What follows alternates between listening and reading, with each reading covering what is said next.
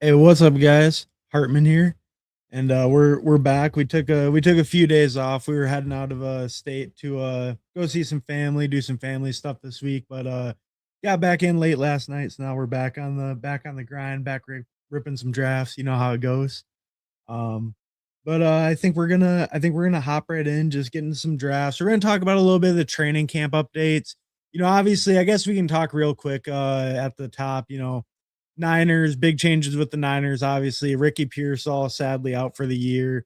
Debo Samuel back, which is exciting to see. I was pretty big on Debo. Unfortunately, I was decently big on Ricky Pearsall as well. So you win some, you lose some as far as that goes. I've been a little bit lower on Stribling. I'll probably try to catch up a little, even if he does move up. I'll probably try to catch up a little bit there. I was pretty into Ricky, so that one kind of hurt. But Debo was one of my higher owned players, so it's not the end of the world. But always a little unfortunate when you get something like that.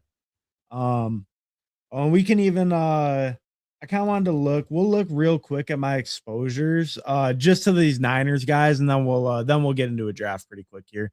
We'll probably start with the best ball mania today, and then we'll do. I put a poll in the chat, so whatever you guys vote for next, we'll do. But but yeah, I'll probably just start with the best ball mania. First stream in a couple days, we'll rip one of those, and then probably end up doing the corgis or something. I'd imagine that's what people are gonna want. But whatever you guys vote on. We'll go over here. We're on BBMDB right now. So I have that synced up with my underdog. It's all free to use and stuff. It's pretty cool. It'll like grade your teams and all that. It uses like Sims to grade your teams, all like free to use, stuff like that. But I don't know, pretty cool for that. But it just has all my exposures combined. So I figured it'd be easier to just look on here. So as we can see, Debo, I have 18.5%. I have 100 teams with Debo. So, I have a pretty good exposure to him. This is my overall total portfolio, pre-draft, post-draft, super flex. I believe it's everything all together. So a good chunk of Debo, 18.5%. Ricky is probably around 12, 15% total. I picked him even more. I think pre-draft. I believe pre-draft I had like 17, 18. Post-draft I have like 10 percentage of Ricky. So that one definitely hurts. Stribling, I have hardly any of. 3.4%. So, not crazy unders. Like in Superflex, I have 30% Debo. So that's what's kind of pulling him up in some of the other formats as well. As like Superflex, I went super hard on him. I don't know. I just figured I'd show that quick. We can go back over to Underdog. We'll get in a draft pretty quick here. But I just kind of wanted to show like how I had been playing it, how it's kind of hitting me. The Ricky one does really hurt like a good chunk of my portfolio, unfortunately. But the Debo exposure helps at least. So that's kind of nice. But definitely really interested to see Dibbo back there. I haven't been drafting too much the last couple of days because, like I said, I was kind of out of town and stuff, doing some stuff like with family and all that. Um, so I haven't been drafting as much the last couple of days. So I'm really interested actually to see where Debo and Stribling go in this draft. I've watched a few streams last couple of days. I'm trying to keep up a little bit. I'm not totally out of the loop, but I'm interested to see where they go, see, where I'm gonna have to pick them if I do want more of that exposure coming up. But all right, all right. I think we'll say what's up to the chat quick, and then we'll get in a draft. 4% Ricky feels good. Hey, I bet it does first down fantasy. I bet it does. No, I mean, hey, that's a nice run out. Nice run out on the Ricky faders. For every Brazil, there's a Stribling. Yeah, no, that's true. Hey, and Chris Brazil too. That was a decent injury because or decently impactful probably because he was starting to get a lot of talk, like he could really help him open up that downfield stuff. Not really open up the downfield stuff, but play more of that downfield like X role and let Tep move more into the slot, where now it's going to be Xavier Legette trying to do that again. And if he's not able to draw the coverage, like it's just a little unfortunate, like for the whole Panthers passing attack, probably the fact that you have to put Xavier Legette back on the field. I mean, a guy who's been a massive disappointment, right, so far in his career. So it's unfortunate to have to put him back on the field at all. And then, I mean, that might make have to play that sacrificial X a little bit more again, like he did last year. Hopefully, Legette, they've been saying Legette could maybe make a stride. He's been looking good in camp and all that, really determined. We'll see. We'll see how much that pans out. He was a former first round pick, obviously, but we'll see how much it pans out. Maybe he can play that role like Brazil was going to, but it does hurt a little bit to the Panthers overall like roster. I'm not gonna dock them huge for it, but it was nice. The recent reports about Brazil was like, oh, that allows us to put Tet in the slot more. It was making me feel a little bit better about Tet McMillan. Um, oh yeah, and I think as far as Brazil himself, though, I think I have hardly any. 1.6%, so nothing crazy. I think actually pre-draft I had a little bag of Brazil though. I had maybe like around 8%, 7, 8%. Or am I yeah, okay, 7.8. So I was just under field on him pre-draft. So, a little bit unfortunate there. Obviously, at least like he was an 18th round plus pick, like even in pre-draft, maybe 17th round at the earliest. So, it's not like it hurts the teams too much, but kind of more unfortunate as a macro thing for the Panthers, I'd say. The fact they have to rely on Leggett on the field again. Also, 18% Debo feels good. Hell yeah, first down fantasy played it right. Shout out you, bro. You got it right. Maybe a little bit of luck involved, but you hit it. And in pre-draft, I mean, I don't know. Yeah, no, that's nice. That's nice to have a big bag of Debo and be fading Ricky. I had a big bag of Debo, but I was not fading Ricky. Khalil Herbert to the 49ers. It's all falling apart there, lol. Khalil Herbert to the 49ers. Did he actually? I mean, we can look. Was he I mean, I don't know how impactful he is, but is he actually a 49er? I'm just kind of curious now. I haven't heard that name in a minute. Khalil Herbert was a Jet last year. How about that? Um, I don't think Oh yeah, 49ers signed Khalil Herbert. There you go. There you go. We're over here. Yeah. All right. All right. I mean, I'm not gonna put too much weight in the Khalil Herbert name. That's more like a remember that guy at this point, I feel like. But Khalil Herbert to the Niners, I mean, hey, it could be some bad news for CMC coming, It could be the move before we hear the report. Oh damn, I forgot. Where in Michigan did you go?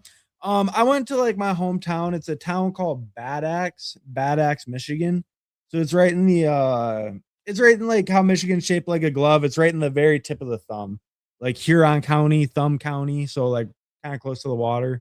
But yeah, I went up there for a couple days. Yeah. I had a funeral, unfortunately, but went up there for a couple days. Not the best circumstances, but nice to see all the family, all that. A lot of my family still lives there. Like my grandparents live there, aunts, uncles still live around that area. So it was nice in that sense.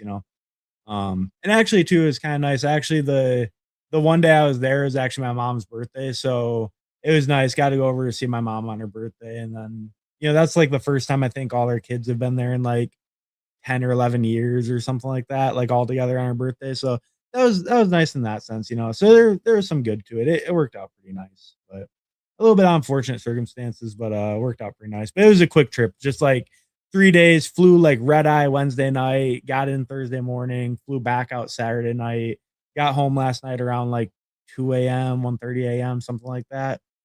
But yeah, just super quick trip. Honestly, didn't think he was going to go back to 49ers. I was mainly taking him thinking it'd be somewhere else, but hey, it worked out. Oh yeah, I mean, I totally agree. I didn't really think that like I know they were a little rumored, but I didn't really think they were going to be on the table either. But it was just in general, he was going in like the 170s. I mean, you look at him last year, he got a ton of volume on the Commanders. He actually looked pretty good until Jaden got hurt, like fantasy wise. But even after Jaden got hurt, he got a lot of usage. So it's just like going that late, if any team signs him that actually gives him some usage, I mean, he was just way too cheap. So, but yeah, going on the Niners, that works out way better. That's like a great outcome for Debo. Yep, I know the area, nice spot. Hell yeah, hell yeah. We got the cheeseburger festival up there, Caseville and all that, right on the water. Harbor Beach, like right on the water. Yeah, it's a nice little area. Lots of beaches and stuff around there. Lots of fishing, walleye fishing and shit with my grandpa out there. And like, yeah, but nice area. A lot of fun stuff in the summer for sure. But all right, all right. I think I've yapped enough. I've done enough of an intro. Let's get into this first draft. We're gonna start with the BBM, and then there's a poll in the chat, so vote for whatever you want next. We'll probably rip 3-4 drafts today, something like that. But okay, we're gonna hop in the best ball mania in 10, 9, 8, 7, 6, 5, 4, 3, 2, 1. All right, we're in, waiting for 3 in the BBM. If anyone wants to hop in, I'm gonna update my little exposures and stuff real quick. I'm gonna make them best ball mania only. Um, that way, I want to see my like combos and stuff in BBM, so I'll make them. I could make him. I'll make him just post draft only. That way I don't get my pre-draft stuff all mixing it up. We get anyone in here. We got Dildo Schwaggins at the one. He might be watching. But what's up, Mr. Schwaggins? Um, we got JGFC at the 8. I don't think he'd be watching. If you are, let me know. I think that's all I recognize. If anyone else is in here, let me know if I didn't shout you out. But yeah, at least a couple names I know. But always nice in BBMs. Hopefully we get a little bit easier room. I don't, the friends and family, they fit better in the corgis and the puppies, the low dollar stuff. The BBMs is nice to get a little bit lesser known room. Um but all right, we got the 5 spot. I'm pretty underweight JSN. I'm kind of okay being underweight JSN. CMC, I'm on the fence on because I am pretty scared of the injury. Like, I'm definitely one of the people who's fearing the injury, but I don't really think there's a good reason to not pick CMC other than fearing the injury. So it has been a little bit tough being lower on him. I'm not crazy underweight, but I don't know. I could see getting a little bit more. All right, we're all updated too for the exposures now.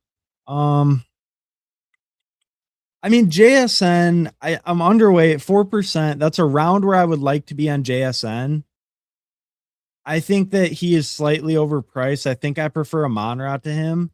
I just don't really see.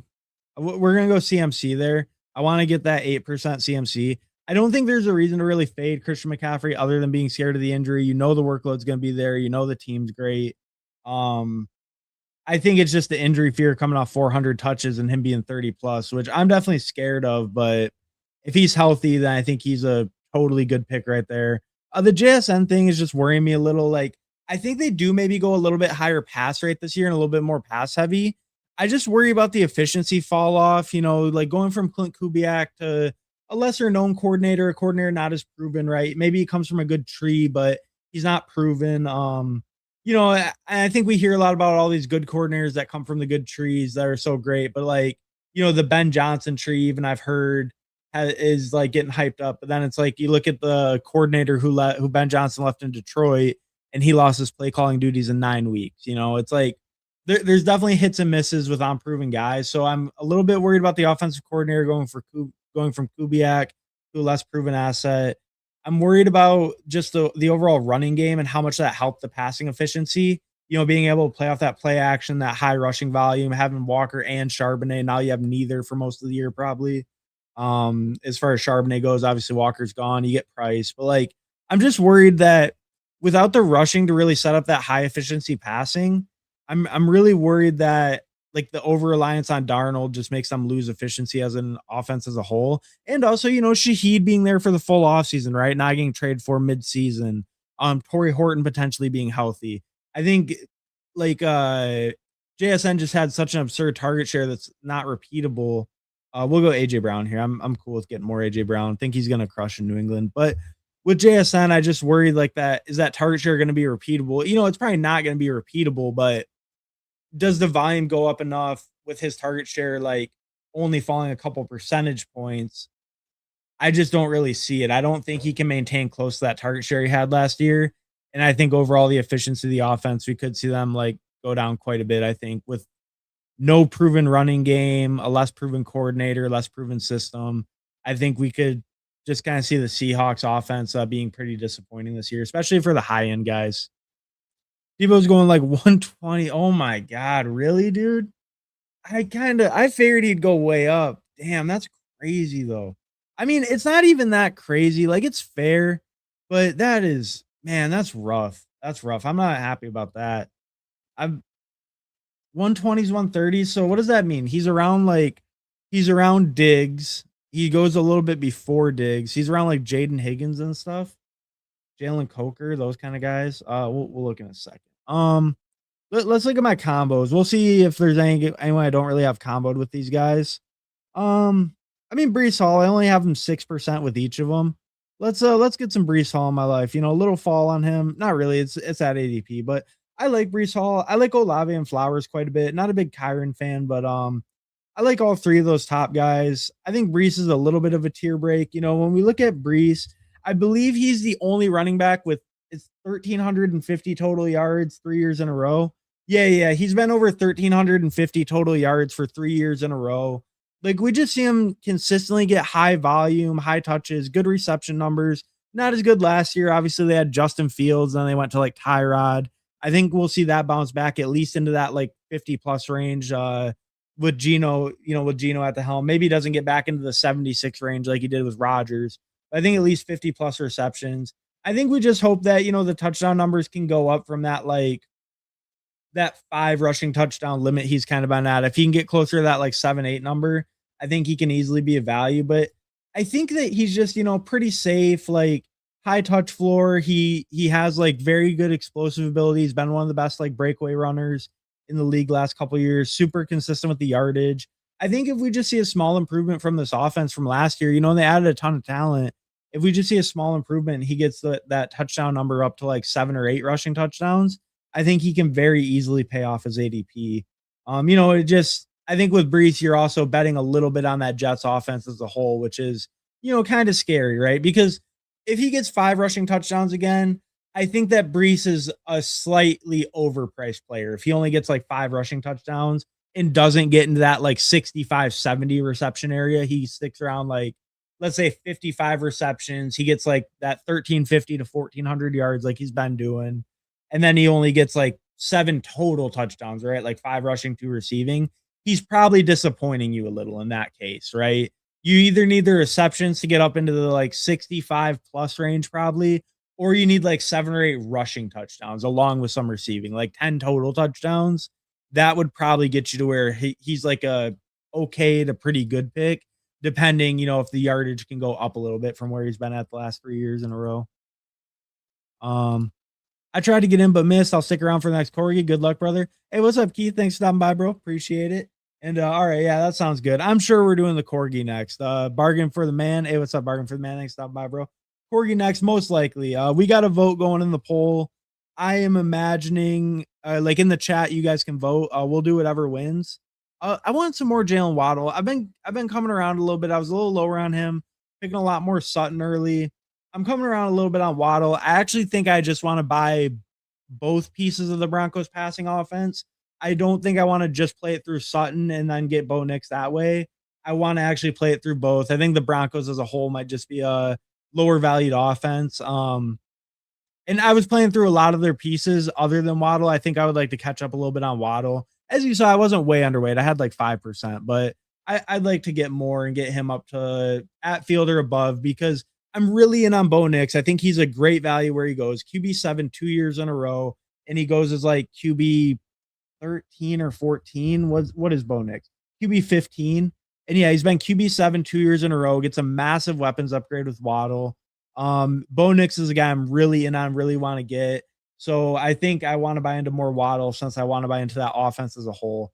Bajal Tootin hype getting out of fucking control, going at 46.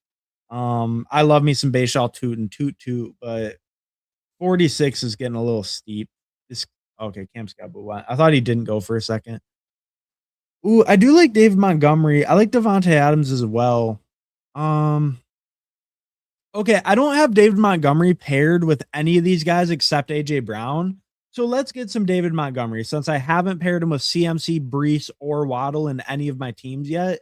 Let's get a little different there for my portfolio. Get some Monty with these guys. And I like him where he goes. He falls a little bit to me. That feels nice. I think him and Quinshawn, they're pretty comparable players. I think that Quinshawn will dominate the work a little bit more, but I believe in the Texans as an offense more. I think they did quite a bit to improve their offensive line this offseason. I think that's a little bit underrated. I also think the Texans just have a lot of good weapons on their team. They finally have a running game with Monty, hopefully. I know Woody Marks has been getting some good coach speak. It's going to be more of a split. He'll have a lot of opportunity. I feel like I view them more like a Tony Pollard, Tyjae Spears, where like Woody maybe gets that receiving work.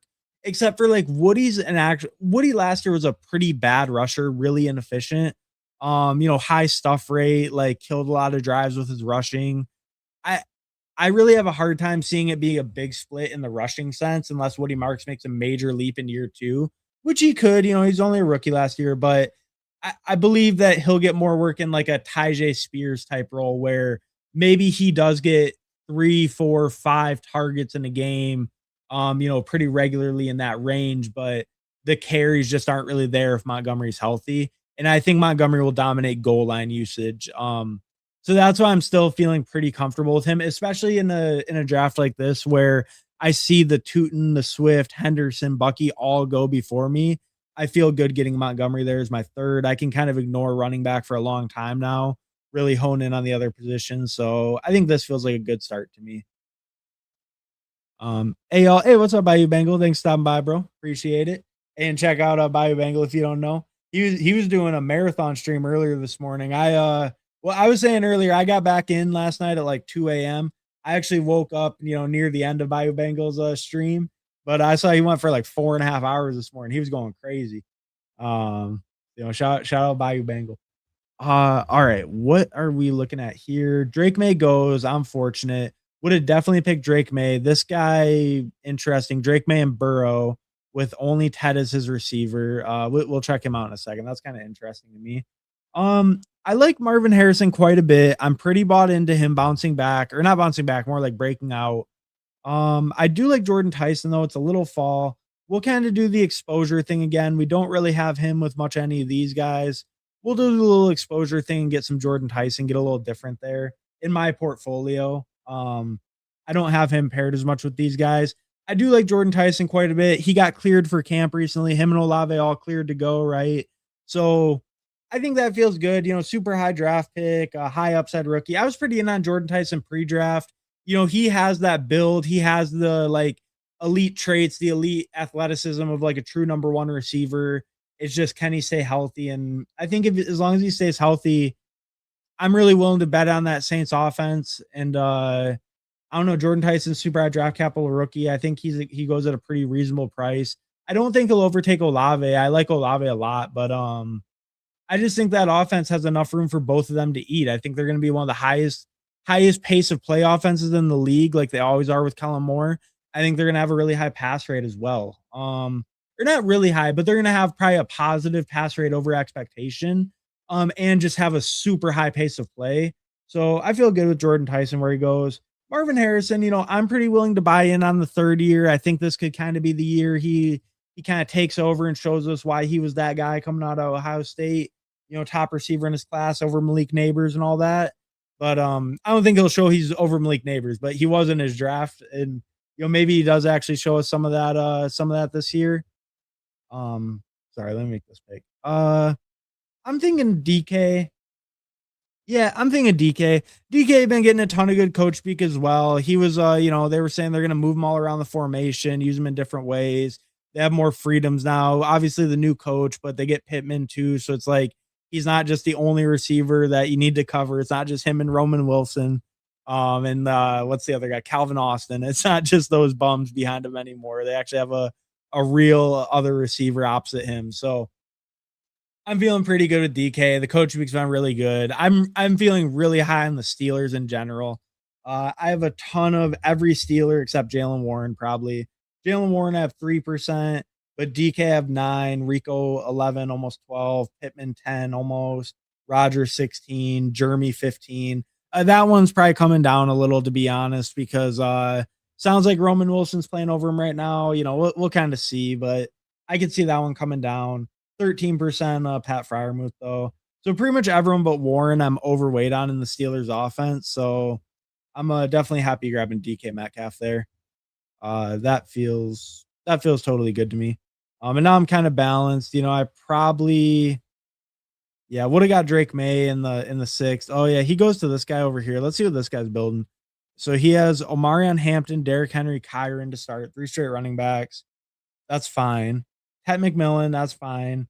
And then Drake May, Joe Burrow. I really don't understand that turn. It's an interesting strategy. I don't really understand it necessarily. I mean, he has the Ravens with Joe Burrow. That's kind of cool. But then Pierce, Laporta. I mean, this is gonna be a pretty weak team, probably. Definitely interesting though to go double elite QB, neither stacked. Definitely interesting. This guy goes Warren and Kraft with Josh Allen. So he only has DJ Moore through 7 rounds. Jordan Addison, wide receiver 2. That's gonna be pretty thin. Rico. I do love me some Rico Dowdle. Is that who I want? I think it is who I want because I'm probably gonna try to come back with Bo Nix. Yeah, I probably won't push Bo Nix around that next turn. I don't mind the receivers in the spot either. I've been kind of thinking about getting more Josh Downs. They've been hyping him up like crazy. The price does just seem a little bit hard right now to get in on Josh Downs. I mean, like, Pittman goes over him. Pittman usually goes after Josh Downs. I do like Pittman more. I don't love these receivers after. Usually for a long time, Ricky Pearsall was going right here, so I would pick him over Josh Downs sometimes. But I do think I want to get a little bit more Josh Downs in the near future. The the coach speak on him's been pretty bullish. They're talking about using him outside, using him inside. Like Chris Ballard even said we want to use Josh Downs more in 12 personnel when we only have two receivers. Like he specifically was calling out Josh Downs to like be on the field in those roles. Um, and I think that's been the concern. Josh Downs has been an efficient player. He's looked good, like, advanced at like the analytics wise and all that. It's all looked good for Josh Downs. It's just, can he play outside? Does he have the frame? Can he actually do it? And I think if the, coach at the GM is talking like he's going to and giving him confidence or giving us confidence they're going to use him that way, then I think it makes sense to buy in and kind of believe it. Holy shit, huge run of quarterbacks. Thankfully Bo Nix makes it. Crazy though, 4 quarterbacks in a row: Dart, Mahomes, Stafford, Purdy, then Bo Nix. Not something you see very often there, but worked out for me. Got the quarterback I wanted. Like I said, Bo Nix, 2 years in a row, QB7 overall. You're getting him at QB15. The Broncos got nothing but better. Bo Nix seems like he's all good to go from his ankle injury. His price just seems like a huge value. And there's a couple quarterbacks like that. I believe Goff too. Goff, 4,500 yards, 30 plus touchdowns. He's done it 3 years in a row. And he just gets, he still goes late because he's a pocket passer. And I don't know. I think some of those guys can give you pretty nice values. I guess Goff, maybe there's a little bit of concern with the Lions offense. You could maybe poke some holes in that one. I think Bo Nix is like just incredible value. I think there's not much reason he goes as late as he does. I mean, yeah, I guess I don't really get it. He's QB7. He runs a lot. Sounds like the ankle's good to go. And they add Jalen Waddle, a huge receiving weapon. He just seems like a great value to me. Um, Curious to see where he goes in this one. I'm curious too. Yeah, we'll keep an eye. We'll definitely if anyone notices in the chat, if I don't call it out when like Debo or Stribling go, let me know. Cause I was saying I want to see where they go in this one. That will be interesting though. Hey, Erman. Hey, what's up, Hallie? Thanks for stopping by, bro. Appreciate it. Sup, pups. Hey, what's up, Pepper Tony? Thanks for stopping by, bro. Appreciate it. 10% Tyson, pop a bottle, brother. 10% Tyson, pop a bottle, brother. Hey, I respect it. I respect it. I like Jordan Tyson. I think mine was what, like right around 8%, 8 or 9%. So, I don't know. I definitely wouldn't mind getting a little bit more Jordan Tyson. I think he's pretty good. Wow, that's a big Xavier Worthy fall. I'm not a big Xavier Worthy guy. I'm not a huge fan, but I do think that offense, they kind of lack like receiving talent in general. Okay, that's fine. He goes. Like I said, I'm not the biggest Xavier Worthy guy, so it's not breaking my heart seeing him go, but it was a good price. I don't mind Tyler Shuck. I have the Jordan Tyson. Yeah, I don't mind Tyler Shuck. I don't mind Rashad White, but I probably don't need a running back. I already have 4. I really don't need a Rashad White. It would be like KC. We'll go KC and we'll see if they want to give me Shuck back. These guys, only this guy doesn't have 2 quarterbacks already, and there still is Jordan Love to give me cover. So hopefully he gives me Shuck back. If not, that might have been a little bit of a mistake, but I do think KC Conception was a decent tier break over these other receivers. Oh, and let's see. So what's Debo's holy his ADP is 142. Okay, so yeah, I guess that's kind of legit, right? Like, would you rather have Debo Samuel or like Jalen Coker or Rashid Shaheed or Jaden Higgins? Because it's basically like you're talking about. I guess it depends if you think Debo's kind of like the locked in number 2, or if you think Stribling's gonna like out target him as the number 2. Because if you think Debo's the locked in 2, this range kind of makes sense because it's all like kind of the decent like our wide receiver 2s on their teams, right? But all these teams are way worse than the Niners. So I guess the range is kind of fair. Oh, yeah, and you see, I got a big bag of digs too, so hopefully he signs somewhere good too and moves up to like the hundreds. That'd be nice. Um, okay, we're definitely going Shuck here. That's for sure. I love the Kelsey pick. I think Kelsey's a fantastic pick where he goes. I actually think a couple of these tight ends are like Andrews and Kincaid as well. That's why I'm not crazy overweight Kelsey. But I think we lock up the quarterback here. My only other out is basically Rodgers, and I will be targeting Rodgers as well, probably on this build since I have 2 Pittsburgh pieces. Um, but I think Shuck there makes a lot of sense. We had Tyson. That just makes me feel totally safe at quarterback. I could stop at these two if I want, but at least now I feel totally safe there. I don't really have to worry about it. Would definitely like Rodgers with my Pittsburgh stuff, but I don't need him or anything like that, so it's totally fine. I think I have the week 17 for Rodgers as well, right? Oh no, okay, no, I don't have Titans. My bad. You guys think we get some new drafts tomorrow? Um, let me look. Let me look at one thing. How full is the Corgi? Oh, the Corgi is a single entry? Oh, what the hell? I didn't realize this was a single entry. That's why it's not full yet. Yeah, we probably will then. I think they have to. I think worst case we wait till Tuesday. I thought this was like a 20 max or something. I did not realize the Corgi was a single entry. Um, but yeah, okay. Probably we'll probably at least get something by Tuesday. They might make us wait tomorrow. They might, wait us out. They drafted a ton. It was unfortunate. I didn't even get to draft a ton of the stuff over the end of last week. Because like I was saying, I was gone, but it was like I got in 2 chows, and that's like one of my favorite tournaments. I got in 2 of them. It filled in like 3 days. I think they probably will drop something tomorrow though, because yeah, because there's not gonna be anything unless they want the flagships to fill more. Like they did last week, they made us wait a couple days, then they dropped a bunch of stuff. They could do that again, but hopefully Dallas Goddard would be sick here. They could make us wait again, but hopefully they just drop like a new puppy tomorrow or something. I'd imagine we're gonna get like a puppy soon, like a one last one, probably, right? It's not too late, and if they wait too much longer, it probably would be too late. Damn, Dallas Goedert goes. That's unfortunate. Um, I don't want any of these quarterbacks. I don't really want to reach on a tight end. Should we get this guy DeJon Stribling? Do I want to be the guy to pick DeJon Stribling higher than he should go?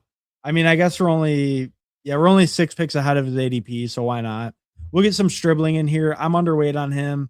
Gives me, a little SF correlation, which isn't like the most necessary, but I don't mind it. Make correlated bets on good teams, right? Never a bad idea, even if you don't have the quarterback. We'll be the guy to take Stribling here. It was only 6 spots ahead of ADP. Maybe he's gonna fall. I guess that was something maybe I should have considered. Is he falling maybe from this ADP? Is this like an overcorrection before Debo got there? That's maybe something I should have considered there. Like I said, I'm a little rusty, especially with this newest changing news. So maybe should have let him fall back, see if he fell back to me. I didn't really need him, but that was also a spot I didn't see a lot of great picks. All the best picks here are kind of quarterbacks or like these other receivers are fine. Omar, Jalen McMillan. But I figured we'd get some Stribling since I'm underweight. Like I said, I want to get some. He's definitely going to have a pathway to getting on the field and having good like opportunity. Where before I didn't feel as confident about that because, like I was saying, I was a rookie guy. But now it's basically guaranteed he's going to have that opportunity and have a chance to have a role right away. Um, I don't mind ending my receiver room with Omar. I think that would actually be a pretty nice pick to end it. But I think Jawan just makes more sense. I need my first tight end. I think tight end falls off pretty bad. Like I do like Schultz quite a bit. I actually like Hawkinson a decent amount. Little bit heavier on him than maybe I would have thought, or maybe as like representative. But I do like him. I like Schultz a ton. He's one of my favorite tight end picks. So I did want to get one right here though, and then probably get like 2 more, kind of one from that like Schultz Hawkinson range, and then one from that like Gunnar Helm, Ferguson, Pat Fryermuth range. Would be nice if I can get like Rodgers back. and then get like the Fryer moves, get like a huge Steelers thing going. That'd be pretty cool. I wouldn't mind that. Um, I've definitely done quite a bit of that. And like I was saying earlier, Steelers are probably my most targeted offense as a whole. Um, would you keep Pollard or Kittle? Ooh, and a keeper? That's kind of that's interesting. I I feel like I would keep Kittle unless like unless you're basically gonna have like no other running backs. I think I'm keeping Kittle out of the two because I don't. I guess they're both older though. That's a tough one. That's a good keeper question actually. I probably lean Kittle because I think the positional advantage you get from him is bigger if he's healthy.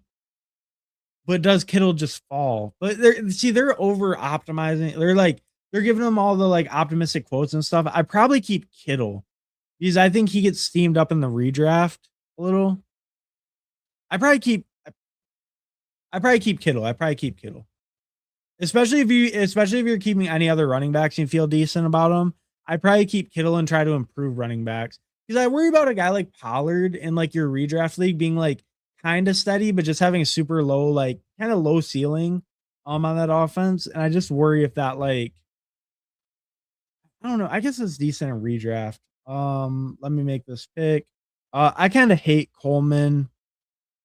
Alvin Kamara. I don't really need Alvin Kamara. Let's get Dalton Schultz. He does have the same bye week as Juwan Johnson. I don't really care. It's not a big deal.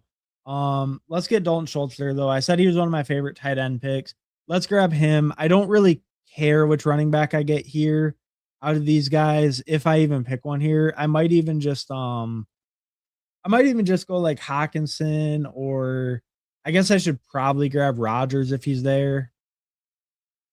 I should probably grab Rodgers right now if he's there. Actually, I probably shouldn't push him around, since I do want to do that big Pittsburgh thing, and then hopefully I get Pat Fryermuth back, and then I can do like the big triple stack on him. So that would work out pretty good. I'd be pretty happy with that. If Rodgers goes, I maybe switch over to tight end. I don't think I really need these running backs. I feel like a guy like Charbonnet makes a lot of sense on a team like this. You know, really strong running backs. I have three like solid starters and then one like split time guy, but getting touches, you know, a really solid like split backfield, at least in my opinion, with Rico. Um, so it's like I feel like a Charbonnet works really good on this team where like maybe he doesn't play till week, 12 when after their bye or something. Um, but he gives you that huge upside when he does come back, right? But we're gonna do the Rodgers thing. We're gonna double stack it, try to triple it with Pat Fry if he makes it back to me even. So we're gonna do that, do the big Pittsburgh thing. We're already kind of pot committed to the team. But I do think a Charbonnet actually fits like pretty nice on a team like this. I think he would have been a totally reasonable pick there, especially if Rodgers was gone for me. And I think my QB room is arguably good enough to stop at 2. But I think when I've already invested that much in the Steelers, when Rodgers goes that late, I think that just having the third quarterback, the third out, like all correlated up like that too, I think is worthwhile in general. I think I like that in general. I like having the third out. I like having that safety, that injury safety, that bye week safety. So I'm leaning Rodgers there a lot of the time, and especially when I have Steelers pieces. What a effed up room. Yeah, I mean, it might be. Oh, maybe the quarterback thing was kind of effed up. I wanted to see where Debo went. I just thought about that. 137. So this guy took JGFC. I kind of know who that is. But Diggs and Debo. Um, I mean, okay, so let's see. Who did Debo go in front of? So he went after Rashid Shaheed. I picked Stribling 3 picks later, like an absolute fish. Trey Tucker went after. He could have the upside, but he's a little more dicey. Yeah, no, I mean, this range does feel legit, right? Because like Coker, Shaheed, no chance to be the number ones on their team. They both play on probably or definitely not as good at offenses as the Niners, I would say. Maybe you could argue the Seahawks, like if they somehow keep up like last year, but I doubt it. Um, yeah, I mean, I guess this price is actually pretty reasonable. Like Jaden Higgins or Debo, I mean, neither one's the number one on their team. It's impossible for Jaden Higgins. Um, I mean, it's not the craziest. I mean, people taking Khalil Shakir. Would you really take Khalil Shakir over Debo? I wouldn't. I honestly wouldn't. I feel like that's a little high for Shakir, but I wouldn't take Shakir over Debo personally. I think Dobbs and Wandale are better. I prefer them because Wandale, I don't think there's any guarantee that like Tate super alphas him year one, and especially like Wandale's got a lot of bullish stuff, and then Dobbs plays on the Patriots, which could be like the best offense in the NFL this year, potentially. Um, but yeah, like I guess Debo's price is actually pretty fair. If anything, that was a way overpay on Stribling. I'm a fish. That was a terrible pick, actually. I kinda hate that pick now, looking back at it, looking back at the board. That was actually I really don't like that. Maybe I'm being a hater right now on Stribling too much. Damn, Pat Freiermuth goes over here to this guy. That's unfortunate. But that pick feels bad now looking back at it. The balanced builds like you have now feel good. Um, I agree. I think because I think I started like 044 or something like that. I think they do feel really good when you build that solid running back course. You're not really worried about it. And then you can kind of build out the other positions with volume. I will get T-Ferg here. I wanted that third tight end. Like I said, I had the double bye week. But even regardless, I think this is a tight end room that could use a third. And I like the general upside of Terrence Ferguson. I think he mixes in well with like Dalton Schultz is kind of the ultimate, like, he got 100 targets last year. He'll probably get around 100 targets again. He's not super explosive. He's not the biggest red zone weapon, though. So Dalton Schultz could easily finish the year, 700 to 800 yards and 4 or 5 touchdowns. And it's like, oh, he's a great value, but like the big spike weeks might not be there. And I think that's where Terrence Ferguson kind of comes in, where he's been getting a ton of hype lately, obviously, but he might have some 0 weeks or really, really low, no floor weeks, but he might give you way bigger spikes, just uses that downfield kind of vertical weapon as a tight end, right? Like we look at Terrence Ferguson's like per catch stuff's insane. 11 catches, 231 yards, over 20 yards a catch, just absolutely insane, right? So if we see him get a bigger role, I think the spikes could be there, but the floor might be weak since the Rams do have a lot of tight ends. So I think he actually fits in really nice with this room. We're about to be up in a minute. Shaheed's a good pick. For the money he got and Walker is gone, the team's identity will look different, right? Shaheed. Oh, I get what you're saying. I totally agree. I think Shaheed is one of the better picks. I know it showed I had lower exposure to him, but most of that is because I love Stephon Diggs. Stephon Diggs is like my favorite pick on the board. Let me see. I mean, do we want Jeremy? Do we want that's a triple. Let's get Jeremy. I know they're saying Roman Wilson. Roman Wilson is absolutely mogging this kid. Jeremy Bernard will never see the field with a talent like Roman Wilson ahead of him. But here's the thing. Roman Wilson sucks at football and he's never been good. So let's go with the guy that, maybe he also sucks at football and Jeremy Bernard, but there's a better chance that he's good than Roman Wilson, in my opinion. No, maybe not true, but I don't know. Roman Wilson just looked terrible last year. Could barely get on the field at all. I know he's dealt with injuries. Maybe he's healthy. Maybe he does maybe the drum beat keeps on drumming and it's Roman Wilson season. But it feels more to me like the classic, rookie is stuck behind the vet who's a nobody, who's never done anything just because they're a vet that's been on the team. So we're still making bets on Jeremy. All the major like sites like Jeremy, ETR fucking loves Jeremy. Like Up likes Jeremy. Like all the big sites like Jeremy.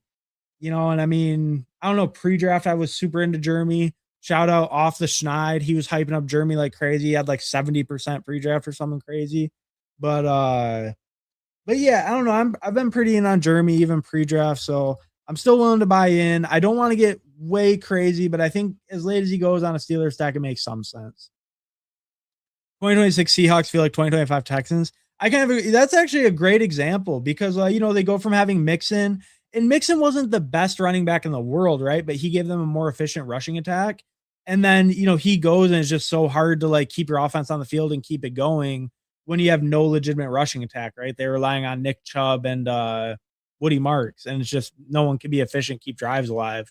So yeah, I definitely think it could hurt. And I think just like, Kubiak's offense, there's a reason he was a super hot name in New Orleans and then a super hot name when he got to Seattle. And now he's a super hot head coaching name. It's like, he's a high end coordinator, and losing him, I think that's a little bit understated.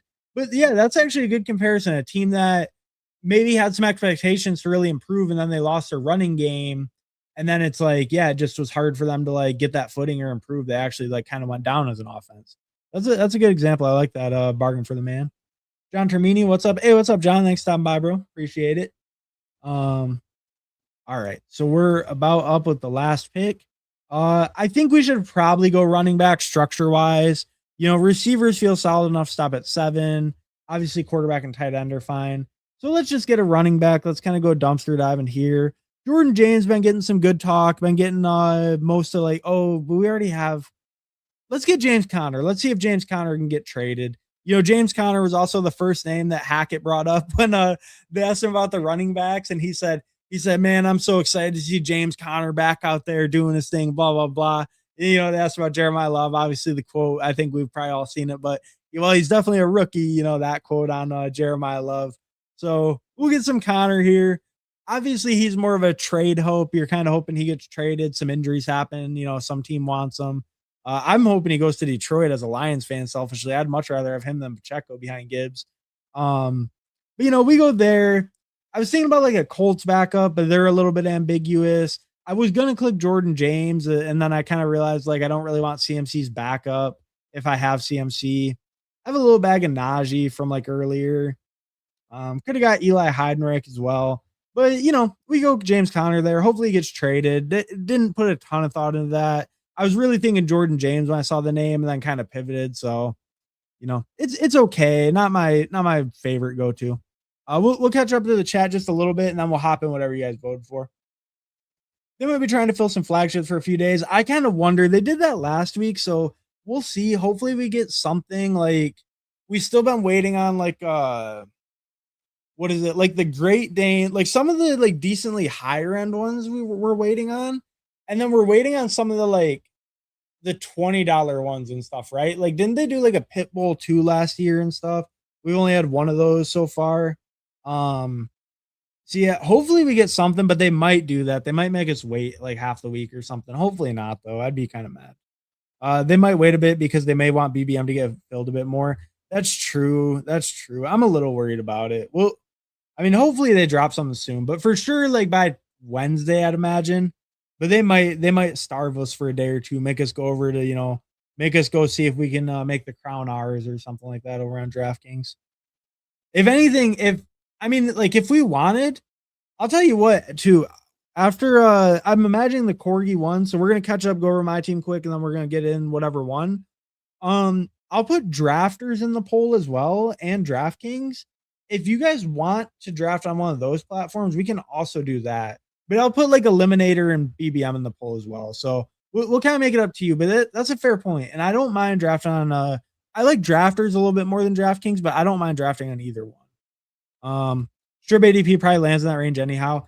It probably does. It makes sense that he would go right around Omar Cooper because their draft capital, like real life, wasn't very much different. And you could argue Stribling not even argue, like Stribling situation's way better, right? I mean, all the good players on that team are 30 plus. Omar Cooper is stuck behind Garrett Wilson, Stribling stuck behind Mike Evans. Mike Evans is, I think, good comp, but there's a chance Mike Evans has declined as a player in his old age. And Mike Evans has also dealt with a lot more injuries, right? Where Garrett Wilson got hurt last year, but like he's a young, good player. Like he's not going to fall off and his injury risk is probably lower. So yeah, it does kind of make sense. Like he would go around or above Omar Cooper. That makes a lot of sense to me. Just being on a way better team than him. And then, the other guys, Juwan Jennings is a third stringer. Jalen Naylor and Trey Tucker, they're a little bit undervalued, I think, but it kind of makes sense. It's more like team stuff for them. Trey Harris is a third receiver. Florida is a third receiver. Boston, another rookie, kind of close draft capital, kind of goes in this range. So, and Boston and Cooper both playing way, way, way worse teams than Stribling. It does make sense. It does make sense. Maybe it wasn't a total fish pick, but I don't love DeJohn Stribling. I would have rather played the Debo price. I like Debo 3 picks higher than I like Stribling 3 picks later. So you're right. It's probably in this range. These guys seem like a similar bet to Stribling, and Stribling plays on a way better team than most of them. So that actually does kind of make sense. Yeah. His range is actually probably pretty efficient right now. I traded my first, second, third last year, but I have Josh Allen, Breece Hall, AJ Brown, Rashee Rice, Kenneth Walker, Bucky Irving, George Kittle as my keepers. Okay. I definitely keep Kittle out of over Pollard because you have great running backs. So I wouldn't. No, I wouldn't because you have Walker, Bucky, and Breece. I would not keep Pollard. I don't think it's worth it. Your running backs are good. Kittle scares me a little, but I think the upside of him is worth it because your running backs are so good. Pollard doesn't do much for your lineup. What up, my dude Hartman? Hey, what's up, Gab for life? Thanks for stopping by, bro. Appreciate it. And check out Gab Sports, Young Moolah. If you don't know, he was on earlier. We were trying to get it popping for a stream together, but I did reply to your email, but I replied to it at about like 1 a.m. or something, so you might not have seen it. But I was gonna try to still appear on a Young Moolah show this morning, but I got in a little bit late, so it didn't totally work out. But we'll probably get something pop over on his channel pretty quick here this upcoming week, I bet. But what's up, Young Moolah? Thanks for stopping by, bro. Jaden Higgins or Strib Debo. I would be Debo. I know Jaden Higgins is getting some good talk. They're hyping him up a little bit. I would probably be Debo, Higgins, Stribling. I think Higgins has the most upside. So, like, if I had a really strong receiver start, like if I was this guy, if I was JGFC and I went to Monra, Olave, Luther, Rome, P-Wash. Oh, that's unfortunate. You didn't take Caleb. That's kind of surprising. But anyways, if I had this like 5 receivers through 6 and I want another one in this range, I lean Higgins over any of them for upside. But I think Debo is more guaranteed to like, I think Debo will outperform his ADP like most of the time. I think most of the time Debo's outperforming this ADP. I think he's a safe pick, a good pick to outperform, but how much is he going to outperform? Like, I don't think Debo's going to be like a top 12 receiver or something, even on the Niners, where Jaden Higgins, I mean, as a second year player, kind of an outside guy, like the other outside winner on that team, I think he could have a huge year. Now, the one thing that's really interesting me with Jaden Higgins, with the Texans stuff in general, and like, it's so interesting to me is Jalen Noel is like free, right?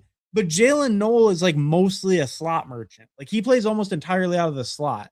And maybe they use him more outside. But the weird thing is Tank Dell's been getting all this good talk, but Tank Dell's not a slot receiver. Tank Dell barely plays in the slot. He's an undersized outside receiver. So it's just interesting to me, like, does that mean he takes Higgins off the field some? Higgins can play in the slot as well, but like it's making me interested. Like if Tank Dell's getting all this good talk, like who is he squeezing for that? Or is he going to start playing in the slot? Because he never did his first 2 years. He had super low slot rates, like under 20%. So that's one thing that's kind of interesting me on the Higgins stuff. But I think Higgins is a pretty reasonable pick where he goes. Like I said, I probably lean Debo, even if the upside's a little lower. I think he's a lot safer, and I think he will outperform ADP, like, more consistently, like outcome wise. And then Higgins, then Stribling last. That's probably my picks. Boom. Hey, what's up, Jeff T? Thanks for stopping by, bro. Appreciate it. Rookie wide receivers always suck with Rodgers. Not a great landing spot for Jeremy. Have you ever heard of Christian Watson, sir? Christian Watson went off with Aaron Rodgers. People like to say, oh, well, Romeo Dobbs barely got on the field because he messed up some assignment or whatever, and then Rodgers benched him. But the other rookie that year, Christian Watson, crushed. It's fair, though. It's fair, but Jeremy's smart. They say Jeremy's smart. He knows what he's doing. So we hope for Jeremy. Those Jeremy shares worth less than a peso about now. Rodgers doesn't like rooks. Don't do it. I'm cool with it. Rodgers doesn't like some rookies. He likes Christian Watson plenty. Jeremy will be fine. I heard they were using him all over the place. Yeah. Bama wide receiver will do just fine. And he's supposed to be super pro ready, super polished. He just doesn't maybe have the highest upside. He's a little bit more of a slot guy, but he's supposed to be super pro ready, super polished.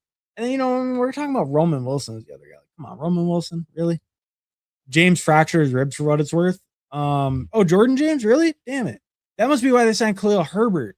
Damn it. I didn't even see that. See, like I was saying, I'm a little bit out of the loop. I tried catching up for the most part, but I did not catch that.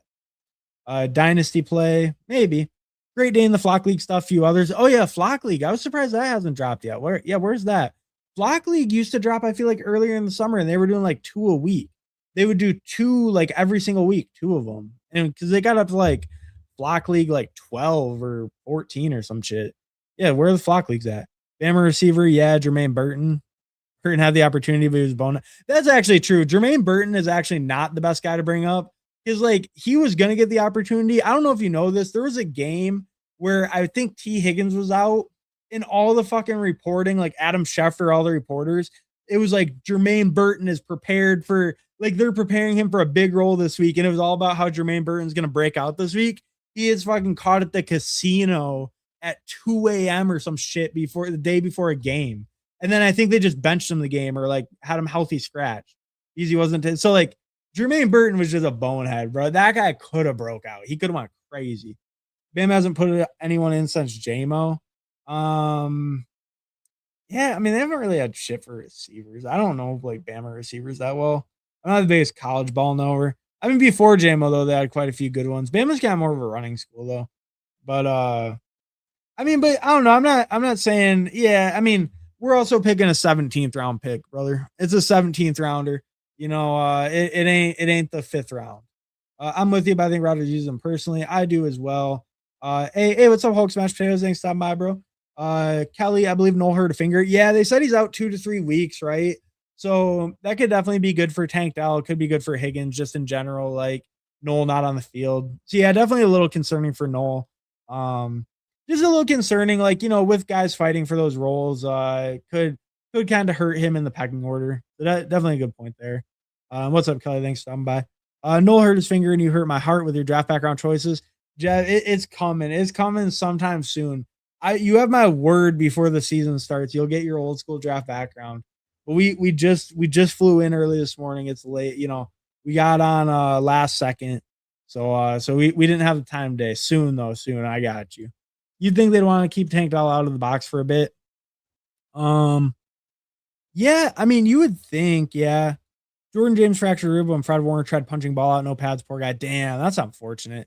Yeah, no, I mean, I could see that with Dell though too. Xavier Hutchinson, 18th rounder. Who says no? Maybe the next one. Bargain for the man. But I haven't clicked much Xavier Hutchinson. And is your profile picture Cody Rhodes? Looks like Cody Rhodes. I might be tripping. It might be from something else, but it kind of looks like him.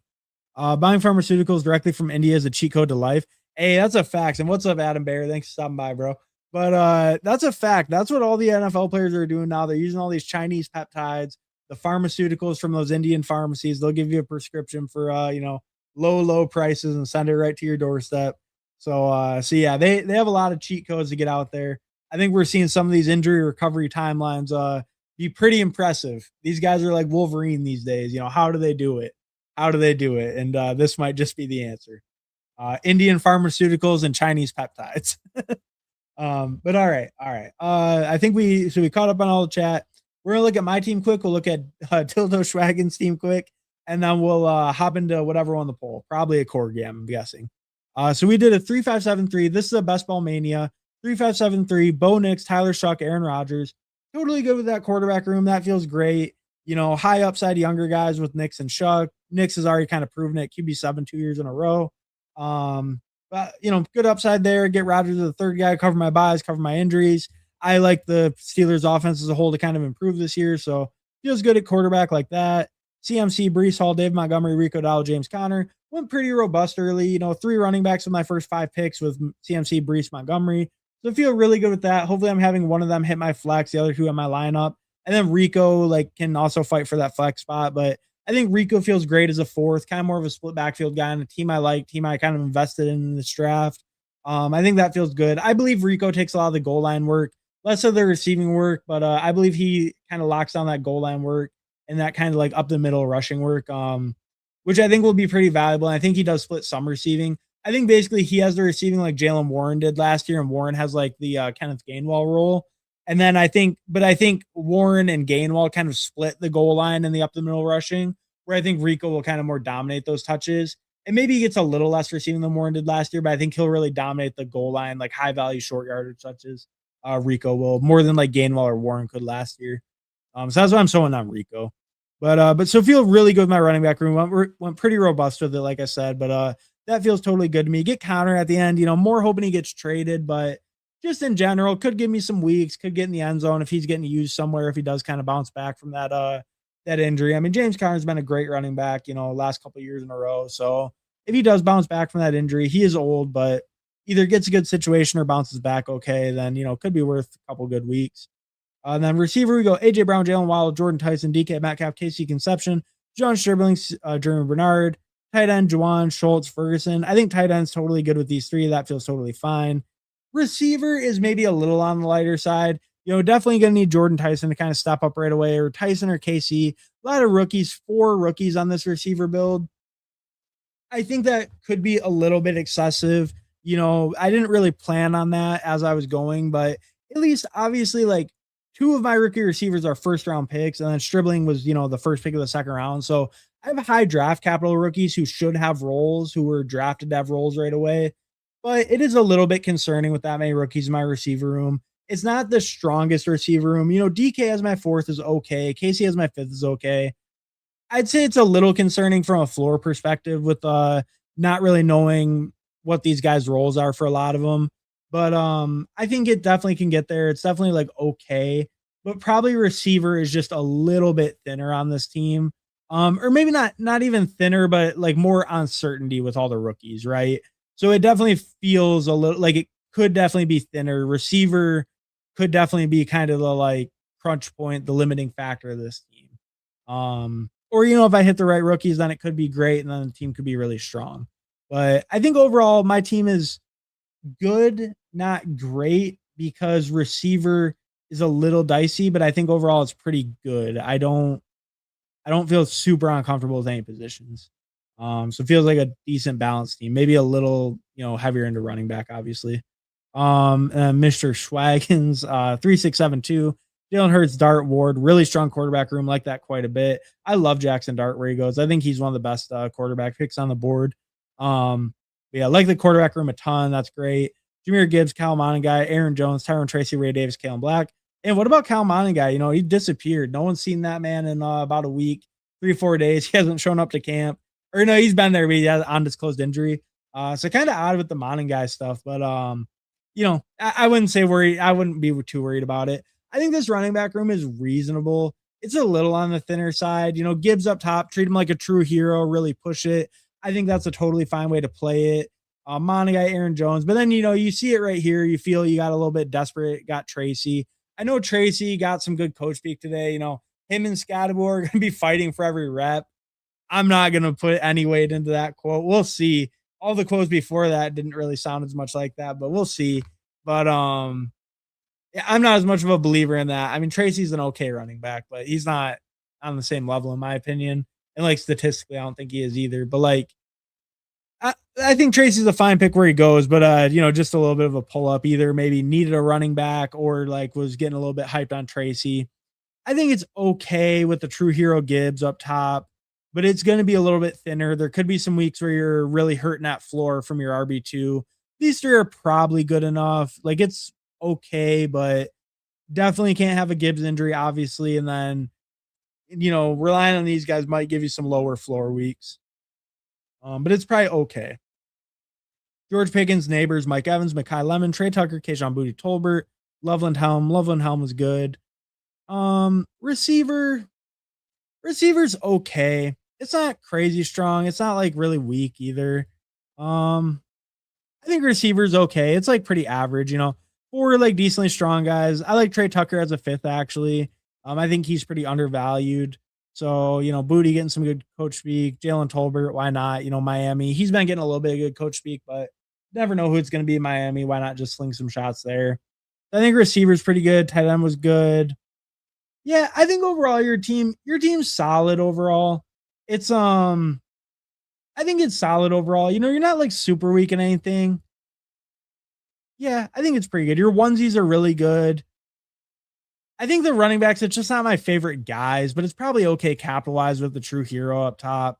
Receivers pretty good overall. A little bit of concern with the Neighbors, but like I think all the talk right now sounds pretty good. Damn, he's already up to 26 ADP. That's brutal. 26 already? That just like that, huh? He was a 3-4 turn falling into the 5th allegedly. Now he's a now he's at pick 26 ADP. That's crazy.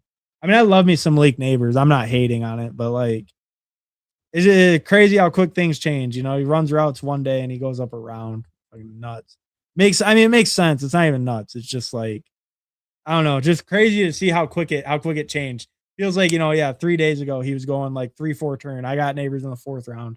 Now it's now it's like 2-3 turn and probably moving up. Um, all right. All right. So, all right, we got that all done. Let's we got a couple comments we'll check and then we'll check out that poll and get into another draft. I bought my wife directly from India. Buying directly from India is the answer. Hell yeah, Jeff. Hell yeah. Hey, that's a good way to do it. Probably the most cost effective way to go about it. Sup Harbin. Hey, what's up, Mac Nova? Thanks for stopping by, bro. Appreciate it. I like we got like a $2 wiener dog last year as well. Oh yeah, huh? I mean, they did do the little Dalmatians, the $1, but yeah, $2 would be nice. Throw out another Chihuahua for us. Give us that $4. Hit us with another Schnauzer, bro. I only got to do like 2 Schnauzers. They filled so quick. It was some bullshit. Can I get a referral code for the wife purchase, please? Hey, hit up Jeff. Hey, money anything. Let him know if you got a referral code. Hold up Tracy for picking 17. I do it too. All right, that's fair enough. Get the Giants piece with the Cowboys. I don't I don't hate that play. That's fine. That's fine. I'm not a big pull up Tyrone Tracy guy, as I am more of a scatta boy, but it's reasonable. And that range kind of sucks at running back anyway. So like if you want to pull up the guy you like we can look. Who do you take Tyrone Tracy over even? Yeah, see, like I like C-Rod or probably Woody a little more, maybe, but like you're splitting hairs. It's same tier. So yeah, picking Tyrone Tracy there, totally good. Obviously, the Bashaw Tootin hype's getting out of control. So C-Rod might kind of be a little bit lower for some people. But all right. I think we covered it. So we got through all that. Let's see what's winning the poll. I'm gonna vote for Badge Bro since no one else did. Oh, all right. What one? Um. Oh, okay. It looks like we're doing another BBM. All right. Uh, I thought we were for sure gonna be doing a Corgi, but it looks like a BBM one. Yeah, I mean, I don't know. You guys want to do Best Ball Mania? Yeah.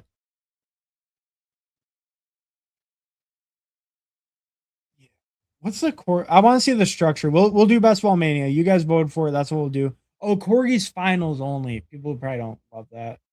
Corgi's the finals only payout. I saw them talking about this on Twitter. So Corgi, you get nothing for advancing. You have to make it through your advancement weeks, then it's finals only. That makes sense. That's why people don't love it. And maybe some of you guys already got your entry in. But all right, here's what we'll do. We'll do a BBM since it won the poll. And I'm not a dictator. We go with the poll, we go with the people. So we're gonna do the BBM in just a minute. And then I'm going to do a Corgi, I think, after. And then we'll maybe vote on another one. That might be it. We'll kind of see where we're at by then. But I'll do a BBM now. And then some people did want to do a Corgi. So we'll do a Corgi after. We won't do a vote for the draft after this, but you guys voted BBM. We're going to get in the Best Ball Mania in 10, 9, 8, 7, 6, 5, 4, 3, 2, 1. All right, we're in, waiting. So I don't think we could have rug pulled anyone, at least with that. Maybe some people wanted to get in and they weren't able to, but at least no one probably got in the pre-flow or anything like that. So that worked out. That's fine. We got the 6th spot this time. We picked CMC last time. I'll probably switch it up. Why not? We'll probably grab an Amon-Ra, maybe a Jonathan Taylor, something like that. Not totally sure, but we might just switch it up.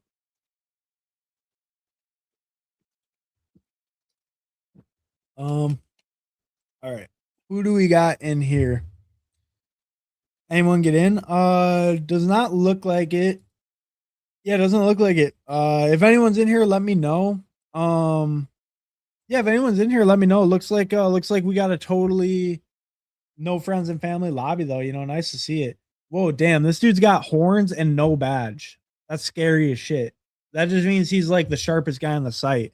He's won a contest because he has horns, but he also doesn't have a badge, so he hasn't even done 500 drafts. That's scary. That's some scary stuff right there. Hopefully he was winning it in basketball or something and not football. 'Cause that's concerning. We dictate your future. We are the captain of this ship. Who's the captain? I'm the captain now. Yeah, all right. I mean, hey, fair enough. If you guys would rather rip BBMs, I mean, the Corgi structure, to be honest with you, it's kind of mid. I don't really love that structure. It's all right. It's all right. I mean, it's all right for a single entry $5 actually. For what it is, a single entry $5, it's actually kind of a cool structure. If it was a contest with like 20 entries or a bunch of entries, I probably wouldn't play it because that's just like a bankroll annihilator. But for a single entry, $5, that's actually a kind of a cool structure, kind of interesting. So, like I said, we went CMC last time. Let's just switch it up just for the sake of switching it up. Why not? Let's go in Monra here. Um, I'm gonna switch my exposures over too and make them Best Ball Mania only. That way, that way, sorry. That way I can see my combos for Best Ball Mania and I can just see like guys I'm underweight. I feel like I'm like 45 Best Ball Manias in. So I think it makes sense to make it only Best Ball Mania, start looking more at those specific combos rather than my overall portfolio amount. Um, and then it's good to know too, like there could be some guys I'm slightly underweight in Best Ball Mania that I prefer to be overweight my whole portfolio, but because it's only 45 drafts, especially as we get later, like there could be some guys I like that I just haven't happened to get much because I don't have those draft slots. Like in Best Ball Mania specifically, we'll show it when once it updates and all that. But in Best Ball Mania specifically, I think I have like very, very little Jamar Chase because I've gotten like almost no pick 3 overall picks. Um, okay, cool. So we got it all updated. Well, it says it's updated. It didn't update right. I don't know. The best ball overlay is not working right for some reason. But and not a big deal, I guess. Um all right. We don't have any Chase Brown with Amon-Ra. I am underweight Chase Brown, so we can get a little bit here. You know, I think to me, I prefer King Henry to Chase Brown. I prefer Derrick Henry. Um, just overall, I think I feel safer with his offense, the overall scoring upside, just what his role is. I guess Chase Brown, I feel pretty safe too. I think what worries me about Chase Brown is he looked so terrible at the beginning of last year, even when Burrow was healthy. He was one of the least efficient rushers in the whole NFL. He looked absolutely horrendous. He looked great down the stretch, really took over, or he didn't take over. He always had the role, but he dominated touches. You know, Samaje takes a little bit of that receiving work. Chase Brown loses floor sometimes as well because they get so pass heavy that he kind of gets like just out of the game script. I think the defense is still horrible. So that's what worries me about Chase Brown. Just a little bit of like macro stuff. They go too pass heavy where it hurts the running back as a whole. Um, and just, you know, he looked absolutely horrible to start last year. I think it's a little concerning. You know, he looked really good down the stretch. And I expect more of that. I'm not super worried about him looking like horrible to start the year, but them being really pass heavy, Ravens being super run heavy, Derrick Henry getting like 15 touchdowns plus every year. You know, I prefer the King. I like him a little bit better, but I definitely don't mind getting some Chase Brown in my life. Great offense, great role, one of the highest workloads. You know, even Samaje is the only guy really taking him off the field. And he's not taking him off the field that much, just a little bit of passing work. So you know, he feels good. We get some Jeremiah Love. As you can see, I have 0.5% Trey McBride. I feel like that could offend some people. I only have 4% Jeremiah Love, but I think the Cardinals in general are just like not a bet I want to make, especially in the third round. You know, Jeremiah Love on a little faller. Obviously, he's ultra talented. He went third overall in the draft. Right now, like we were saying earlier, you know, all the coach speak is James Conner and mainly James Conner. They were hyping up. Jeremiah Love's still a rookie, so maybe we get a little faller on him. I think with his draft capital, it makes sense. It makes sense too because Arizona has such a great playoff schedule. If he does kind of take over that role more later in the year and gets like a lot of playing time in those games, could be really nice for him because we can look real quick. They play all dome games. It's the Raiders, the Saints, the Jets, all in domes. So, I mean, you know, it's a great playoff schedule for Jeremiah Love. I do think he'll be a below average advance rate piece to some level, but I think great playoff schedule. We'll take him on a little bit of a faller. Not my favorite pick. This is getting a little bit different. Not two running backs that I really ever pick. Or not that I ever pick, but I only had like 4% of each. So two that I never picked together. little bit different. With a guy, I pick a ton in Amon-Ra, so I kind of like doing that. You know, I'm going to try to mostly get guys I like quite a bit now, but then it'll kind of have the differentiator of two running backs I don't pick much, both on the same team. I didn't want to join and accidentally snipe your QB3. Fair enough. Fair enough, basketball and call. I appreciate it. I'm in here in spirit. All right, all right. I appreciate it, Jeff. Hey, I don't mind hey, I don't mind getting in the rooms where it's not friends and family. You know, they tend to be a little easier. You know, the friends and family are sharp. So I never minded if you guys don't want to hop in, you'd rather just watch and chat. Perfectly fine with me. Made me LOL the Frenchie 10 and 11 filled in like 3 hours, bruh. I know. It feels so quick. It's just it kind of sucks. Like, I mean, obviously, usually I'm part of the problem. I'm helping fill them. But when I was on that little like vacation deal, it's like, man, this sucks. I got 2 chow chows in, and I didn't get like I got like 2 chow chows and 2 schnauzers, and then everything was full. Whoa, Brees Hall. Whoa, what the fuck? Brees Hall at 43? Are you shit? Did he tear his ACL today? What the hell? I've never seen him that late. At least not like post draft. Wow, I've never seen Brees Hall go that. This is a wait. I'm in a BBM, right? Yeah, this is a Best Ball Mania. What the hell? That's crazy. I mean, like, yeah, that's crazy on Brees Hall. I never see him go that late. Wow. Yeah, no one. Tyler Warren at 40. What the fuck is this? Devonta Smith at 16. Saquon at 9. He did a big Eagles thing. This room is insane. What the hell is going on? I was not paying enough attention. Amika at 25. I guess that's not even that crazy these days, but still. Wow, Brees at 43 though. That's incredible. Really happy with that one. Wow. Wow, that's shocking to get him that late. Jacobs at 27. When is this draft? Was this a month ago? 2 months ago? What the hell is going on? Do I want the double Detroit? Or do I want Devontae? I prefer Devontae Adams to Jameson Williams straight up, as you can see by my exposures. 10.7 compared to 6% JMO. The double is somewhat intriguing, but I think with it only being my second receiver, I'd rather go with Devontae and just kind of try to like build out this receiver room rather than like, I don't want to go so heavy on the lines with my 1 and 2 because then it's like if they have a low week, my receiver room is just getting absolutely killed. So I think I want to let JMO go, pick Devontae, and just kind of build out that receiver room rather than like overstack one team where like I'm probably losing a lot of floor from that. Like, right, like overstacking the Lions, I think hurts your weekly floor quite a bit because it's not very high odds that JMO and Amon-Ra both go off, but there's a good chance you get one of them going off. So it's like that really would probably hurt my floor if they were my 1 and 2. So I think it made sense to go Devontae over JMO. Smooth THE 3012. Higher on Igbuka or Devonta Smith. I'm Devonta Smith personally. I am a Devonta Smith over Igbuka guy. I see the upside for both, but I'm a believer in Devonta. I know some people aren't because they just think defenses might key in on him more. I know Mekhi Lemon's been getting some hype, but I think Devonta Smith, you look at him any game AJ Brown wasn't playing, he absolutely dominated.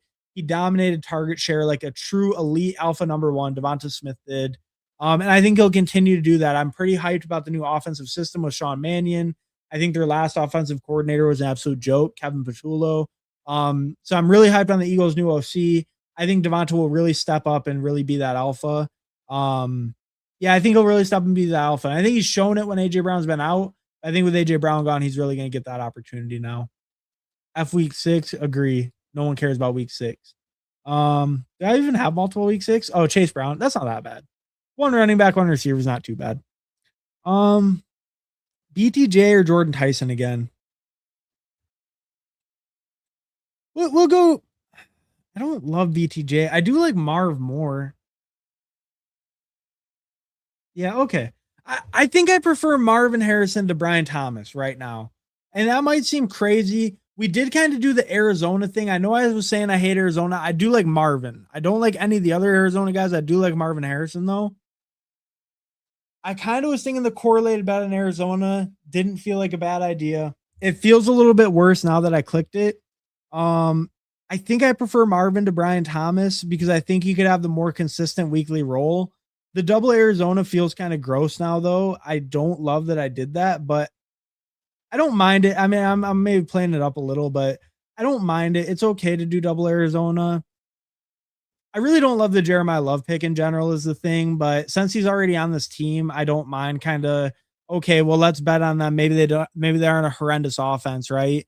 They have they have three. Marvin Harrison's the third Cardinal off the board.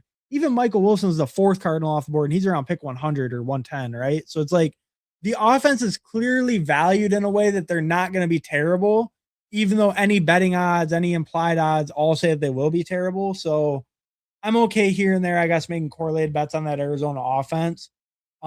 Just in the sense that maybe they outperform, right? I mean, that could happen with any team in theory, I guess. But like, I don't mind making a correlated bet here and there, but in general, when I'm picking Cardinals, I'm picking like a single Cardinal and like picking off pieces. And I'm like, this is the guy who could perform even on the terrible team, right? He could get the bulk of the points.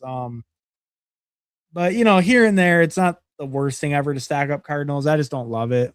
I think I would still like to get even more DK.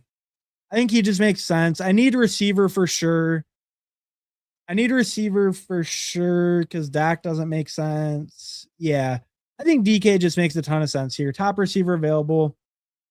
I like Alec Pierce quite a bit, but he still is on PUP. He's still not at camp, so a little concerning. Holy shit, Jonathan Brooks is moving way up, dude. Man, 79. What's Jonathan Brooks ADP looking like right now? How high is he going? 93. Okay, this guy moved him way up. That's fine then. He pulled him up like around. Man, 93 though. So Jonathan Brooks, the price of the brick is going up. Eighth round, mid eighth round, Jonathan Brooks. Chuba going after him in this one, but Chuba in general only going like 7 picks ahead of him now. Man, so they're about to flip. That was a good call. I have like we can look at my Panthers exposure. So I have 10.7% Tet. I only have 2.8% Chuba, which is honestly a little bit more than I would have expected, but it's only 6 teams, so I guess that makes sense. I have 16% Jonathan Brooks, 5% Coker, 13% Bryce. Bryce falls a lot though, so that kind of makes sense. We had 6% Chris Brazzle. That's sad. But yeah, so I've been a super like way more of a Brooks guy than I have been a Chuba guy. Sorry, let me make this pick. I was saying I might want more Josh Downs. Wasn't I? But Cortland Sutton's a good price, and I was also talking up. I really like the Bo Nix price. I like that Broncos offense. I want to buy in more. I was talking about that earlier, so I think let's keep doing it. We get Sutton on a little faller. I think that feels great. I have tons of quarterback outs now that I like, especially in these next couple rounds. So hopefully I can kind of go double quarterback here as what I'm thinking on the like double tap quarterback with my next 2 picks. Kind of get that going. I think that'd feel pretty good. I think my receivers now feel solid. Sutton as my 5 feels great. I started my receivers pretty late, kind of to hero, then took a little bit of a break. I think they look great right now. And then I love these 3 running backs up top. So now, hoping I get the quarterbacks I like back and then just kind of go from there. But I think this feels pretty good so far. Obviously early, we'll see what quarterbacks make it back, but it feels pretty good. Do you ever stack Mendoza plus Mike Washington stacks if you got no Raiders? I'm not opposed to that. I'm not opposed to that idea at all. But I think if I'm stacking them, I am probably more often stacking. I'm okay with Michael Mayer if you were really light at tight end. I think that's a little bit of a fringy pick, but Michael Mayer, or I even pick some like Jack Besh here and there. But I think if Mike Wash is available and you need a running back, that's reasonable. It's also reasonable to take Mendoza unstacked entirely. So I don't mind it, but I guess what I'm getting at is like, I wouldn't force Mike Washington if you weren't going to go running back anyways. I wouldn't like force him on the team or something. We're going to go Bo Nix here. I definitely want him. I think I prefer him to Stafford. Obviously Stafford has the 40 touchdown upside, like last year, but I think just pocket passers in general who don't have that rushing, they tend to be a little bit more like fragile year over year, right? If that touchdown rate goes a little bit down for Stafford, it goes a little bit more to the rushing game. Then, he could be not a horrible pick, but maybe a little bit overvalued. Where Bo Nix, I think with the rushing upside, I think he's more likely than not just undervalued. And with the offense improving, Stafford, year older, back issues, not super worrying, but year older. Devontae, a year older, dealt with the hamstring stuff. I obviously have Devontae in this one, so I'm betting on him. But like, I think there's a little bit more systematic concerns maybe with Stafford and the Rams, like kind of hitting that wall or hitting the cliff, right? Where Bo Nix, I think as long as his ankle's fine, then you feel like really, really good about him where he goes and good about that team in general. Like I don't really have money concerns about the Broncos as a whole. Bad pick. They have the worst offense in the NFL. Oh, the Cardinals. Jeremiah Love. You're saying Jeremiah Love's a bad pick? Hey, that's fair, dude. I'm having a really hard time with Jeremiah Love, to be honest. I was even lower on McBride because I think elite tight end in general is a little bit tough to fit in and make work. But yeah, I think the Jeremiah Love pick is tough. I was maybe eating the faller a little bit on him, but it is kind of true. Like it's tough. He's on a terrible team and he's gonna be splitting touches with a guy they just brought in. And James Conner, who was good before too. So it's like it makes it pretty tough. It's probably just Goff here, right? It's probably just Goff here. I don't mind Kittle, Kelsey. I don't mind one of the Vikings running backs as well. That would also be good. But I don't think I have a lot of other good outs until we get down to like Rodgers or like Jacoby Brissett. I might look at a Jacoby Brissett on a build like this, even though I barely ever pick them. Like I probably have like 1%, 2% of them. I could look at a Brissett super late, but I'd probably pick a Rodgers again. I love me some Aaron Rodgers. Whenever I have a Pittsburgh receiver, he always just feels perfect as the third quarterback. So we'll lean towards him. But if we get sniped on him, might grab some Brissett late or something. But went just exactly how I planned though. Like I was saying when I picked Sutton, right? I picked Sutton. I said the next two picks I'm going to try to double tap quarterback. Hopefully the right ones fall back to me. Fell back to me absolutely perfect. Got Bo Nix with my Sutton. Bo Nix is one of my favorite quarterback values, and I got Jared Goff with my Amon-Ra. I think Jared Goff's a great value as well. Let's look at Jared Goff's stats real quick, actually. Jared Goff, 3 years in a row, 4,500 yards, 30 plus touchdowns. 3 years in a row, consistently, pretty low pick numbers, over 300 fantasy points all 3 of those years. And when the touchdowns went up a little, up to that 37 number, then we see him hit more in that 330 range, right? So it's like, I think Jared Goff is like the most locked in 300 points you can ever get. And he has some of that upside. If like they're a good enough offense, Jared Goff could have the 35 plus 40 touchdown season, maybe. Like he had 37 just a couple years ago. And if Gibbs happens to get a little bit more of his work receiving, a little bit more of his red zone work receiving, I think it could shift that way. And yeah, we could see Goff hit that like 40 touchdown number even. So I think you're just getting super safe production and some upside. And they have like, the Lions have arguably the easiest schedule in the entire NFL. It's bottom, like top 5 easiest for sure. We're gonna go Kincaid. I like him quite a bit. I've been feeling pretty hyped on him. He's all healthy. He basically just crushed in every single efficiency metric last year. Like Dalton Kincaid led in like yards per route run, like target rate per route, just like all his per route stuff was phenomenal, just blowing other tight ends out of the water. The downside was he only played like 44% of route. He only ran like 44% of routes or something for tight ends on the Bills. But, allegedly he's healthier now. He's never going to be an 80, 90% route guy because he can't really block. But if he can get up to a 50 plus percent, 55%, I think he's already paying off this ADP if he does similar to last year. And I think that there's very clearly like room to grow for him just being so efficient last year and allegedly being healthy coming into this year. How was Brees there? LOL? I know that was crazy, right? I couldn't believe that. I don't ever see him fall that far. That was shocking to me. And the Monty pull up, yeah. T Eastern taking Brees Hall at 43 the day he tears his ACL, bro. I know. Could you imagine? That's what I was saying. I'm like 40 because 43 is like really late. But see, that's not the case because if I didn't hear about it, there ain't no way that the 6 people on this turn all heard about it, 2 of them being no Badgers.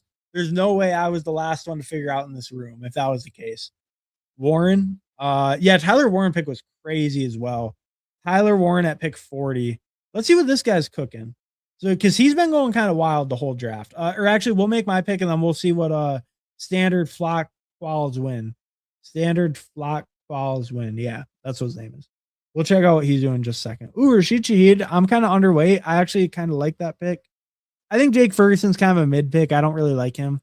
I actually do like Rashid Shaheed quite a bit. You know, contrary to my exposure, I like Debo a ton too. Is Debo a better pick than Rashid Shaheed?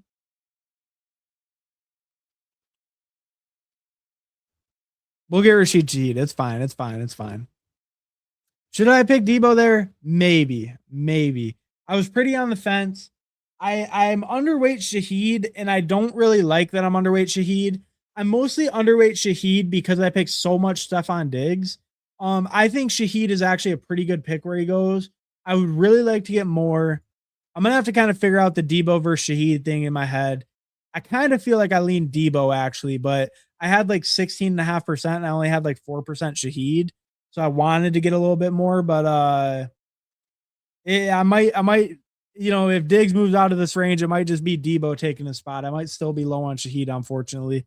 But I do like Shaheed's price in general. JK, yeah, no, I know. Allen in the fourth is sick too. Yeah, that was a good pick too. He got some good value there. Well, and these guys got some good value too. Like he got Scotabo at 48. Swift at 53 is even decent. But yeah, just some people kind of going wild. JMO at 59. I mean, JMO at 59 is crazy too. I feel like I've seen him fall in the fifth some, but like that's pretty far. I rarely have seen that. So yeah, some people got some nice values in that range. Um, Brees Hall is a mid running back.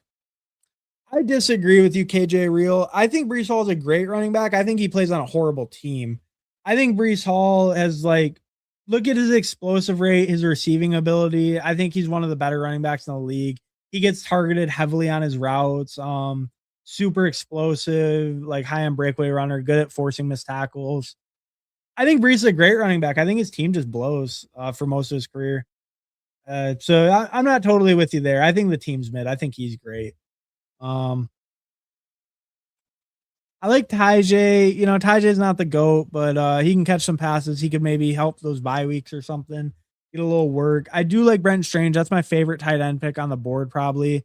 Same bye week as Kincaid. We'll let it pass. We'll get Tajay. I think Tajay's an okay pick. Obviously, if Pollard gets hurt, he has some upside. We've seen Tajay give us big spike weeks when Pollard went down before. So that's why I kind of like him. But you know, we see even when Pollard's healthy, Tajay gets 3 or 4 receptions, like quite a few weeks out of the year. Robert Saleh was talking about how they have 2 workhorses and stuff. I'm not sure how much I believe in that. I'm more of a Tony Pollard truther, but Saleh was talking up Spears and his role in that offense. So we'll get a little bit there. And I do think he's a decent pick as far as like contingent upside and just giving you some usable weeks, maybe. DraftKings Allen goes run end of second to late third. LOL. Yeah, no, DraftKings, the quarterback prices are crazy. I don't play a ton of DraftKings, but I played a little bit on there. Mainly like the promos and stuff I've collected, you know, on there. But yeah, the quarterback pricing gets crazy. Like, well, they still got Joe Burrow. Like Joe Burrow at this one at 51, probably the chase guy. But like on DraftKings, that's normal. On Underdog Burrow, like almost always goes in the 6th round. So yeah, just in general, I think you see the quarterbacks there like moving up, especially the elites. You see them with like higher prices. Like Drake May goes like 5, 6 turn. Most of the time here, he's like a 6th rounder, sometimes even late 6, 7. So yeah, definitely kind of a shift there for quarterbacks, especially. I think Hunter Henry, you know, game stack. I think he's a fine pick. I think him and Juwan are both good picks here. I think Denzel Boston's a pretty good pick. I like his draft capital. He's been getting a ton of good hype in camp. Denzel Boston, that is. But I think the second tight end with the game stack with our Denver makes sense here. You know, tight end's not crazy strong. Let's get Hunter Henry. He plays on a great offense. I think when you're looking at late tight ends, you know, that's always a decent tiebreaker. Like Hunter Henry should play on a top 10 at least offense, if not better.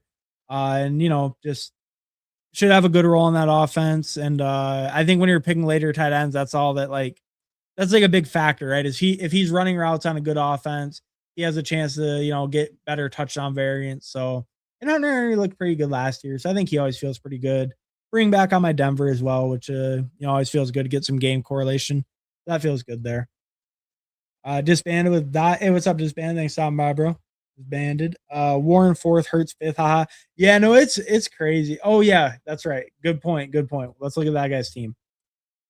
Saquon, Devonta, Javante, Tyler Warren, Hurts, Christian Watson, Jaden Reed. So those are reasonable. Alec Pierce a good pick.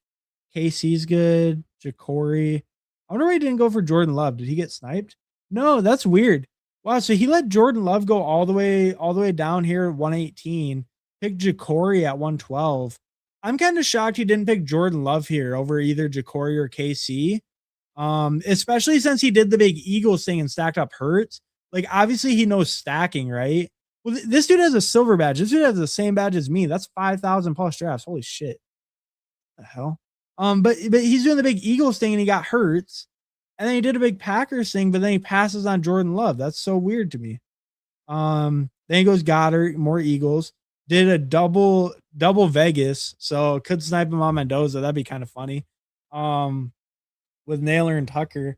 I mean, it's interesting. I just don't get a lot of these early picks. Like the Warren and Hurts are weird. And then some of these other picks are pretty normal after that. But then passing on Jordan Love is so crazy to me when you double up the Packers. That's so bizarre to me. What do I want here? Isaac Tesla's fine. I mean, Isaac Tesla's chill. I'm not the hugest Isaac Tesla fan, but I mean, he was pretty nasty. Like I watch his highlights sometimes, and I mean, he's pretty nasty when he caught those touchdowns. His touchdown against the Steelers, especially, bro. His touchdown against the Steelers, you know, two corners just absolutely like coming down on him. They both crash into him, and Isaac Tesla just holding the ball, just pops out, you know, does a celebration after. Didn't give a shit. Never looked like he was going to drop it at all. You know, it looked pretty cool. I do hope he gets more of that work as far as like some of that inline stuff. The Lions said they're not going to run a ton of 12 personnel, even with Petzing there. So they were kind of hinting they're going to run a lot of 11. You know, Tesla is a huge receiver, a great blocker, like an absolute fantastic blocker. A lot of his highlights last year were actually blocks, like even more than touchdown catches, to be honest. But could help him get on the field a ton. You know, we lose Khalif Raymond, Tim Patrick, those guys. So it's like I think he could really lock up that third receiver role. And if he is a little bit of a red zone weapon, could spike into the lineup some. Not my favorite pick, but on a Lions stack where I only have one Lions piece with Amon-Ra, I think Tesla's totally reasonable there. I think he feels decent. You know, probably needs an injury to be super impactful, but maybe as the bigger frame kind of red zone winner, he could give me some weeks. Carson Beck, welcome to the squad. Hell yeah, brother. Hell yeah. Minshew Mania. Minshew Mania. Now I like that call. There we go. Becker Mendoza for sure. Becker Mendoza for sure. Why would I get Mendoza? I don't have a Raider, do I? I don't have a Raider. I guess I said you can pick him on stacked. Mendoza is fine on stacked, but I'm not the biggest Mendoza guy, to be honest with you. I think he's a fine pick, but I don't know. If you know, if it's meant to be, Jacoby Brissett will come back if it was meant to be. So we'll push him. What do we got at tight end? There's like 4 tight ends I like. I kind of like Dylan Sampson.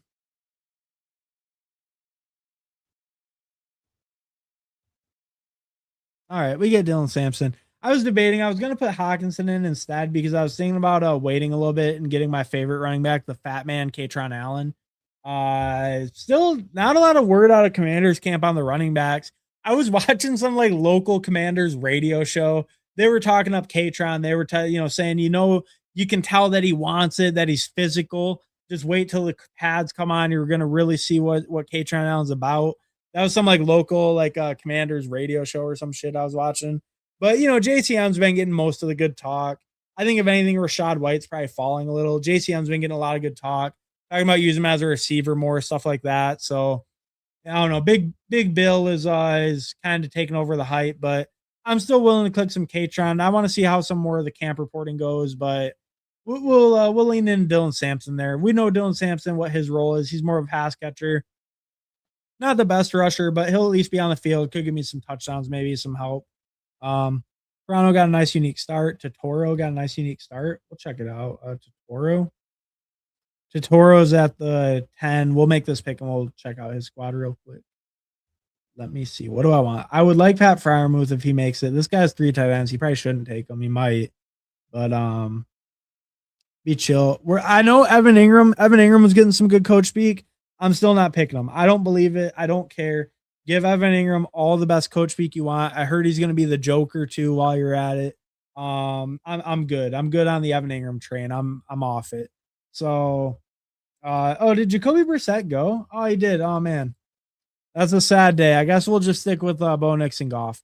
Unfortunate, really, really needed Jacoby Brissett on this team, but no, I'm just kidding. No team needs Jacoby Brissett. Bo Nix and Goff, totally reasonable 2 QB build. I feel good with that. I'm not worried about it. We would have taken Brissett maybe if he was there and I noticed him, but that's chill. I don't really care. So the 11 spot got Genty, Cook, Zay. Zay's a good price. Lad, JMO, that's nice. Lamar a good price. Herbert. Yeah, no, that's actually pretty sick.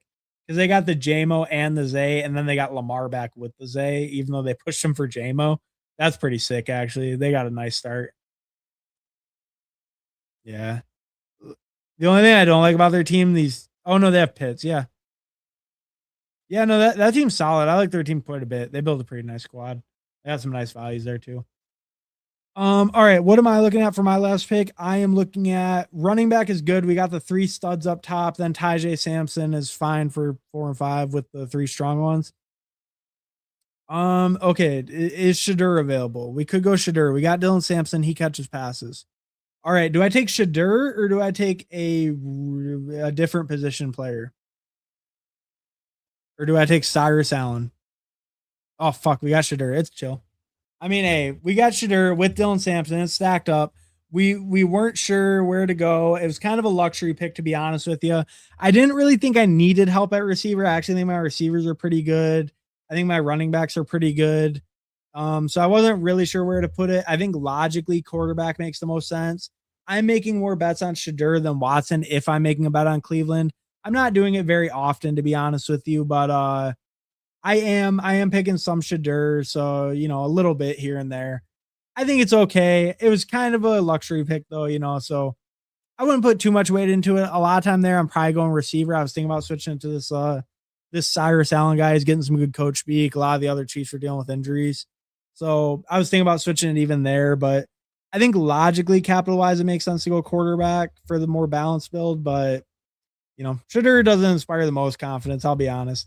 I know the last quote on the QB competition is there's like a long way to go before we decide between Shadur and Watson anyways. So, yeah, I don't mind it though. I don't mind it. But all right. We're just a little bit behind the chat. We'll catch up. We'll go over my team quick and then we'll hop into another draft. Brooks has flipped Hubbard on DK. I did see that actually. I saw that on Twitter. I saw it on Twitter because it was a post. It was like, if Underdog supposedly has a sharper drafters, then explain this. And it was literally the picture of Chuba and Jonathan Brooks ADP on Underdog and then DraftKings. It was like Brooks was like one spot ahead on DK. They were both in like the 80s. And then on Underdog, he goes way later. So yeah, I did notice that. I was that is pretty funny, but I think it's probably right. I mean, hey, that's how I'm playing it with my exposures. I probably will be getting back in on Chuba though. I'll get some Chuba now. If he falls, especially if he falls even more into that like 100 range, I'll be getting some bags of Chuba. Even though like we can even look like I'm a true Chuba hater. Let's look at pre-draft. Pre-draft. No one even thought this Jonathan Brooks guy was going to be much. He was going at 150 in the pre-draft. Let's see. So I had 17% Jonathan Brooks pre-draft, and I had 2% Chuba pre-draft. So $30 versus $500. But yeah, so I was always a Jonathan Brooks bull way over Chuba. But now if they start flipping and Chuba goes even later, I could definitely see getting my exposure, getting some of my Chuba exposure up. I would not be opposed to that whatsoever. Jonathan Brooks 101. Soon enough, Jeff. Soon enough. We're getting there. We're getting there. Every day we get there closer. Number 15, like fan. Hey, what's up, Fantasy Dog? Thanks for stopping by, bro. Appreciate it. Always good seeing the Fantasy Dog in the chat. Hey, and if you're watching, if you're enjoying the content, if you haven't already, drop a like, drop a subscribe. It all helps. Help me get some more viewers in here. But looks like we got a pretty good crew going today. We got a lot of chatter going, a lot of good chatter. So it's always good, always a fun time. I force M Wash a lot though. Hart. I mean, hey, if you like Mike Washington, that's chill. Like he's a fine 18th round pick. I don't have anything against them. I just think I don't think he has much standalone value, and I don't think like even if Genty gets hurt and he takes over, I don't know if he's the biggest like pass catcher. I don't think he really is. So I think it's fine to make a correlated bet on the team, but it's not like you need to. But if you're forcing them, I mean, 18th round, you're forcing a guy because you like him. I'm not going to give you too hard of a time. Even 17th round, if you're doing, I'm not giving you too hard of a time for that Fantasy Dog. Cardinals going to be pass heavy. Maybe.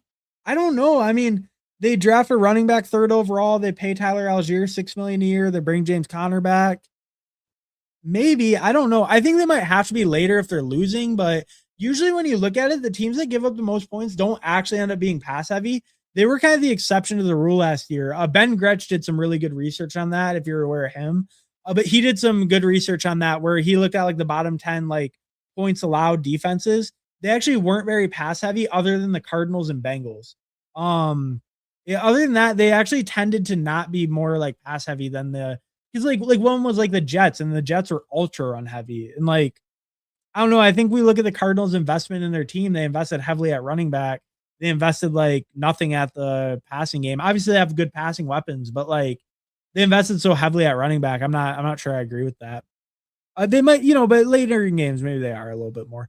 I'm scared to draft Giants receivers outside of Mabel's neighbors. Uh, I'm with you. Yeah, no, I agree with you there. I'm scared to draft Giants receivers outside of them too.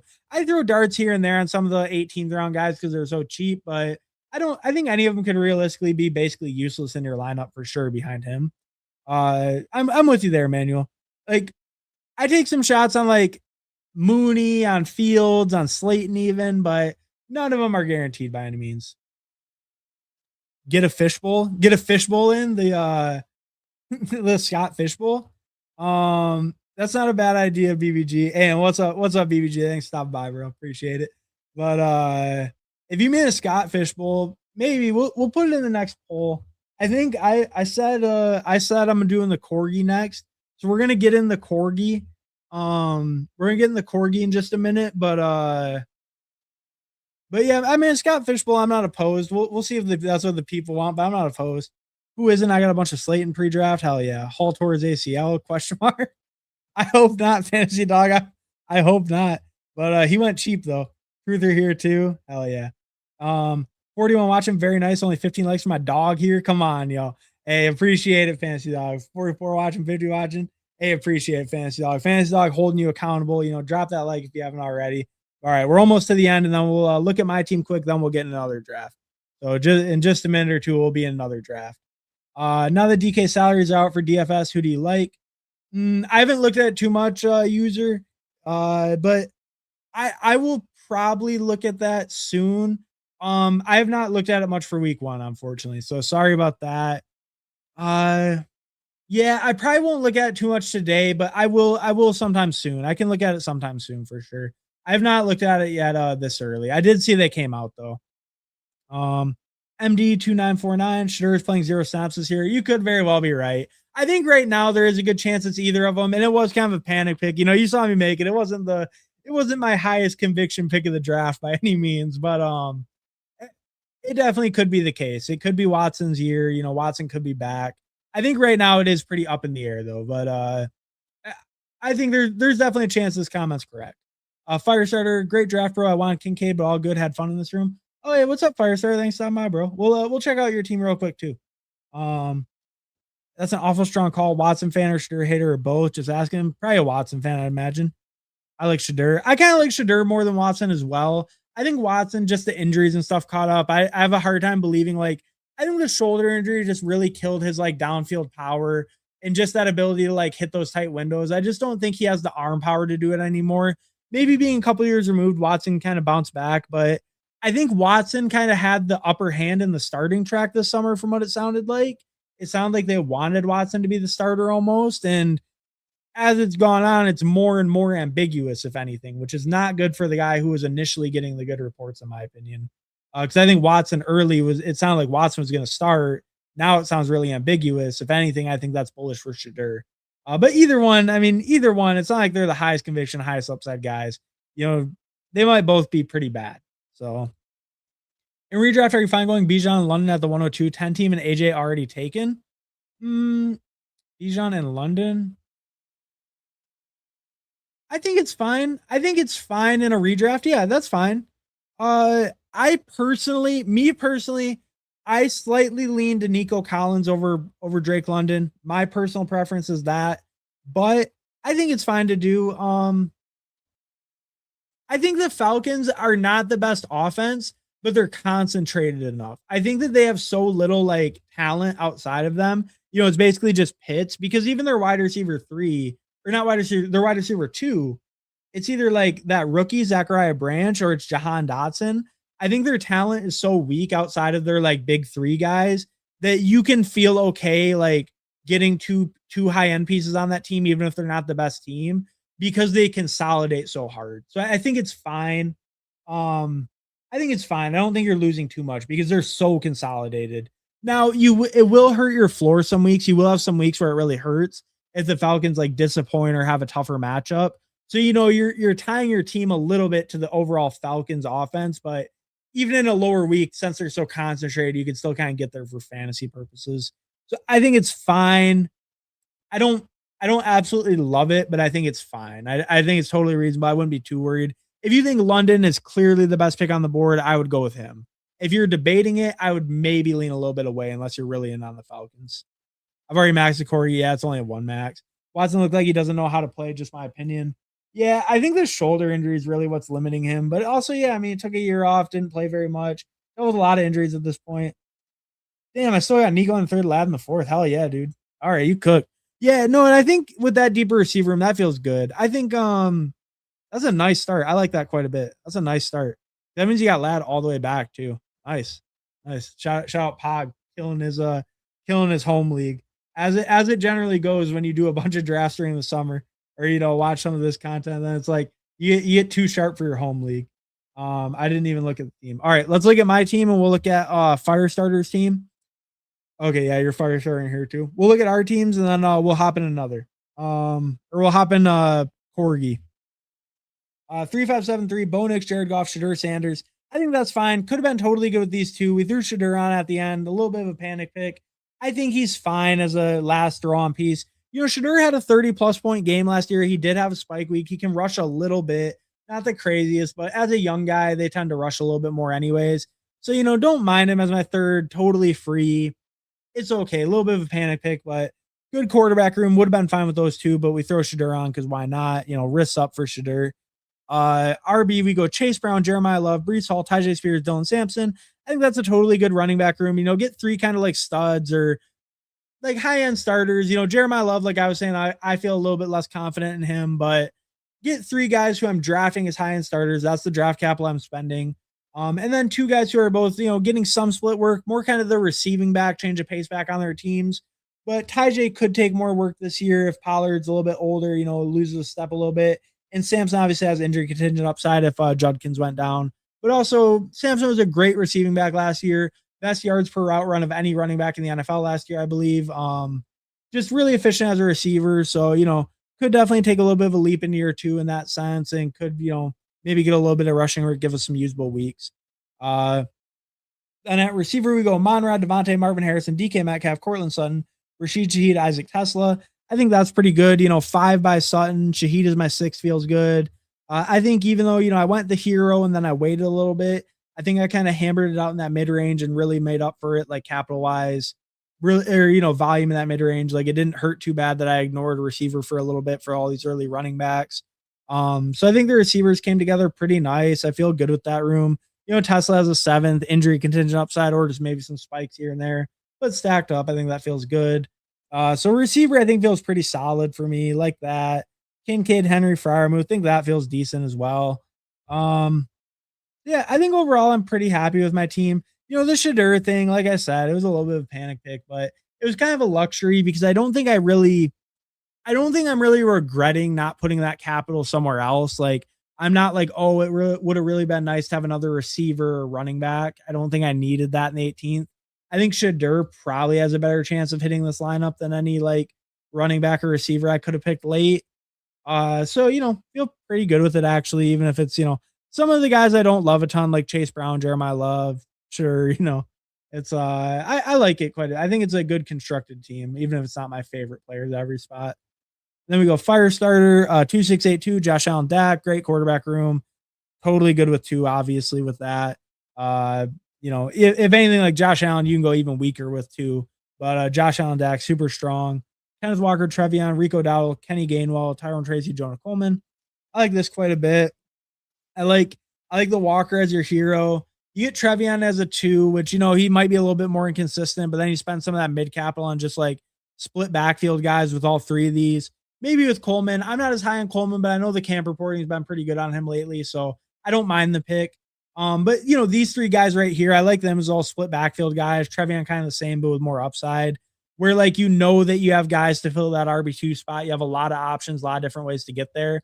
And then hopefully Kenny Walker's just holding on that RB1 spot every week. But a lot of ways to get there. Could even get some flexes out of this group if two of them hit the same week. So that feels good at running back. Lamb, Parker, Michael Pittman, Stephon Diggs, Flournoy, A.D. Mitchell, Kayshon Boutte, Keon, Trey McBride, Dawson Knox. I mean, Trey McBride, Dawson Knox is okay. I would have preferred a little bit more legit tight end too than Dawson Knox, but it's reasonable. You could do Trey McBride solo tight end, and I wouldn't even say it was that crazy. So I'm not really hating on it, but I would prefer maybe a little bit more of a legit tight end too. I think it's fine though. Receiver, I really like that you got Pittman and Diggs here because those are two guys I really like their price. I think they'll be kind of like consistent high target, like high floor guys, maybe not as much like spike week upside for what their roles are. It depends where Diggs goes a little, I guess, but I think these guys are kind of more your dependable, safe floor guys. So I do like them as your 3 and 4. I think overall receiver is a little bit thinner than I would like to see it. I think you maybe overspent on running back a little bit, capital like volume wise. Maybe you could have stopped at like 5 with Tracy and then put another receiver in. I don't know how much that helps, to be honest, but I just feel like a better 5th would have been pretty nice on this build. I think you can definitely get there with these receivers, but it does feel a little bit lighter to me. I will say you pulled up Flournoy and it was stacked. I am not a big Flournoy fan personally, so that might be a little bit of a difference in like how we view the team. Because if you like him quite a bit where he goes, then I think that it's not terrible as a 5th. I think it's fine. It doesn't make sense all stacked up, correlated like that. But I feel like receivers maybe a little thin. Your other 3 rooms are good though. Yeah, your other 3 rooms are good. Obviously, this has the elite tight end, so it's fine. Yeah, I think the other 3 rooms are good. I think this is, I think the thinner receiver room with like a running back room that feels like your running back room feels good, but it doesn't feel like incredible. I think that is just kind of the price you pay for like the Josh Allen and Trey McBride, the double elite onesies, and even Dak is like a strong QB2. I think that's kind of the price you pay a little is these rooms feel a little bit thinner as a whole or like not like overly strong. But realistically, you might have the tight end one and quarterback one. So that's why you kind of gave up those advantages at the skill positions. I think that's pretty reasonable. So overall, I think pretty solid team. Kind of nitpicking with some of that stuff, like with the receiver and stuff, obviously. But pretty solid team. Obviously, went a little bit heavier with the onesie capital, which I think is fine. It can just feel a little bit less comfortable, like as far as the thinness of the rooms or whatever. All right, ATL playoff schedule, excellent. Yeah, no, I totally agree. I mean, that's a great schedule. All domes, all great matchups. It feels pretty great. Took Scat in the 5th for second RB. How do you feel about him? I love Cam Scatterbo. I'm a big Cam Scatterboy. There was a report today that like him and Tracy are going to be competing for snaps. I don't believe it. I think Tyrone Tracy will have his role as like kind of the change of pace receiving back, scat back. But I think Cam Scatterbo will dominate goal line. I think we saw multiple games last year, 7 or 8 targets, like high target volumes, high goal line usage. And yeah, and I think he's a like short yardage monster. Like he can break tackles with the best of them. I think he always gets like positive yards on almost all his runs. So it's like great goal line guy. I think he'll dominate those touches. I think he'll get a ton of receiving work. I feel really good with Scatterbo. I would say I like him even more if it's like full PPR, as a matter of fact, too. I don't know what your format is, but I love Scatterbo. Love Scatterbo this year. I think he's a great pick. I think there's some injury risk, obviously, but I think that they're gonna run him into the ground if they can. What happened to the fast puppy? It filled, brother. It filled. Hey, what's up, JW Bogger? Thanks, stop by, bro. I filled though. Will there be another one? I hope so. That's why I was kind of saying, like I was saying it earlier, we were talking about the contest. I would think they're gonna drop one more puppy early next week because if they wait much longer than early next week, I think they start to risk like how's the fill rate look? It should ramp up. It should be good even if they drop it later. But I feel like if they're going to, it'd be early next week. Like maybe they make us wait till like Wednesday because they want Best Ball Mania to get more fill. Like Best Ball Mania is only at 50% dead on right now. It's got about a month and a week to go, right? Till the season starts. Like 5 weeks or whatever, 5.5 weeks. So it is it is interesting. I wonder if they'll make us wait a little bit to get some more Best Ball Mania fill rate. But hopefully Monday or Tuesday we get one. I do think we get one more. I think we either get one more or we get a bunch of like little contests like every week for the rest of the way. But hopefully, I hope we get at least one more fast puppy. They've been feeling like crazy. Tight end is the only position of question. Solid B, luxury pick Parkinson if he was available. I agree. That's actually a pretty good analysis, Fancy Dog. I agree. I would have preferred Parkinson to that Dawson Knox pick. So I'm kind of with you there. GM. Hey, what's up, Fantasy Football Garage? Thanks for stopping by, bro. Appreciate it. And check out the Fantasy Football Garage if you don't know, of course. He's been streaming quite a bit lately, almost every night. So the late night streamer, my late night streamer of choice. Definitely go check him out. Yo, Chris, my man. Yeah, shout out the Fantasy Football Garage. Shout out the garage. That's our guy. That's our dog. The Fantasy Football Garage. Thanks for the breakdown, man. Good luck on your teams. Hey, appreciate it. Good luck to you, Firestarter. And always appreciate you guys, hopping in, chatting, drafting. Always a good time. But and if you haven't, drop a like, drop a sub if you haven't already. But all right, with all that said, we finally made it. We made it through the reviews. We made it through the chat. Let's get into another draft. I did say I'm gonna do a Corgi. Let's do a Corgi. So we'll do the Corgi right now. Okay, I'm gonna count down, but we'll get in. We're gonna get in the Corgi in 10, 9, 8, 7, 6, 5, 4, 3, 2, 1. All right. I did kind of a fast countdown because I realized I said we'll get in right now, and then I really didn't want to like rug pull people.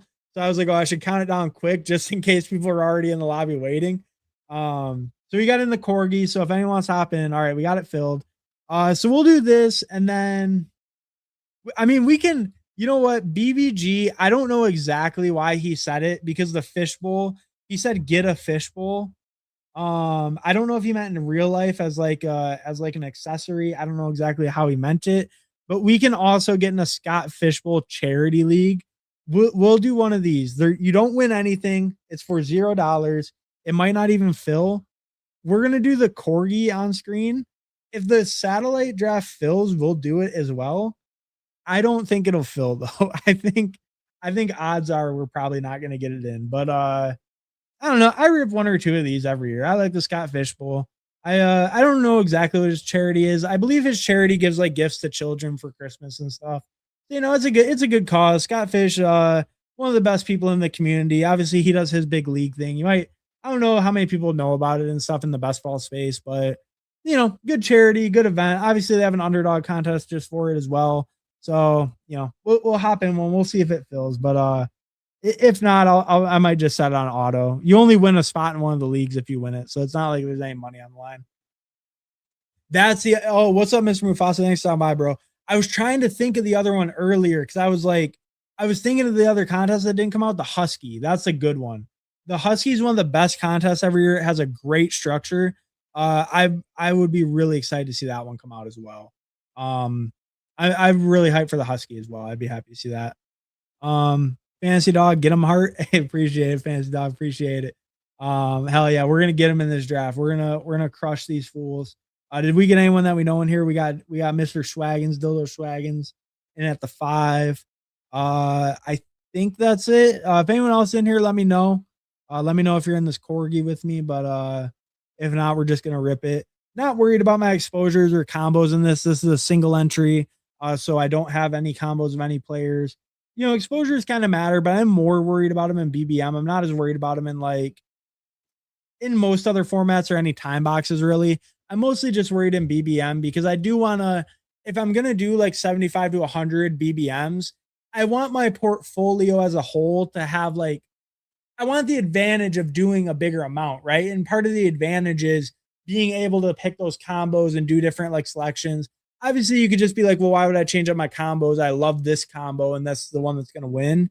So, if you have high conviction in a certain combo, like I do with JT and Kenneth Walker, I have them paired a ton. I have 20% JT Kenneth Walker, but I also have 16, 17% of each one. So I think, in BBM, it's nice to, if you're going to do a lot, try to vary up those combos. You don't want all your Jonathan Taylor teams to get pulled down if Walker gets hurt or something, right? So I like it for that, but in these single entries, I'm not really going to be too worried about combos, anything like that. Misconstrued. Oh, misconstrued. 6-7. Hey, what's up, misconstrued? Thanks for stopping by. Appreciate it. I have an aquarium with only decals of fish conversation piece. I have an aquarium. All right. All right. I mean, hey, that sounds pretty dope. I wish I had an aquarium. An aquarium would be pretty dope. So I personally prefer Ken Walker to Omarion Hampton. I think they're both good picks. James Cook would have been cool. We'll go Ken Walker. That's fine. I don't have a real strong like take on either one, like one over the other. I guess Walker to me feels more secure. Like I don't really think a lot of these later round guys like Amari DiMarcado, Emmett Johnson, Brashard Smith.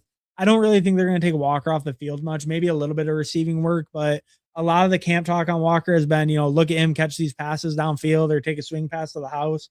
Chris Jones was just talking about how Walker was killing him in the screen game today. So I'm pretty in on. I was already pretty in on Walker. I feel pretty secure with his role. If he does get some of that pass catching, like then that's even more bullish because I already think I guess Walker will absolutely dominate any goal line touches. I don't think there's anyone on that team that can push him for goal line. I think there's some guys on that team who could push him for some receiving or pass pro work. But if Walker does get a decent chunk of that too, then I think it's just wheels up for him. I think he'll crush. Hampton, I feel a little bit less safe in. I just think with that whole offense, they obviously are primed to explode. The Chargers are super hyped. We feel great about them. But I think it's a little hard to say how do the splits look. Hampton didn't look the best last year as a player. I'm not super worried about that, but it is mildly concerning, when Hampton didn't look the best. Mike McDaniel runs a great, efficient offense, but they are also very low pace of play.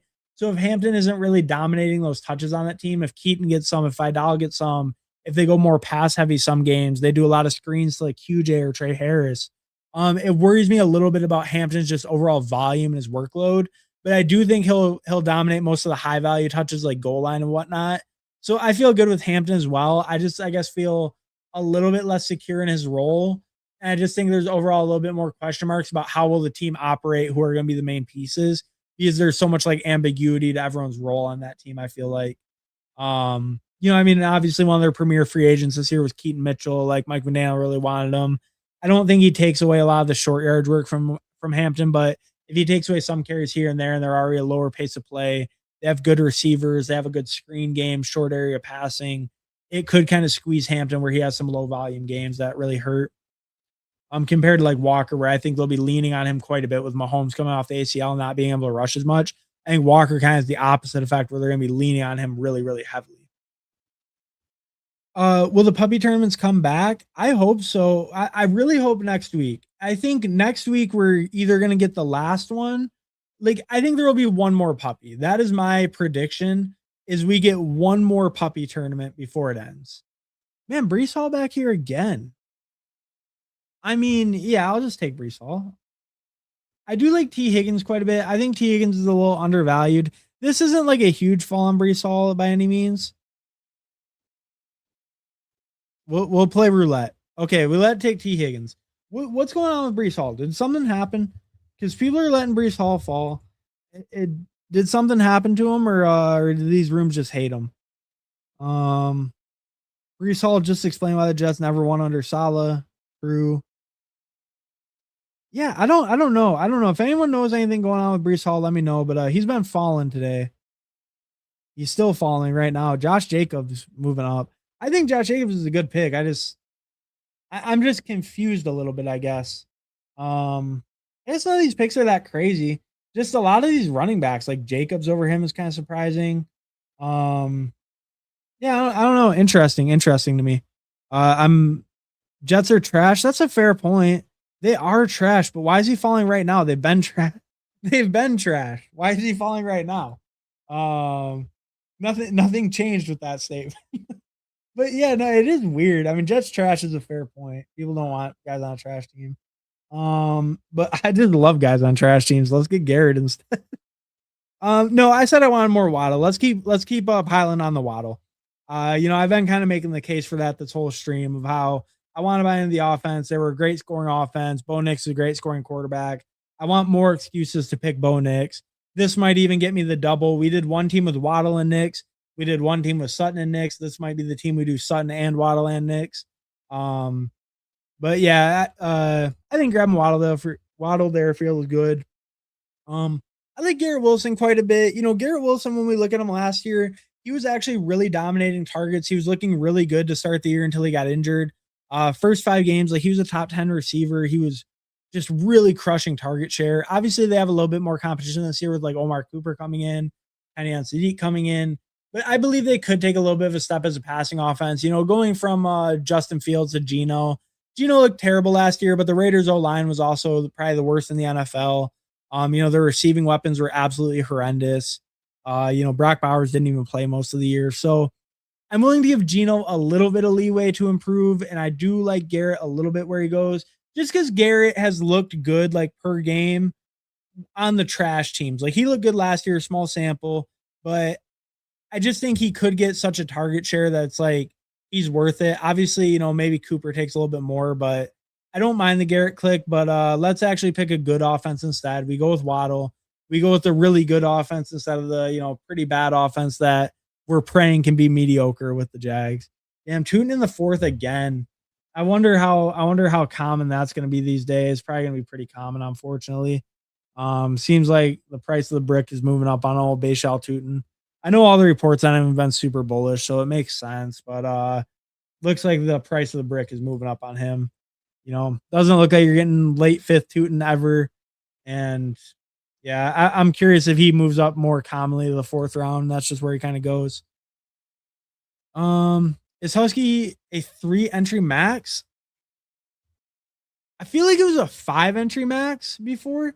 If someone else knows, let me know. I don't see Husky. No, it didn't come out yet, but they do it like every year. It's like a really good mid stakes tournament. It's a really good mid stakes because it's like $40. It's a really good structure. It's like 2 out of 10s or 2 out of 8s or something for advancements, but it's usually a really good structure. Let's go DJ Moore. I like more DJ Moore. I'm pretty bought in on. I'm getting more and more bought in that he kind of takes over as that true alpha on Buffalo. That he kind of gave up on the Bears last year. Didn't like playing with Caleb. I'm willing to believe that a little bit. Let's get some DJ Moore there. We snipe Lukey Betts horrendously. He probably hates my guts right now, but he at least had James Cook, Josh Allen, so he can't get too mad. But I sniped him on his DJ Moore, unfortunately for him. Oh yeah, let's see. Did that Scott Fishbowl ever fill? Scott Fishbowl at 7 out of 12. I was curious. Doesn't look like it's probably gonna fill. But yeah, no, DJ Moore there I think feels good. I think I'm willing to I don't know, bet on him kind of returning to form on the Bills. Last year was obviously DJ Moore's worst year in like pretty much every statistical category, but I'm kind of willing to bet on him bouncing back on the Bills. I think a lot of the reports this summer have been pretty good on, him and Josh Allen's chemistry and they're getting the timing down, blah, blah, blah. So we'll get some more DJ Moore there. That feels good to me. Low maintenance. Yeah. So what about the LaShawn McCoy take? Reed reeled me in on that one. What's the LaShawn McCoy take? I don't know the LaShawn McCoy take. He crushed with Andy Reid. Most Andy Reid running backs crush until Clyde Edwards came along. Until they got some absolute bums that don't deserve to start on any teams in the NFL, they were crushing. Little known fact, obviously a very commonly known fact, but Kareem Hunt led the league in rushing as a rookie under Andy Reid. So I don't know. It's intriguing to me. I feel like a lot of the negative Andy Reid stuff for his running backs is like people have a bad taste in their mouth because of Clyde and Pacheco. But it's like before that, Andy Reid running backs absolutely crushed. He always had super high target rates for running backs as well. Yeah, I don't know. I think people hate on Walker a little bit because they think that like Clyde Edwards and Isaiah Pacheco were good representations of NFL level running backs. I mean, do we get some Parker? Parker Washington has all the bullish drumbeat. He's catching every single pass that's ever been thrown to him in camp. We'll get some Parker Washington. I'm a hater. I'm a Parker Washington hater, but every single report on him's been bullish.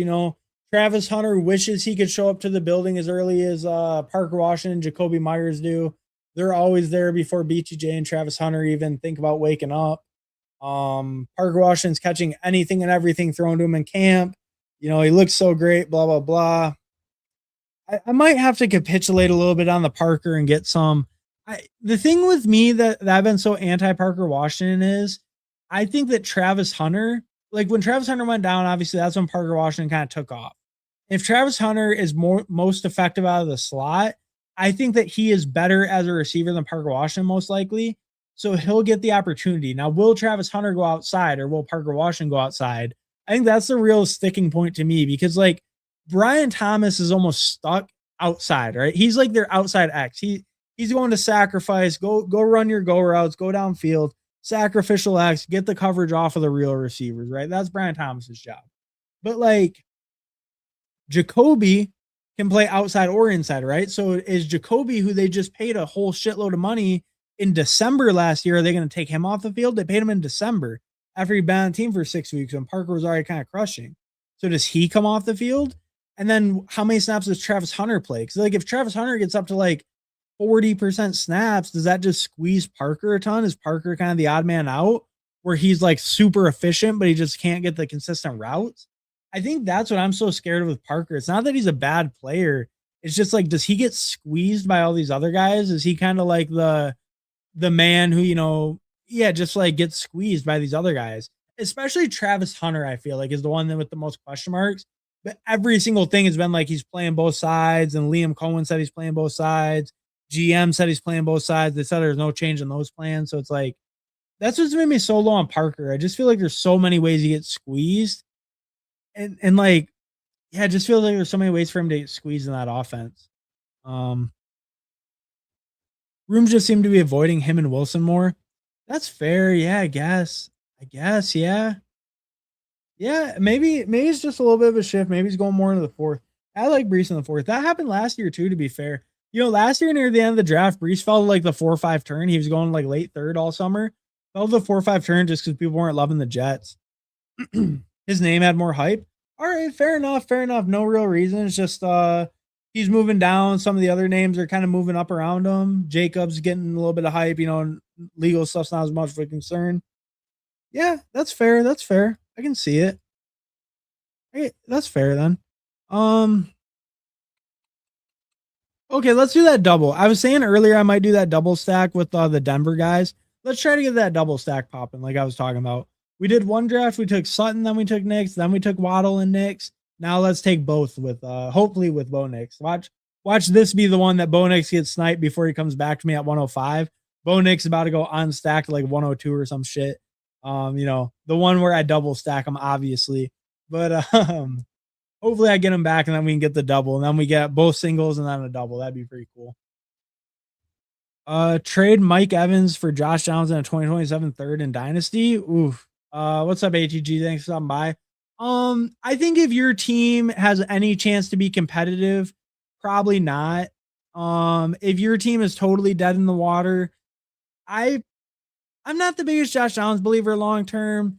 This is kind of his make or break year. So if you want to bet on that, I think it's an okay return for Evans. But I would say if you're competitive at all, I'm holding Evans. I'm holding Evans. I think this could be a huge smash year for him. Obviously, he's not getting any younger though, but I think he could really smash this year. What the fuck? So T-Law goes, but not Herbert. But I want unstacked Herbert because I'm gonna pick Bo Nix, but then I literally have no other quarterback outs. Let's go unstacked Herbert. And we had KC week 17. Because when you look at it, my other quarterbacks are Buffalo, Jacksonville, Cincinnati, all gone. So Denver's really my only out available. I could have grabbed a third running back, and I think that would have been a fine pick, like Rico or Brooks or Dowdle or Hubbard. I mean, I think any of them would have been fine, but let's grab the unstacked Herbert. I like Herbert quite a bit where he goes. And I think since I don't have a lot of quarterback outs, I really don't mind grabbing the unstacked Herbert in this one and just putting him up top. Since I don't really have any outs later other than Nix, but I think Nix and Herbert's a really good 2 QB room. So I'd be happy stopping at 2 with them, and I can try to get Gadsden, Trey Harris, some of that BS later. But I don't mind the unstacked Herbert. I think he runs enough to make it worth it. I think he's a good price where he goes as well. I like your Jets Geno take. Agree. Hey, appreciate it, Fantasy Dog. Appreciate it. But no, and I get going either way on that. But I do think Geno was in a pretty bad spot last year. And I think this year is a lot better setup for him than last year. Um, I do think I have a little bit more optimism about him than maybe most. I also think Frank Reich's not the worst offensive coordinator, you know. And that's the other thing I like about Breece Hall. That's actually another point I wanted to make. Frank Reich historically has really high target rates to running backs. And I think that just bodes well for Breece Hall. I think kind of the whole setup bodes well for his receiving to make a pretty big bounce back. That's kind of why I like Breece Hall so much, because like I think if he gets the receiving volume alone, then we're like feeling okay, even if the touchdowns don't totally show. If he can get in that like 60 plus receiving range, then I think we feel pretty good. And I think Reich has been a pretty high like target rate to running backs in his career. And Gino is not bad with it. Gino's like kind of more in the middle, but hopefully if the scheme leans more to it, he'll be a decently high target rate. Well, like, and he was a good target rate to Genty last year. So like, you know, Gino historically maybe isn't the craziest like target rate to running backs, but historically he was more of a rusher than he is at this point in his career. Um, with this single entry contest, people are making sure they get their guys. That's true too. Yeah, single entry, people get their guys. Emmett Johnson, Casey. Hey, I like Emmett Johnson a little bit. See, the son of a bitch, he took Bo Nix. What a piece of shit. Wow. I hate this man. Takes Bo Nix from me, takes Brooks so he's sharp, you know, and then takes Bo Nix. But that's why we grabbed the Herbert there. Um, You know, I'm not the biggest Kenny Gainwell fan, but let's grab some Kenny Gainwell because I would really like another running back before it totally falls apart. I don't mind some Jacory. He's been getting good coach speak. I don't mind taking a shot on a Vikings guy. I think Kenny Gainwell isn't the craziest upside of any of these receivers, but or any of these running backs, I mean, but I do think his role is pretty safe. It's pretty guaranteed. So I don't mind him there. I was kind of thinking about Jackson Dart on stacked as well, but didn't need to go that move. So we'll go Gainwell. We'll Gainwell. I think he's safer. Not my favorite spot. Didn't totally love that spot. You know, wish I could have got a little bit better running back option. Like a Rashad White or Dobbins would have been really nice to get back over Gainwell, in my opinion. But Gainwell's fine there. Get a third, get a little bit, you know, safer guy. He can cover my bye weeks and stuff. Or like injury he can help cover. So that feels fine to me. I don't mind Jacoby. I think Jacoby's all right. He's a little underpriced. I already do have a Jaguar though. Do I want an on-stat quarterback or do I want to kind of push it? I wouldn't mind a Wandale. A Wandale get me into the Tennessee team, get me a little correlation there. I don't mind a Jordan Mason. I don't mind a Jacory. Let's go Wandale over Jacoby because I have a Jaguar already and I don't have T-Law. So let's go Wandale and give me another out. Let me get an out to Cam Ward, who I really like. I like betting on the Titans to improve. You know, Wandale's been getting a lot of good coach speak. Like they said, he has the key to Cam Ward's house. He's just been soaking up the targets, right, in practice. So it's like, sounds like him and Cam Ward have a pretty good connection. He might get another 140 targets for the third year in a row for Wandale. That might be coming. He's gotten 140 targets both the last 2 years with Brian Dable. So it's like, might be coming yet again. Who knows? So yeah, don't mind the Wandale click there. And I like how it opens me up to Cam Ward. So are you also out on BTJ? I think BTJ is okay. I think basically he's kind of that outside deep field. So I'm overweight on BTJ by a little bit, as you can see. I have 10.7%. So, you know, I'm a little overweight. I was more in on him early than I am now. I think that, like, you know, kind of like what we saw last year, 91 targets, 48 catches. I think he's just that deep field, like deep downfield winner where it's going to be pretty boom busty and pretty like high variance. If he comes down with a little bit more of it, then I think like, you know, we see the better variance, right? If he comes down with a little bit more of those passes, like last year he had like a 50% catch rate, right? So it's like, or a little bit better than 50%, but a pretty bad catch rate. So if we see that like go a little bit more in his favor, I think then we see a pretty good year. If we see it go more like last year with a pretty bad catch rate, not as much red zone usage, I think we could see a pretty weak year for him. Overall, the one I'm picking the most is Travis Hunter, actually, mainly because he's the cheapest. I think when he did get the snaps last year, we did see the upside. We saw him command 14 targets in a game, which, you know, is pretty impressive. Not a lot of guys can do that in a single game. So I'm buying most of Travis Hunter. I'm basically Brian Thomas. I think he's not gonna like kill you where he goes because I think he's gonna be on the field. He's probably gonna run the most routes of any Jags receiver, Brian Thomas will. I just think he runs a lower value like position in that offense. So I think he's a fine pick. I just think if the touchdowns don't really hit, he could definitely disappoint you. I think he'll still be a fine pick though, because like I think in his disappointing outcomes, he ends up being maybe more like a Jordan Addison tier value or like a little bit later where you really get those like low floor weeks where he really kind of like doesn't help you at all. But you also get wait. Okay, let me think about this. This guy has Josh Allen, a lot of one quarterbacks. Let's just get Cam Ward. I gotta lock it up. I gotta lock it up because they might snipe me. Someone's probably gonna take Kincaid here, and I really do like Kincaid, but I also like Dallas Goedert a lot. So it wouldn't be the end of the world. There's also some good receivers I like in this range. Could even go Keaton Missile with my Chargers stuff. I think the Cam Ward pick was like a real necessity on this team where the Kincaid would have felt really nice. He had Josh Allen, so obviously he was going to take him. Kincaid would have felt really nice there, but I think the Ward is more important for my team right now than Kincaid would be. What up? Hey, what's up, Jerry? Thanks for stopping by, bro. Appreciate it. Check out Jerry Football if you don't know. He's streaming every single day. So definitely check out Jerry if you don't know. But all right, what are we doing here? We are going for so Debo goes at 131 in this one. Seems pretty reasonable. That seems pretty reasonable. Thinner receiver room for that guy. Wow, that's really thin. Jefferson, Tyson, Addison, Debo. That's really thin. Wow. Okay, I think it's Dallas Goedert pretty much for sure here. I don't mind the Tyrone Tracy click. Like I said, I'm a big scatter boy, but I think Tracy's price is pretty fair. He has good contingent upside. He will get some work even with Scatabo healthy in the receiving game, especially. But I do like Dallas Goedert's upside a ton. I think Goedert, like, we see Goedert absolutely dominate. We see his yards per out run, just all his efficiency metrics shoot through the roof whenever AJ Brown's out of the lineup. Obviously, the offense as a whole will change a little bit with AJ Brown not being on the team even in the summer, right? The offense as a whole will change. But I think we saw Goedert have a great year last year, be a huge red zone weapon for them. We've seen him have big explosive games, over 100 yards receiving in games multiple times. I think we've seen his efficiency go way up when AJ Brown's out of the lineup. I think Goedert's a great pick. I think he should have moved up some since AJ Brown left. I don't think he really did. And I think, you're just getting a great value, high touchdown upside, good offense, hopefully. But yeah, just a guy who's been super efficient in his career when healthy and even more efficient when AJ Brown was gone. And I think we're just getting a great value on Goedert right now. And I think that worked out pretty good. Would have liked Kincaid back, but Goedert back is a plenty fine consolation price for me.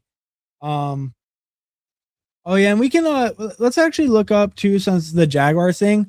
I'll just show my whole Jags exposure. We can kind of see that as well. So I have 14% Tootin. I'm pretty in on Tootin.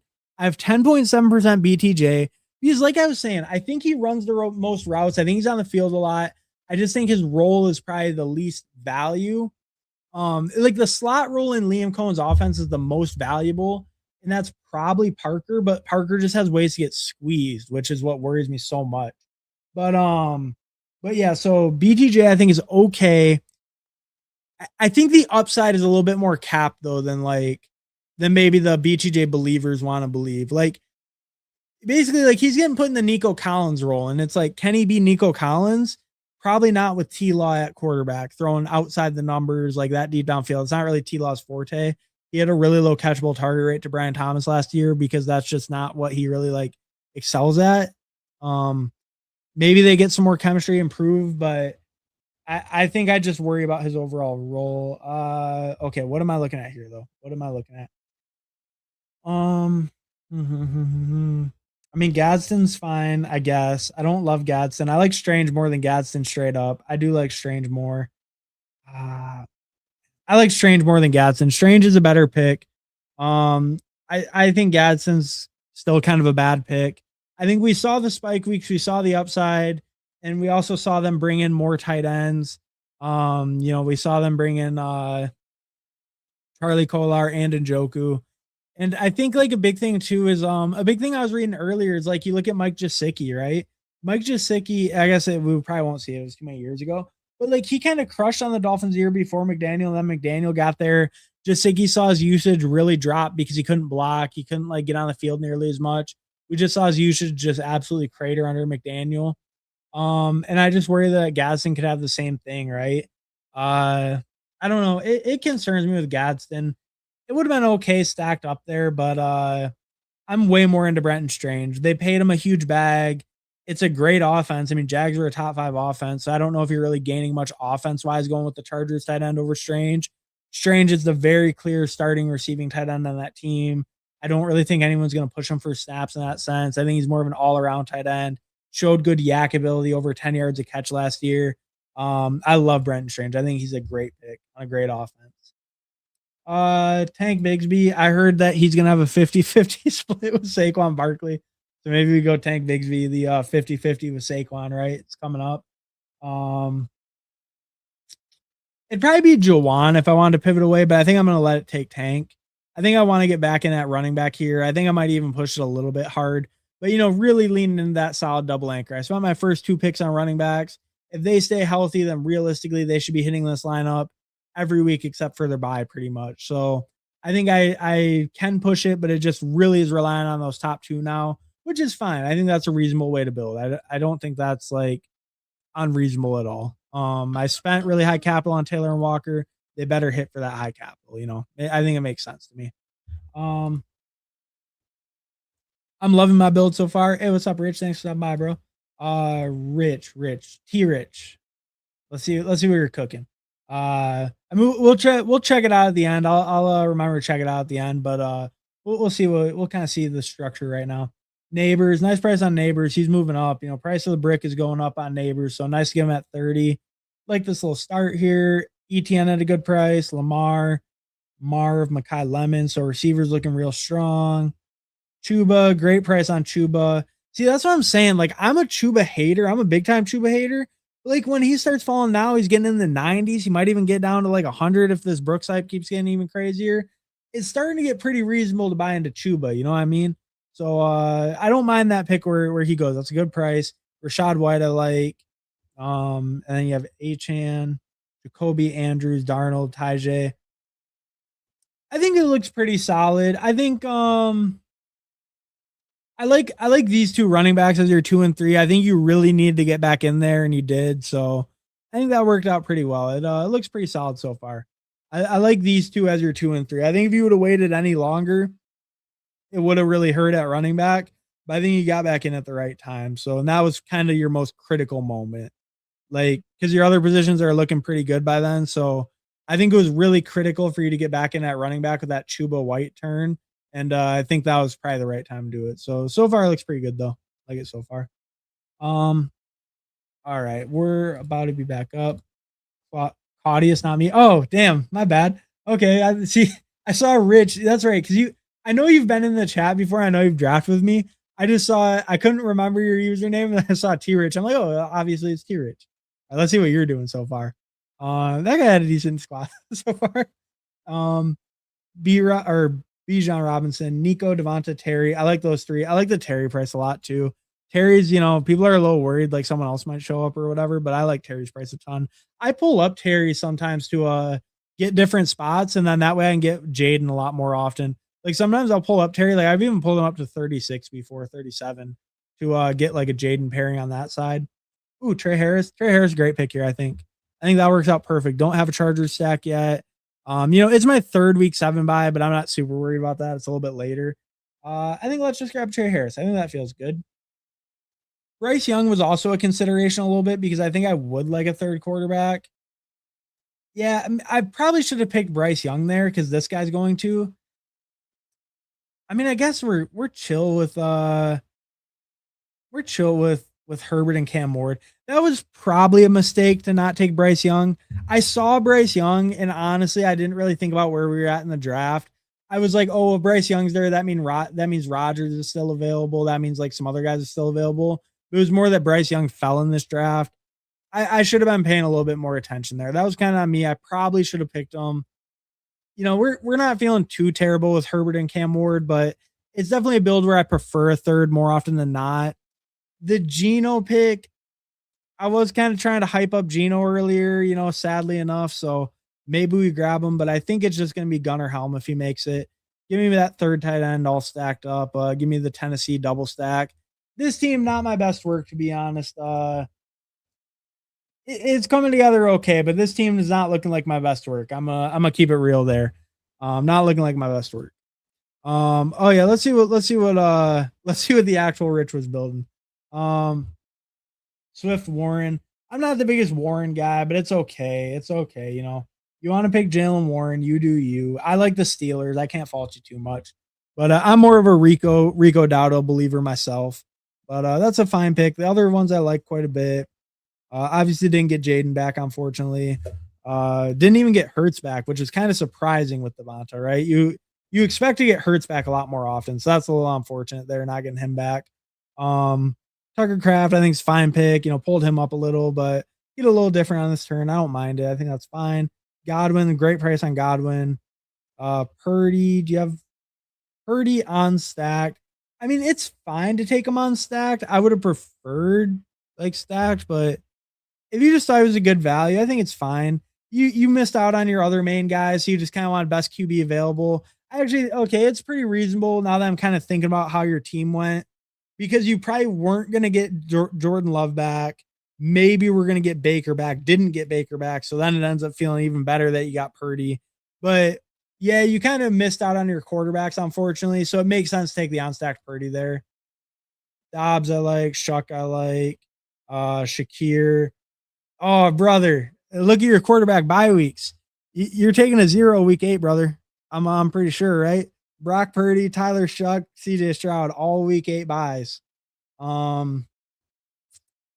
Yeah, that's a little unfortunate. That's gonna hurt a little bit. Quarterback's not one. I'm not much of a bye week, bro, but I really don't like taking a 0 1 week at quarterback. That's like 20 plus points probably that you're losing to those top teams. That can be a pretty significant margin in these. Maybe your team just smashes, but I think so. It looked like a decent build. We'll look at it in full at the end, but looked like a decent build so far, like decent structure. But that quarterback room is going to be hurting. Are they going to give me Geno all the way back? Are they going to be that kind? Probably not. But if not, not a big deal. Paid the rake, sub Hartman. Yeah, no, I'd be paying the rake. I probably paid the rake in this one. But luckily, we were cooking in the BBMs right before this. This one was the Corgi. So if I was ever going to pick a time to pay the rake, it'd be right now in the cheaper draft. So at least we planned it right. We paid the rake in the cheap draft. We built some pretty solid teams in the BBMs. All right, let's go Geno. We'll go Geno. I said I wanted the third. If Geno was meant to be, he would come back. He did come back. So we'll get Geno there, completely unstacked. One of the worst quarterbacks on the board, but I think right there, that's fine. My quarterback room's a little bit weaker. The third, Geno is so much more likely to hit this lineup than any of these names on this board, right? Geno is 10 times more likely to hit this lineup than any of these guys.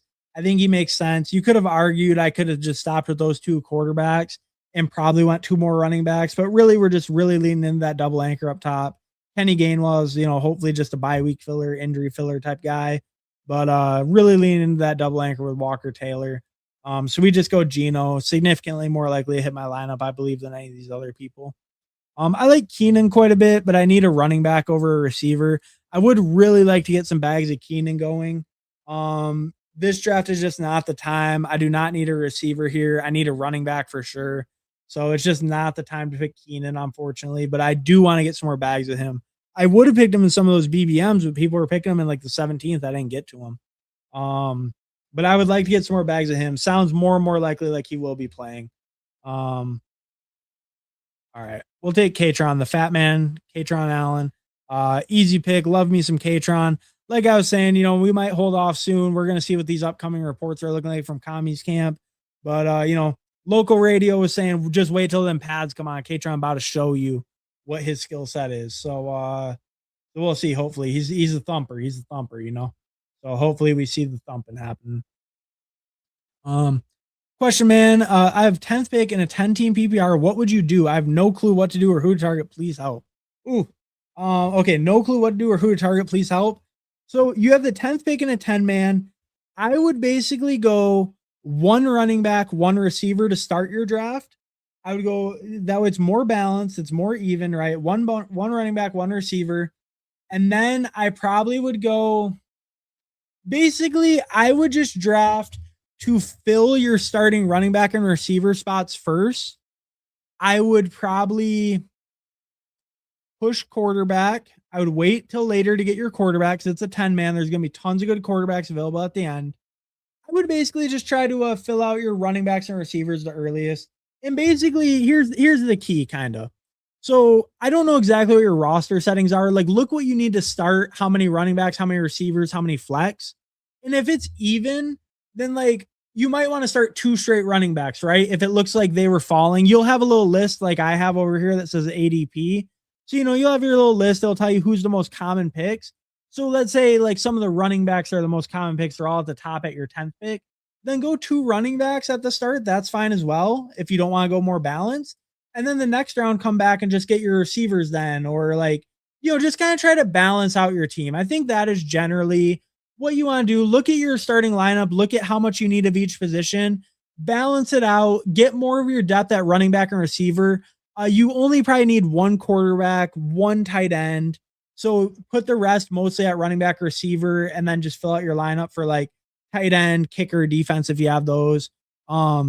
But just really get the depth at running back and receiver is what I would recommend, and try to get some of those positions, those starters early at running back and receiver. Don't go too crazy with the early like tight ends and quarterbacks, especially if you don't have a lot of sleepers in mind. That would be my main advice.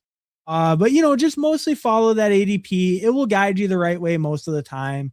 It guides you to what people are generally doing, the general consensus. So you won't be too far off if you stick pretty close to ADP.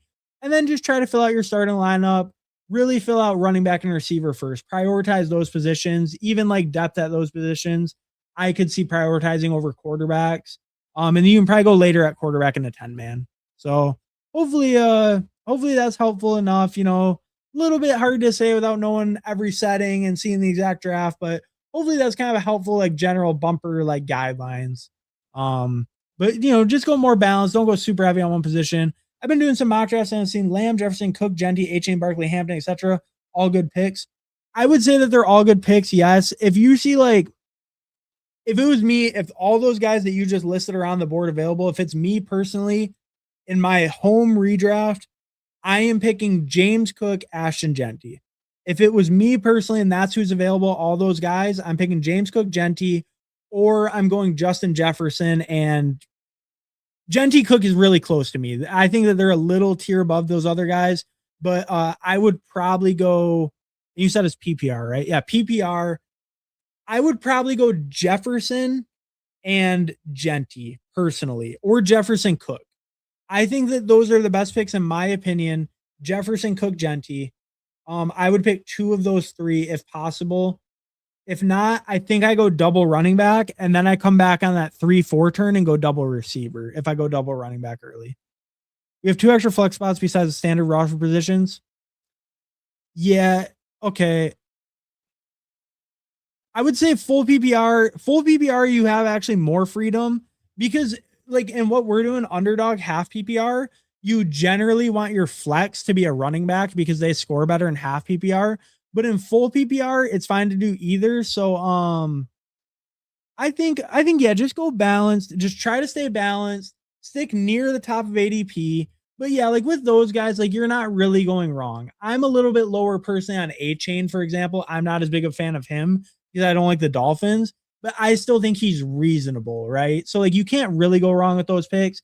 I would just try to balance it. Don't go super heavy into one position or the other. Just try to balance it more, and you'll end up with a pretty decent squad. That's my opinion on it mostly, especially with the extra flexes, because then that gives you even more freedom. And if you see all the best picks are running backs, then lean into that, right? If you don't have your flexes filled and you want to fill them with running backs, and you're like, well, the running backs are way better picks. They're all running backs. Then grab running backs. And once you already have 4 or whatever, then maybe you want to look at balancing it more.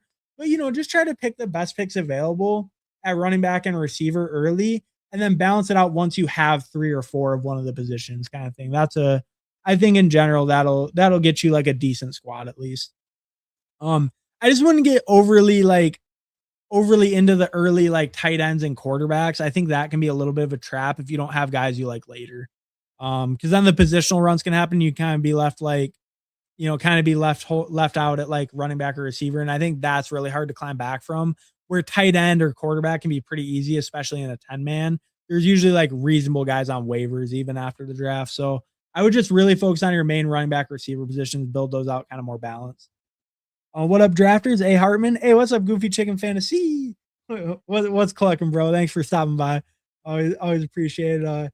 Definitely check out Goofy Chicken if you don't know. He's streaming a couple times a week. Him and Sentex Legend, they got a hell of a show going. So definitely check them out. You think Barkley is going to have a big year? I like Cook and Genty, just can't decide. Also, you think Jefferson will have a bigger year than Lamb? I personally prefer Jefferson to Lamb. That's the one I feel most confident in is Jefferson over Lamb.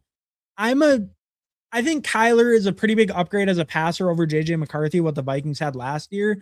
And I worry about Lamb's overall touchdown upside with George Pickens there. George Pickens led the league last year in red zone targets within the 20-yard line. And I just worry that hurts CeeDee Lamb's overall touchdown upside and makes him just slightly overvalued. Where I think Jefferson could have a big bounce back here. I think he's obviously the clear alpha on his team. And I like betting on the Vikings just as a whole to be like a bounce back offense. So I'm a little bit lower on Lamb. I don't think he's a bad pick though. If you're really into Lamb, like these guys are splitting hairs. They're elite, right? So like, and you said Barkley as well. I like Barkley quite a bit. I'm pretty in on the Eagles bouncing back as well. I think their offensive coordinator last year was horrible. Kevin Patullo, he was a horrible offensive coordinator. I think their new guy, Sean Mannion, seems very innovative, it's a very interesting hire. It's his first time as an offensive coordinator, so there's some risk there. They lose AJ Brown. I think there's some risk there as well. But I am pretty excited for the new offense. I think Barkley could have kind of a bounce back year. I think he did really, really poor had really poor variance on breakaway runs last year. Didn't get hardly anywhere 2 years ago. He was the best breakaway runner in the NFL. I think we see that return somewhere more to the middle where like he easily pays off this price, but he's not like the 2K rusher again, but can pay off his current price. So I'm pretty in on Barkley.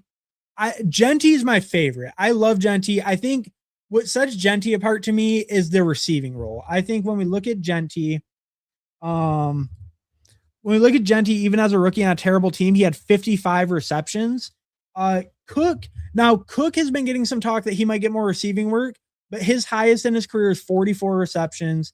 And then Saquon used to get more, but on the Eagles, he's just not receiving like that. Like his highest on the Eagles is 33, right? In the last 2 years, 37 and 33, or his highest was 37, sorry. But like we see his receiving workload go down quite a bit on the Eagles. So overall, I like Genty the most because I feel like he absolutely dominates the workload in a way that those guys can't. Maybe not that they can't, but that they won't on their offenses, where I think Genty will be the focal point receiving and rushing, where those other teams don't throw their running backs as much. I think Cook could have the upside because they have been talking about using him more in the receiving game. I think Barkley feels really good. I think Barkley feels really good as well. I like that whole turn, to be honest with you. I don't dislike any of those guys that much other than A-Chain.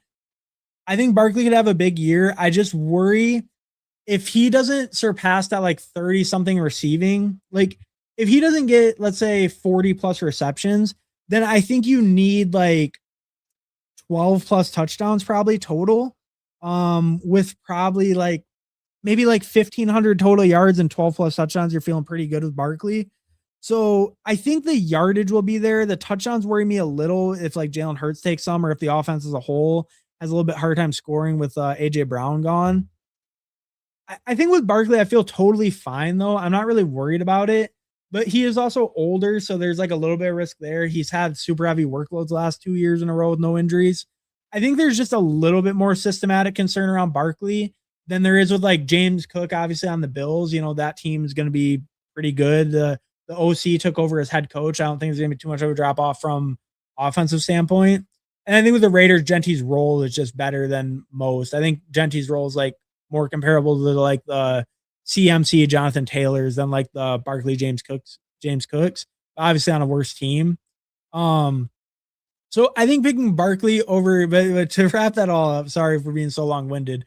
To wrap that all up, I think taking Barkley over Cook or Genty is a reasonable take, but I personally would lean Genty first. And I think Cook and Barkley are a little more interchangeable, but I'm buying in a little bit to the coach saying that Cook will get more receiving work. I'm willing to believe it a little because he has been a really efficient receiver. So I think it makes sense to give him more receiving work. So I lean slightly towards Cook and Genty. And also James Cook, like the touchdowns are undeniable. James Cook, the last 2 years, 12 touchdowns last year, rushing, 2 receiving, 16 the year before, led the league, 2 receiving. The OC is taking over as head coach. We just see his rushing numbers shoot way up, get a way higher workload. I'm pretty in on Cook or Genty, but I think Barkley's a perfectly reasonable pick there as well. I just looked at the schedule. I'm definitely cooked week 8. Yeah, yeah, no, I mean, where is it? Claudius. Let's check out Claudius's team. Let's check out the teams real quick, and then we can get in another. I'll actually real quick before we do that. I'm gonna start another YouTube poll. We're going to see what we want to draft next. I think we're gonna rip one more draft and then call it a day. So my audio might go bad for 1 second, but I'm just doing. So end poll. All right. All right. So let's make the poll.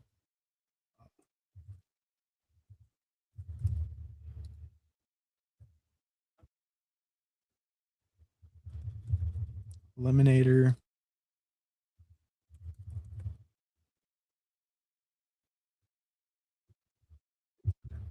All right. What options do we have?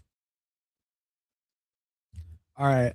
I'm gonna put in Eliminator, BBM, DraftKings, and Drafters. We'll do that. All right, let's close that shit. My audio went bad for a second. My bad on that. Sometimes it does that when I open YouTube, but hopefully it didn't. But if it did, we should be good now. Hopefully. Okay, we'll check out the Corgi teams real quick. Go vote in that poll right now if you guys got an opinion on what you want to draft next. But yeah, go vote in the poll right now, and then we'll do whatever wins the poll. Unfortunately, not much on Underdog, so I gave you some options. I know most people probably still pick Underdog, or probably just rip a BBM or something, but I figured I'd give you the option if you want to do something different. All right.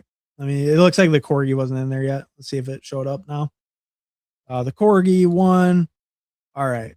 Let's take a look at who are we gonna look at first? Oh yeah, Claudius. So quarterback room. I mean, it's a strong quarterback room, but week 8 gonna be hurting. We touched on that earlier, but it's a strong quarterback room. Other than the bye week thing.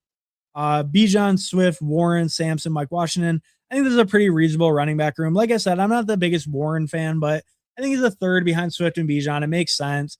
Then you just wait a long time, get Sampson, Mike Washington, some lower upside guys. I don't mind that at all. I think that's a pretty reasonable running back room. Big hero up top. I like Swift a lot as a 2. I like Swift a ton where he goes, actually. So I like him as a 2. And then Warren as a 3, I think is perfectly reasonable, even if I'm not the biggest fan. But good running back room, like good capital allocation. That all makes sense to me. Nico, Devonta, Terry, like that 3 receiver start a ton. Really strong top 3. Chris Godwin on a decent value. Dobbs, Khalil, Ted Hurst. I think this is a really strong receiver room. I really like it. I love Dobbs where he goes. I love Chris Godwin. I actually like your top 3 as well. Terry, Devonta, Nico. I like all these receivers. Khalil Shakir is not my favorite. I don't like Khalil Shakir, and I don't think he's needed on this team. I see that you got like a 20 pick fall though, so I'm not really going to fault you for it. But I'm not much of a Khalil Shakir guy, and I think on a stronger receiver team, it's like he doesn't make a ton of sense as a player, but on the big faller compared to the guys he was probably going around, it's probably a good pick, but not my favorite guy, but I like the other like 6 receivers on this team, so I won't give you too hard of a time about it. And then Tucker Kraft, Schultz, Otten, actually that's a good tight end room. Overall, I actually think this team is really strong. I like it quite a bit. It's just that quarterback thing is going to hurt. And then running back is really relying on these top 3. That's going to be the only thing. Your running back room doesn't have much depth, doesn't have a ton of room for error. But I think your other rooms are really strong. So I think it feels really good. It's just that quarterback buy thing. And then running back feels good enough, though. So if you can make it through week 8 alive, then I think you're feeling pretty good. Let's look at Dildo Schwaggens. And then I think it's just me, and I think we're good. And then we'll draft whoever wins that poll. So Schwaggens, 2682, Jaden Caleb, great 2 QB room. Love that. Really strong. 2 elites, basically. Derrick Henry, Cam Scadwell, Rico, Ja'Cory, Chris Rodriguez, Malik Davis. Strong running back room. I think you could argue maybe you didn't need the 6, but you want to take a shot on Malik Davis. Dallas backup's pretty valuable. I think that's fine. That makes sense to me. So that feels good at running back. Like these top 3, like Ja'Cory as a 4th, C-Rod as a 5th, really strong. Like I said, could have stopped at C-Rod, but last round, I'm not going to fault too much for throwing on Davis. Drake London, Chris Olave, Luther Burden, Rashichi, Jalen McMillan, Ryan Flournoy, Tank Dell, Jalen Tolbert, Kyle Pitts, Jawan. Pitts and Jawan's good for 2. I think receiver is a little bit thinner than I would like. Yeah, definitely thinner than I would like. I think these top 3 are pretty good, pretty like strong top 3. I think maybe you gave it a little bit too much of a break. Obviously got a little lucky with that value on Shaheed. I would have liked maybe more like for a 4th, if you could have got like a Wandale, a Dobbs, one of those consistent guys, even go a little bit higher, get like a Jacoby Myers, something like that if he fell a little. But like, I don't know. I would have liked if you could have got a 4th guy who has a little bit safer floor. But I think it's okay. You did a lot of depth to it, right? With the 8. I probably even more put Malik Davis at receiver now seeing it.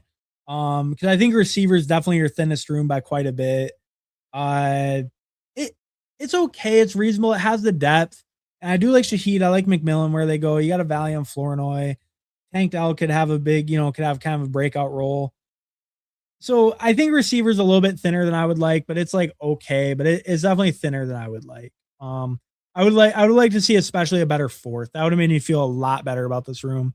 If there was a better 4th receiver. Maybe over like a C-Rod, and then you go like a later like RB5 and 6 or something, since running back is pretty strong. But overall, not bad though, not bad. And if some of these later guys pan out, then I think you're kind of hitting. And your top 3 are strong, so they could obviously just kind of carry it all year, especially if Burden hits. All right, let's check out my team last. Herbert, Ward, Geno. That's fine.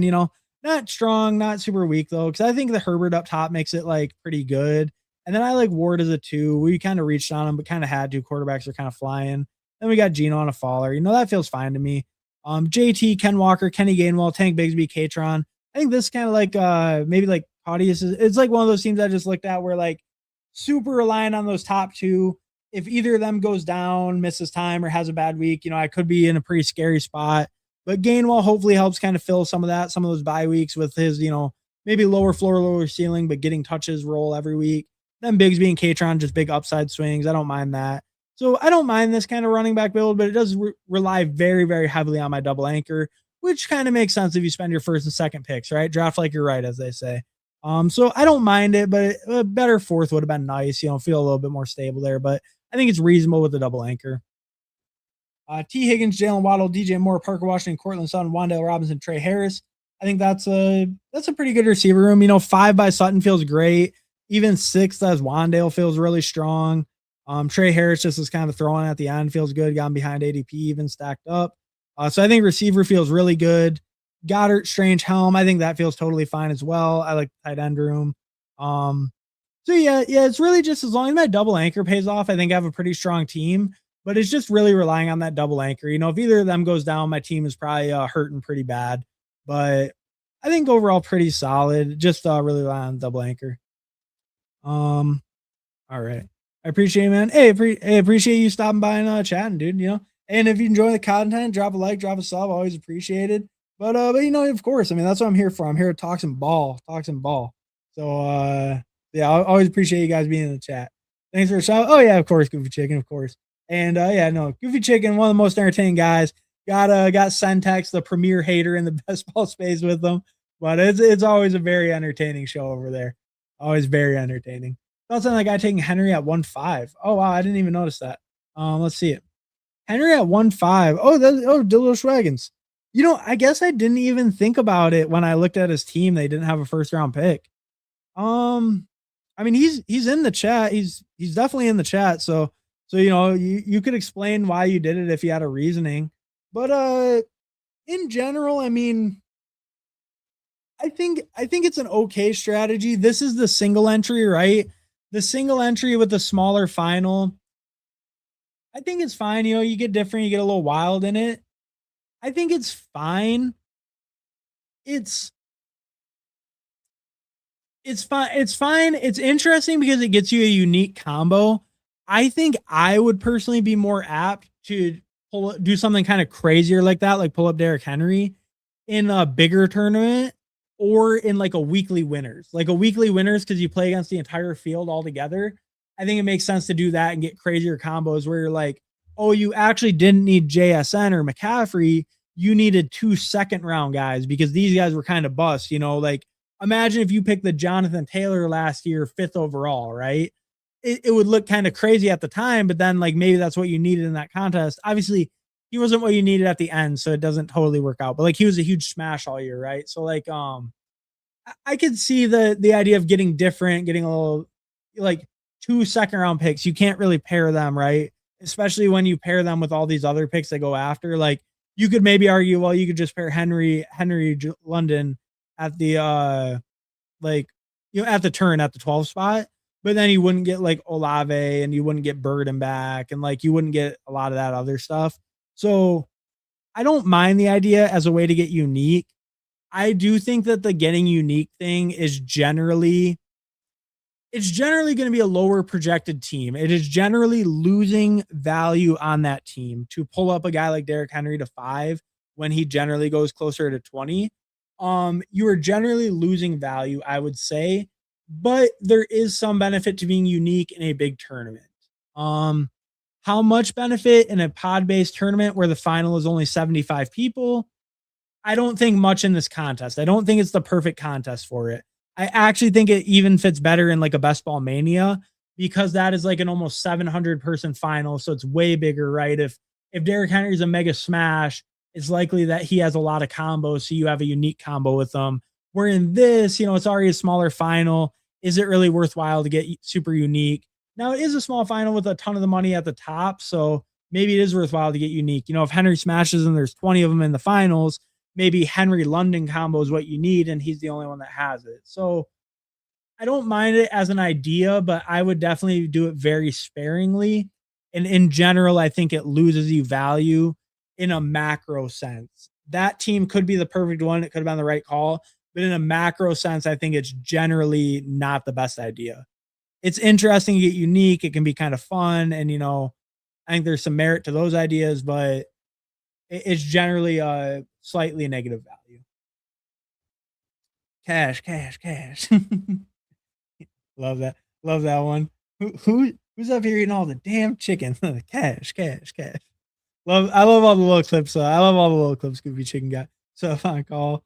All the clips are hilarious. Why is Hampton getting so much hype? I agree with Genty. He's a lock for me if he's there. Just figuring out if I take wide receiver or another running back. I'm stuck in the middle.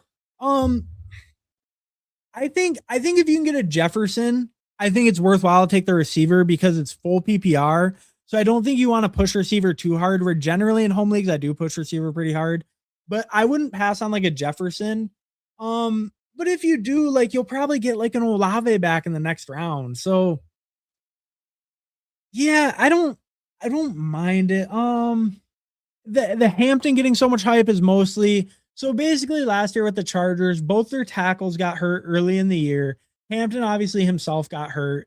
This year they signed Mike McDaniel, the former Dolphins offensive coordinator, and obviously he's had a super efficient rushing game. With or not Omarion Hampton, with Raheem Mostert and Devin Achane. He obviously had one of the best rushing offenses in the NFL 2 years ago. His rushing offense have been great the last 2 years. Chargers dealt with a ton of injuries last year to their offensive line and to Hampton himself. So I think it's just really like, first round running back last year, looked decent in some spurts, like not so great in other spurts. He kind of seen as like potentially the bell cow, but I think it's mostly just the offense as a whole. A lot of the Chargers guys are optimism, right? I mean, even like Ladd McConkey. Ladd McConkey was terrible last year. He was a second round pick and he sucked. He had 66 catches, 79 and 6. He still goes on the 3-4 turn. A lot of it's because Mike McDaniel, people are kind of projecting him to improve the offense. And I'm willing to buy into that as well. I'm not super against that, but it's mostly like kind of a narrative based thing. And he does have the draft capital from last year. It's not like Hampton's a nobody prospect, but a lot of it's a narrative on Hampton. We didn't get to see a ton from him last year, not a ton of good stuff from him last year. So if you want to be more out on him, especially in your home league, in best ball, I'm drafting hundreds of teams. I got to play some variance. I do believe in the Chargers as a team, but if you're a little bit lower on Hampton, I think that's a totally reasonable call. I don't think he's shown us a lot to be going where he's going, especially compared to those other guys. I think a lot of it's team based and a lot of it's based on the coach and the team as a whole, not as much on him as a player and what he's actually shown us. Drafters Elim. Drafters Elim sounds fun. If we do drafters, we probably will do the Elim over the main contest. Yeah, if we do drafters, we'll do the Elim instead of the main, but we'll see what wins. That's where Daniels went. LOL. I mean, oh yeah, because he went before you. Yeah, that was kind of weird. Yeah, you have a referral code for drafters new to it? Maybe you use referral code Whohames. Whohames has a referral code. You could use his. I don't think I have a referral code, to be honest with you. I might. I wonder if I can even log into my drafters on my computer. I haven't used it on my computer in forever. Oh, there we go. All right, we're on here. Refer a friend. Ooh, I do have a referral. My referral link. There we go. Here we go. We got a referral link for drafters. Why not? I don't know what you get. I think it's a deposit match up to what is it? Refer a friend, and $10. Your friend receives a 50% bonus up to 100. A 50%. Oh, my promo code's FF Stooge. Okay, that makes sense. That's my username on there. Honestly, Whohames promo might be better. Like, because he has a real referral code. His is either Who or Whohames. I want to say his is a 100% match. So you might want to go with that or try Whohames. His is probably better than mine because I don't have like a real referral code. I just have like the one you get for making an account. I think he has like a real drafters referral code. So try that out. If you do sign up. I mean, but if you want the easy, I mean that link should work, and it is 50% bonus. So, but I think some other ones might be a little bit better bonuses, but I'm not sure. Do you think AJ Brown has a bigger year than Jefferson or Lamb? He's clear wide receiver one with better QB than like Jefferson. I could see it. I think you're. Yeah. Okay. Oh, okay. Best ball on call. Who is 100%? I think who is the code. So yeah, if you're gonna sign up and deposit, use who's code instead because it's better. It's a better code than mine, so use that. So it should just be HOO in the promo if you want to sign up with his. But I'll explain drafters a little bit too. Drafters is pretty cool. So drafters is season long scoring, full PPR. They did do this new contest we might look at called Drafters Elim that Al Boogie was talking about. We'll check that out if we go over there too. But they are full PPR. They are season long scoring, which is nice in some because it gets rid of the pod. So the best teams win, no pod luck, none of that. But some people don't like the season long scoring. There's ups and downs to it. But just so it is a little different than Underdog. And we'll talk about it more if we end up drafting over there, but we'll go with whatever the poll is. Henry's low key so underrated in half point. I agree with you, misconstrued. Just the touchdown upside, right? I mean, look at his touchdown scoring. It's so consistent. I saw someone one time say that what was it? What they say? Like, I can't remember who they said. James Cook. They said James Cook is the biggest lock for 12 plus touchdowns. And it's like, how are you going to say James Cook's the biggest lock? I know he's done it 2 years in a row. Derrick Henry's done it 4 years in a row. Derrick Henry, and probably more than that. That's all I can even see on here. Derrick Henry is an absolute red zone machine. Both years on the Ravens, he has 16 rushing touchdowns. The Ravens weren't even very good last year. Lamar missed like half the year. Derrick Henry still puts up 1,600 yards, 16 touchdowns. I mean, I'm with you. I would never fade the king. I'm actually only at 8.8%. I love me some Kenneth Walker though. Kenneth Walker is the one that's really stopping me. I think Kenneth Walker might go dummy on the Chiefs this year. But I'm with you. Derrick Henry is underrated, perennially underrated. People are so worried about that age cliff that they're scared. They're scared. Same thing with CMC. I mean, CMC is stronger in full PPR, but it's like they're just scared. That age cliff is going to hit someday, and they don't know Derrick Henry's an alien. He's not from this planet, and he's putting up another 15 plus touchdowns, whether the haters like it or not. So I'm pretty with you there on the Henry thing. All right. So I think we looked at all the teams. We got through all that. So let's see what won the poll, and then we'll maybe be staying on Underdog, maybe going to a different site. We'll find out. All right. What we drafting? It appears that we are drafting the Eliminator. Okay, there was another vote. I'll give you guys like 1 minute. Make your votes if any of you haven't voted. Right now the Eliminator is winning. BBM and Drafters are slightly behind. Right now BBM and Eliminator are tied. So we'll make a decision. We'll make a decision in just a minute. But if any of you guys want to get some votes in, go ahead, go for it, and then we'll get it going for probably the last draft of the night. It will be the next one. Ooh. Alrighty. Alrighty. What's up, Leo? Thanks for stopping by, bro. Any word on Monagai missing? Last year they were hush hush about giving updates on about Roshan. Someone was projecting him as the number 2. I do agree. Last year they were hush hush with Roshan. Not really. It's just been an unspecified injury. Definitely something to monitor. I would not say I'm overly worried because like the Roshan stuff, a lot of it too was like they weren't even talking about him when they were talking about the running back room or anything. I think they were talking about Monagai earlier. It's just been the undisclosed injury lately. I would say I'm holding off a little bit on Monagai, but I'm not the biggest Monagai drafter. So I'm holding off a little bit on Monagai right now, but I wouldn't be overly concerned. Definitely something to monitor though, and no real updates. I've been looking at that. Third day in a row out with an unspecified injury. No real news. Henry's minus 300, score 10 plus TD on DraftKings, 90%. That's what I mean. It's just a lock, dude. It's a lock. People are scared of the age cliff. People are just scared of the age cliff, really. It's a great offense. He's a great player. He's never fallen off. Yeah, I think it's just, people are scared. And what's up, K-Space? Thanks for stopping by, bro. So unfortunately, we actually just finished the Corgi. So right here, Corgi, we just did it. So we started off, we ripped 2 BBMs today. We ripped the Corgi after. So unfortunately just missed it. But yeah, and only a single entry. I wish it was more. I wish it was like a 10 entry or something for the $5. Wish we had some decent low entry fee stuff in there. Draft Survival 6 out of 12. Yeah, Drafters is a pretty cool one. All right. All right. So let's head over to the YouTube. Let's see what's winning that poll. I'll just open it on here. All right. My bad. Let's see what's winning this poll. All right. What are we drafting? Oof. Okay. BBM and Eliminator are in a dead tie. So that means I got to put my finger on the scale. Let's see if I can end the poll while they're still tied. All right. Did we end it in time? All right. We ended the poll. BBM and Eliminator were exactly tied.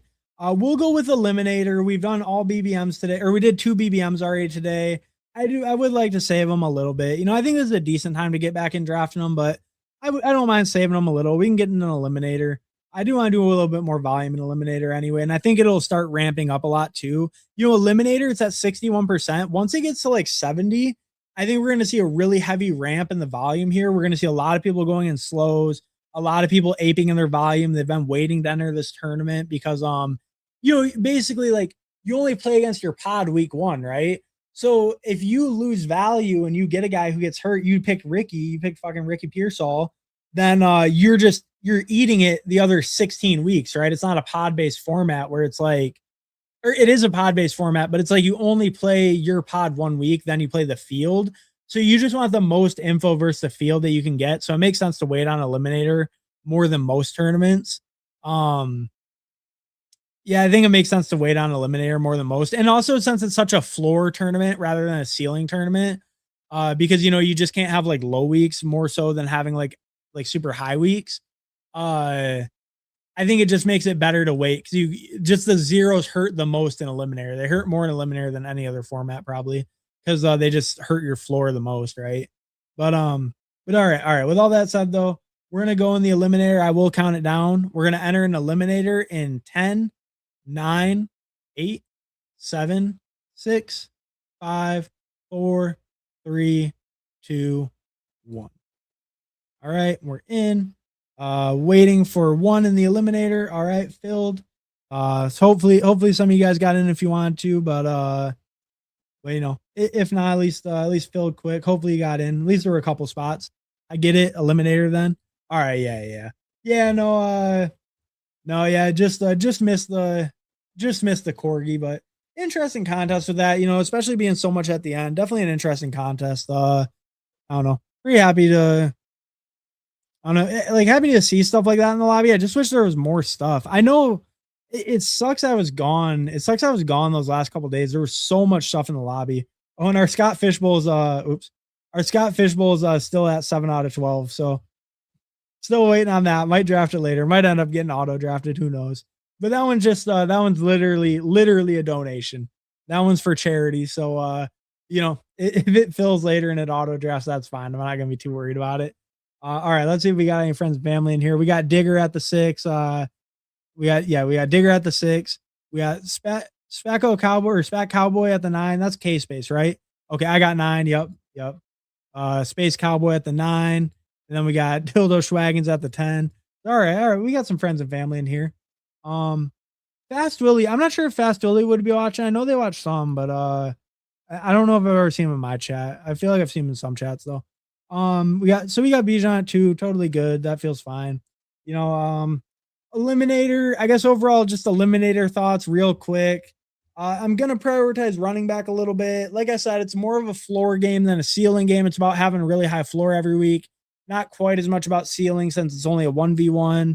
So I'll be prioritizing floor some. I will be trying to avoid double bye weeks, obviously. Not going to be really overstacking teams. I really like skinny stacks and Eliminator. I think that makes a ton of sense to me because it's like you get the skinny stack, right? Like I get like Joe, let's say I got Jamar Chase. Like I'm fine with like Chase Burrow, but I would never try to add like a Chase Brown or T Higgins on there or something because I think a skinny stack gives you that upside of that team and gives you like all the benefits, but I don't think it totally kills you when they're on by. So I prefer the skinny stacks in this format, or like maybe the Lions are a better example. Like I would pair up a Monra and Goff or JMO and Goff or like Laporta Goff, whatever.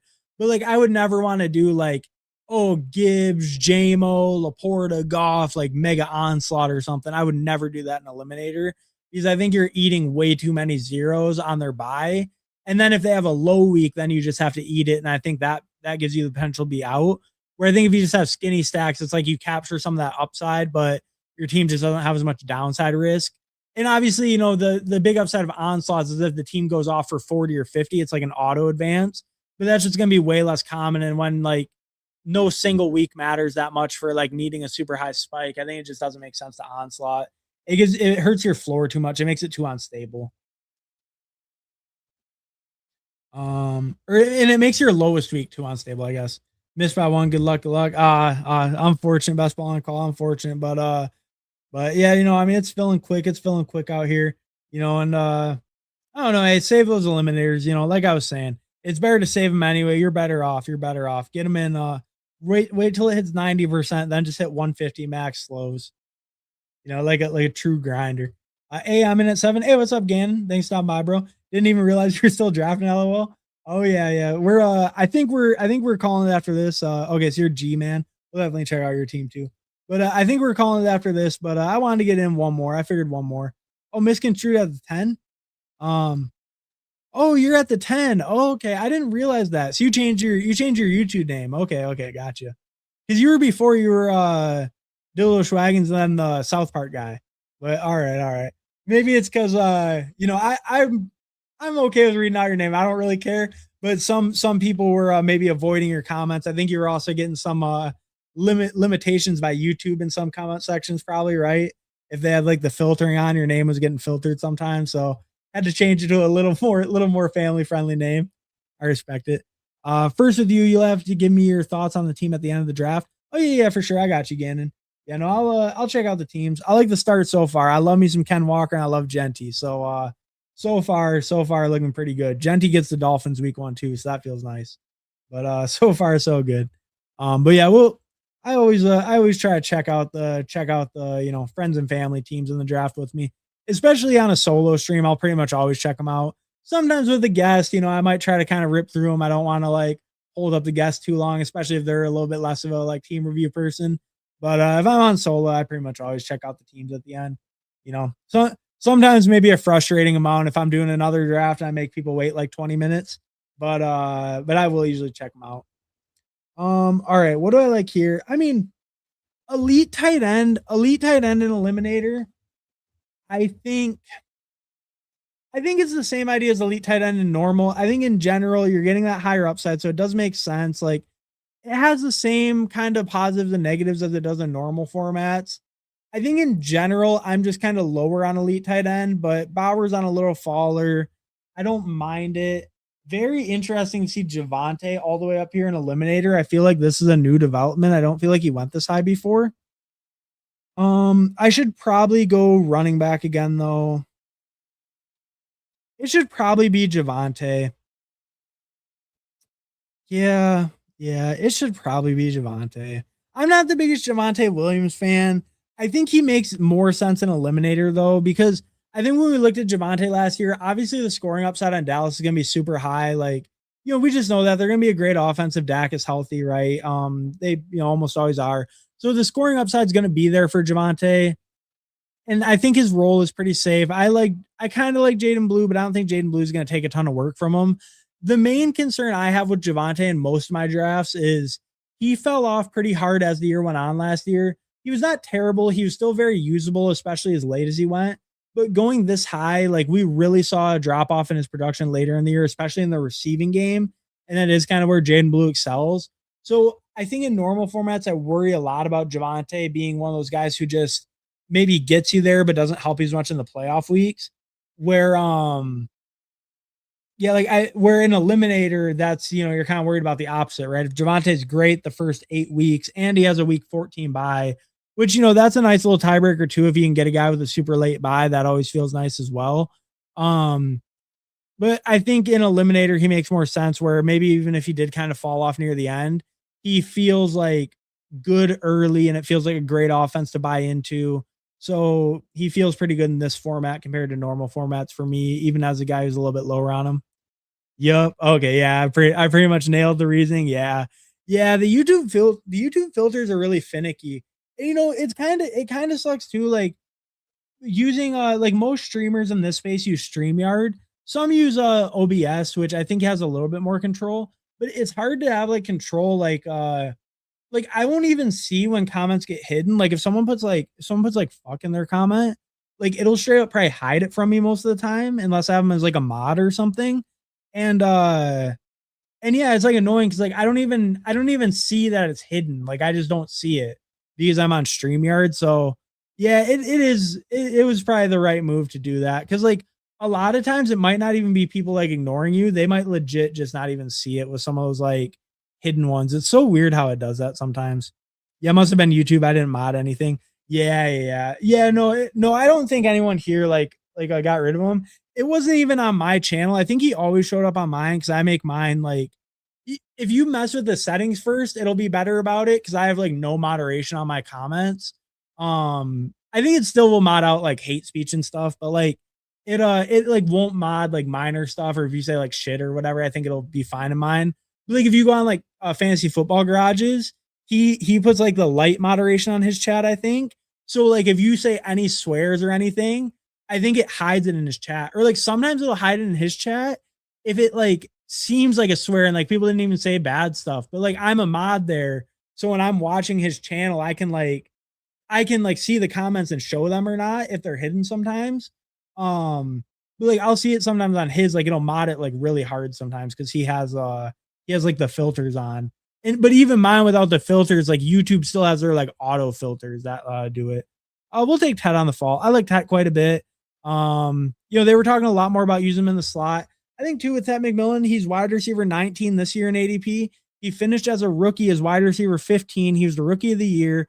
I get we're worried about Bryce and we're worried about the offense maybe, but Ted already paid off this price. He already beat this price as a rookie.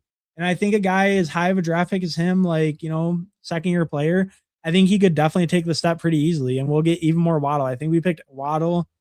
I might have picked Waddle in all but one draft today. I picked a ton of Waddle today, man.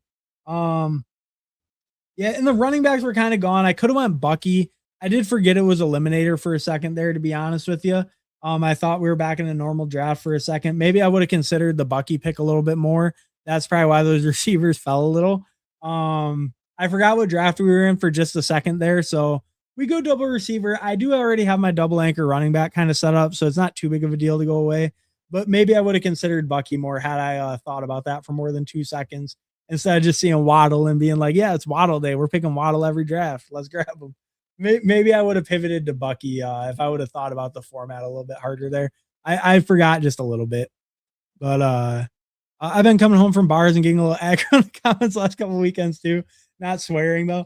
Yeah. No, I mean, hey, it's always welcome, always welcome. You know, I don't know. I don't mind when the chat gets a little bit spicy, but yeah, it's just the auto filtering stuff and all that. It was definitely the right call to change your name.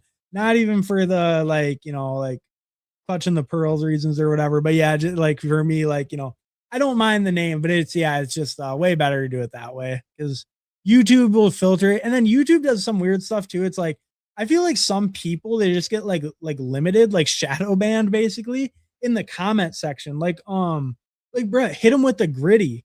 His old account, it was just called like hit him with the gritty 18, and he would always be hidden for some reason. You had to go to like all chat every time to even see him. Whereas new account, like I see him every time, and it's so weird. But his name didn't even have like a swear or anything like it, and it was like always hidden because it was like a really long name. I think maybe I don't know.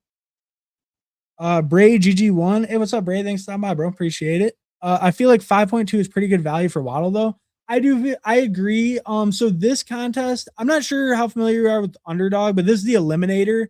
So every week it's 1 out of 2. So we do focus on running backs a little bit more in this format because any week you can be eliminated. So you want that higher floor.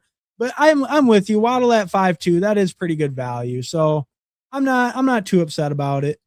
Hey, thanks for stopping by over on the Twitch. Thanks for checking it out.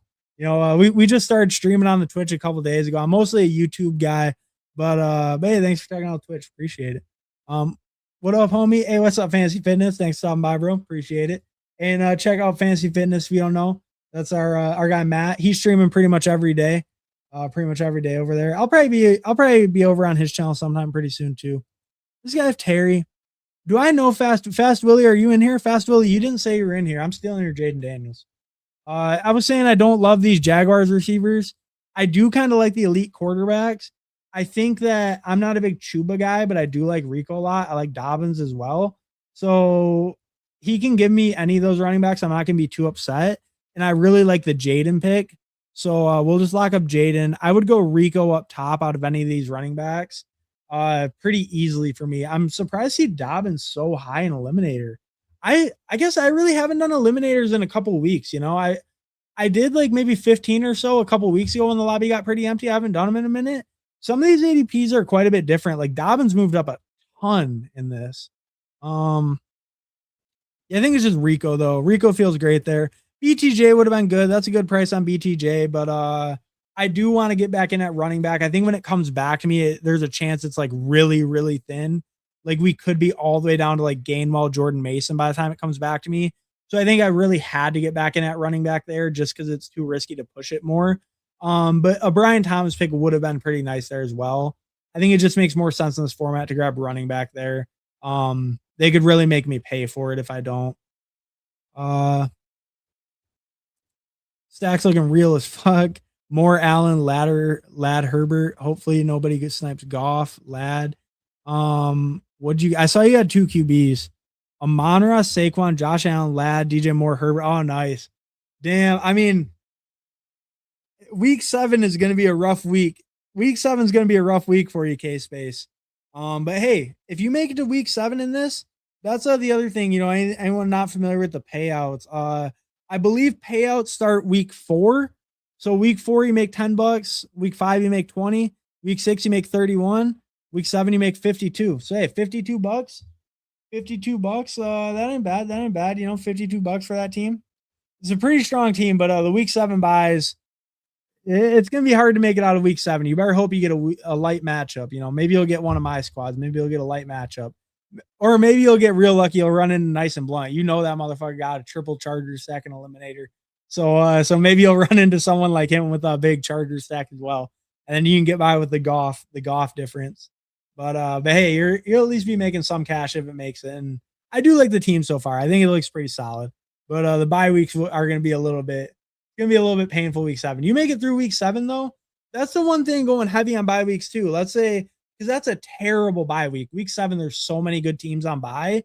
Like, let's say you get lucky, you get another guy who, I have Jaden, right? Or other people have Allen. It's like maybe you get a guy who has a big Jaden stack or a big Josh Allen stack or Herbert stack or, T-Law stack. Maybe he has BTJ and Parker and T-Law and they're all week 7 as well. If you get through week 7, I mean, you could have like an absolute crusher. So, because like I think that can be kind of a strategy too, is where you do pile up some bye weeks, like, and try to just have just enough to get out of it.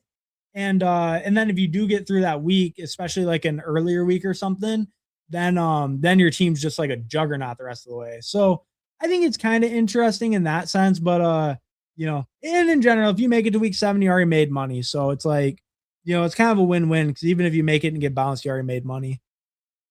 All right. So I do like Courtland Sutton a lot, but I like Jonathan Brooks a lot as well. Okay, do I want a quarterback here? Probably not. Okay, let's go Brooks. We're gonna go Brooks here because I'm okay with Sutton or Pittman. If he takes both, that's gonna kind of suck. But I probably take Addison at that point or a quarterback. Okay, but he doesn't take he goes running back. So we're good. So we made the right call, probably grabbing Brooks in front of him because he might have taken him. So now I got my choice between Sutton and Pittman. I think an eliminator, I would rather not do the double stack. I don't want to overcommit to the Denver Broncos. It wouldn't be terrible, but I think with a thinner receiver room, I'd rather get different buys. I really like Pittman a lot. I think his role is really safe. I think he's going to be the receptions leader on the Steelers. DK might hit some bigger plays and get you like moved around more, used kind of more creatively. I think Pittman will be the target leader on that team. And I think he's just a really solid floor piece. Feel really good with him as my wide receiver 3 actually in this build. And I'd rather not like double up on Denver. If they have a lower game, more run heavy game, then it really hurts me. And I think they could definitely have some weeks where they're more run heavy and stuff, where doubling up on them could like really, really hurt. So we'll avoid that a little. DJM 5100 Dynasty League question. Would you rather have a Monra or George Pickens and Breece Hall?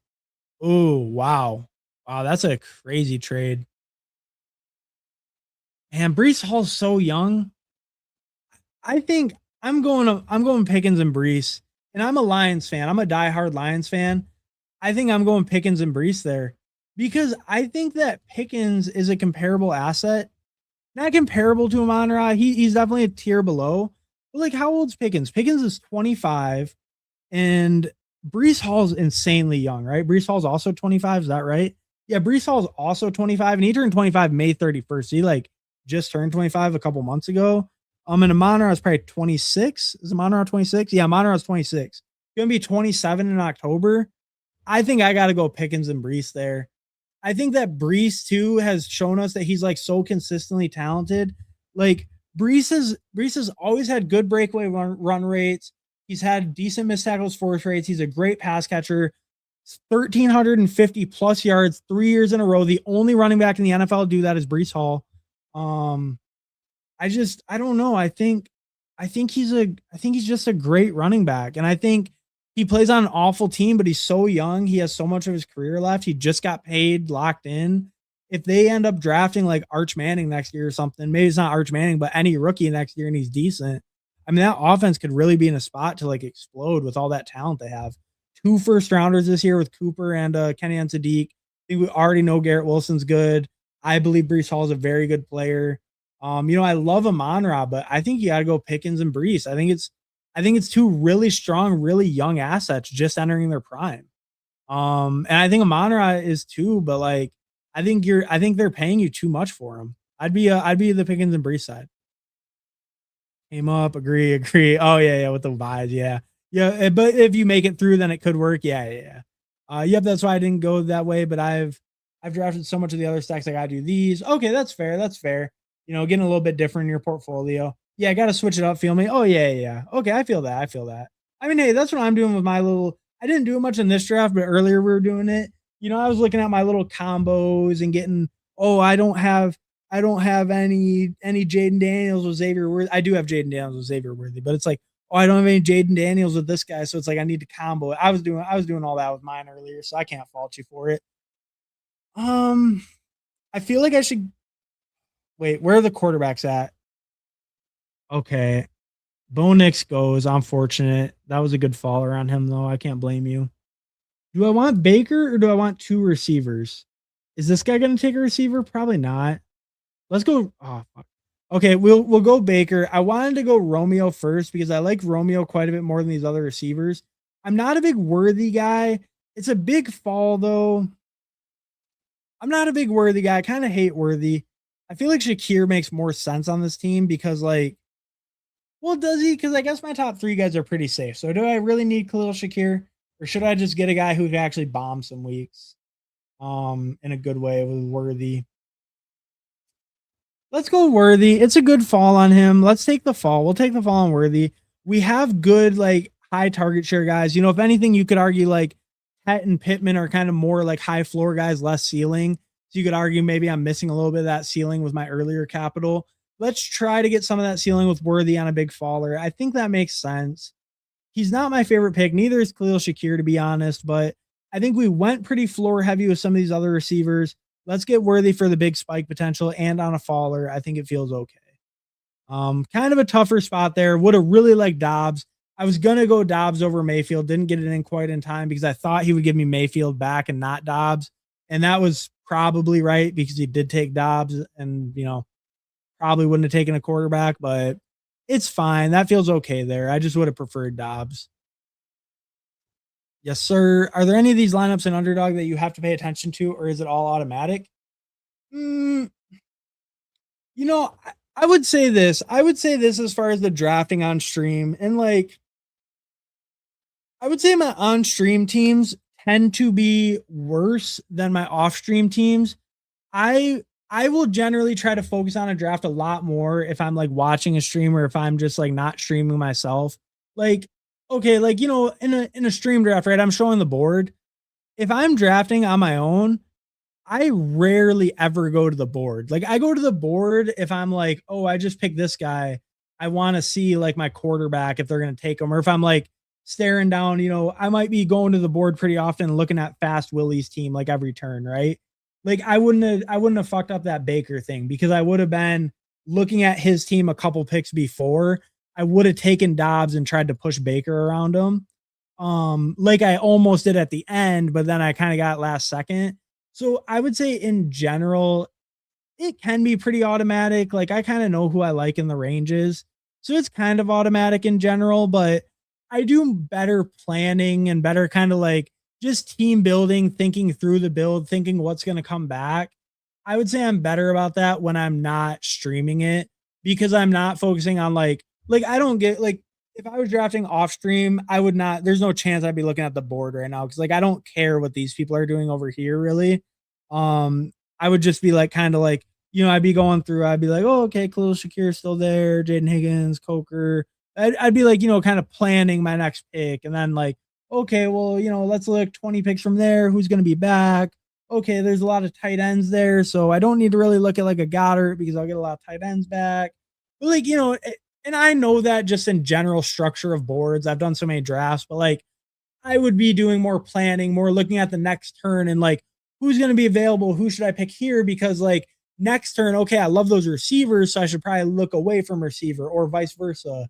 I hate those receivers, so I should probably grab receivers right now, whatever. Um, I would say that's the main thing is like it can be automatic, and I do know who I like most of the spots, but off stream, I probably am planning it more. It's less automatic. On stream, I'm just not quite as focused on my drafts, to be honest with you. Ouch, I just completed 3 strikes. Hell yeah. Nice job, K-Space. You got the Goffin? Yeah. Oh, Darnold. With what'd you get? Shaheed? Who's Darnold stacked with? Oh no. Oh shit, you did get Goff. Why'd you pick Sam Darnold? What was the Sam Darnold for? K-Space, explain yourself. Why'd you pick Sam Darnold? Um the Goff pick is nice, but you have Josh Allen, Justin Herbert. It's not super flex, brother. It's not super flex. Um, man, that's hey, where's the boy Debo going this? He gone? He's gone. Okay, fair enough. Coker? I mean, yeah. Oh shit. No, okay, not Coker. We already have way too many week 5 buys. I cannot get Jalen Coker on this team. I have too many week 5 buys because I have Worthy and Tet and I have Jonathan Brooks. So I'm already really bought into the Panthers. Have a ton of week 5 buys. I cannot afford anymore. I might get like Bryce Young himself later on this build, but I cannot pick like a Jalen Coker. That's way too much. A Jalen McMillan is not bad. I actually kind of like that click. I like Shaheed more than McMillan in a vacuum, I'm pretty sure. But I do kind of like the Jalen McMillan click stacked up, kind of a skinny. I don't have any Tampa Bay pieces. I like that. I like that player right there. That actually feels pretty good to me. Like I said, I probably prefer Shaheed just a little bit in a vacuum, but McMillan with Baker there feels pretty good. Would have generally picked Jalen Coker over him, but too many week 5 buys to pick Coker. I think I'm okay right now with the week 5 buys. It's not going to kill me. You know, Diggs and Tet and Brooks. That's okay. That's not way too crazy, but that's the limit. I don't want any more if I can help it. I would prefer no more week 5s on this team. I don't know if I've ever done that before. Wow, that looks good. Hey, I mean, it did look pretty good. You had the triple, but what's the we'll get there. We'll get to the Darnold. How much money is Tesla going to make us this season? Oof. I mean, and what's up, pre-bunk balance format? Thanks, stop by, bro. Appreciate it. It's tough. It's tough to know how much his role will really be without an injury.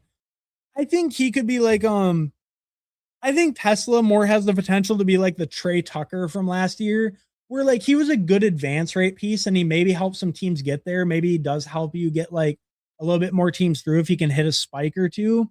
But realistically, I think there's a good chance he's kind of more just like, you know, one of the lower end, maybe fill in some bye weeks with a mediocre score. Maybe he hits your lineup once or twice with touchdown. I think the injury contingent's going to be the big upside for him, but I think that it's tough. Without an injury, I think it'll be really consistent.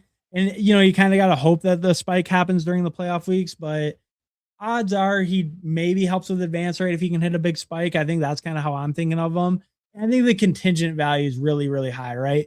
Amon or JMO goes down. I think Tesla can win you a ton of money. I think that's where the real upside is as the 3 on that team. If someone gets hurt, he can win you a lot of money. Yes, I seen who I own, so might as well switch it up. I hear you. All right, no, that's fair. That's fair. Would you say Igbuka is wide receiver 1? Is a wide receiver 1? That's where I have such a hard time with Igbuka because like last year he started out so hot and he was 9th in the league in targets, so he got the volume. I think that, I guess to me, I think that there's a good chance that Godwin gets the most targets as the primary slot receiver on that team. And you can see it in my exposures. I have 15% Godwin, so I'm pretty bought in on Godwin. I think we could see him go up to these like higher target shares again. And last year he missed a lot of the year, especially early. I don't even think he was playing at all. So it's like, I wonder if Emeka loses some of that role or some of that volume to Godwin, and I'm more wanting to buy into Godwin. I think Emeka will probably lead that team in receiving yards. Touchdowns is a little dicey. Jalen McMillan's actually really nasty in the red zone. He's been a pretty big touchdown scorer. I guess it's just ambiguous, and it's like Igbuka is so expensive, and I don't feel like. Let me make this pick real quick. Aaron Rodgers is pretty good. Rodgers, do I want Rodgers? Yeah, we have Pittman, we have Rico, we have kind of a double. We don't really have any other week 9 buys. Rodgers makes a ton of sense here. We'll get him as a third quarterback. That makes a ton of sense. Sorry. I kind of. Oh yeah, I think the problem is there's more ambiguity there where I am not personally a believer that Mekhi Lemon could be the wide receiver 1 over Devonta Smith. I think that Igbuka could very realistically not have the most targets, not have the most receptions, and not have the most touchdowns. I think McMillan could beat him in the red zone, and I think that Godwin could beat him in overall volume. And I don't know. I just don't have quite as much confidence in Igbuka. And it really scares me that he really fell off a cliff after the first 5 weeks. I know he dealt with that hamstring injury. But it just really does concern me. And especially with Godwin being back full health, he was getting a lot of good reporting early in summer. I think I'm just willing to play it more through Godwin than Igbuka. But I think Igbuka definitely has the upside. I think you're just taking a bigger risk where I feel like those other guys are kind of more like guaranteed assets, where Igbuka is kind of more the like big risk, but potential big reward. He could be that one. He was a first round pick. He showed it early. He was dominant. He won at all levels early. I could definitely see him being a huge breakout, but I think you're taking a lot more risk. And I could definitely see like Devonta Smith being a huge breakout where like I don't think you're getting nearly as much downside risk because he's already kind of locked in as the best target on that team. Where I think Godwin could really make a case to beat out Egbuka. Godwin was out producing Mike Evans like 2-3 years ago. It was with Liam Cohen, who prioritized slot receivers. I understand that, and that definitely is a big factor. But we saw Godwin out producing Evans a couple years ago. I think if he kind of returns to form, being a full year removed from that injury, we could definitely see that take away from Egbuka. So that's why I'm just a little bit more hesitant on him overall. And the price is very high with, I think, more proven guys when Egbuka goes. Sometimes he even goes, a little bit higher, like closer to Smith and stuff. So I think he definitely could be the breakout. Like, I'm not a massive hater and saying he's going to be a bust, but I think you're just taking significantly more risk with Egbuka than those other guys around him, where it just his role has so much less certainty. And the Buccaneers kind of were, kind of rough last year with a ton of injuries everywhere. So I think it feels good to bet on them to bounce back. But overall, like they need to bounce back to probably be in the same like offensive tier as some of these offenses around them, like the Ravens, like even the Saints. I think that they'll be pretty comparable offenses. And I feel a lot more secure with like a Chris Olave or like a Zay Flowers than I do with a Mecca, even if maybe they have a little bit lower overall upside, like an Olave does because he has Tyson in his way. But yeah, I think that's pretty much kind of my thoughts on Mecca. I definitely think he's a reasonable pick, but I think that you just are taking on a lot more uncertainty than you are with the guys around him, in my opinion. All right, LMAO, that was spit. That was spite. Oh, that was spite. Why? Who did he get you on? What? That was spite. Sam Darnold. Who has JSN? This guy has JSN. Who did he take from you? Kincaid? Oh, Kincaid. Oh, damn. And then he went Shakir right after. That's so funny. Okay, that's actually hilarious. I didn't even realize that. So he sniped you on Kincaid. So then you take Sam Darnold on the way back to snipe his JSN. I respect it, K-Space. Shout out you. Have some fun with it. And hey, I mean, this team's gonna smash until week 7 at least. And now you have multiple outs past week 7. You got Goff and Darnold. So maybe that was just what you needed.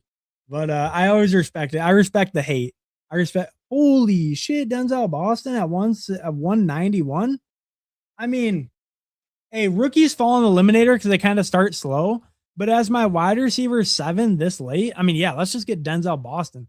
Dude is an early second round pick. He's been crushing camp. Like, all reports on Boston have been fantastic. I feel like at least everything I've seen on him has been fantastic. Like, he's doing great in camp. So definitely happy to take him on a huge fall. That feels great to me.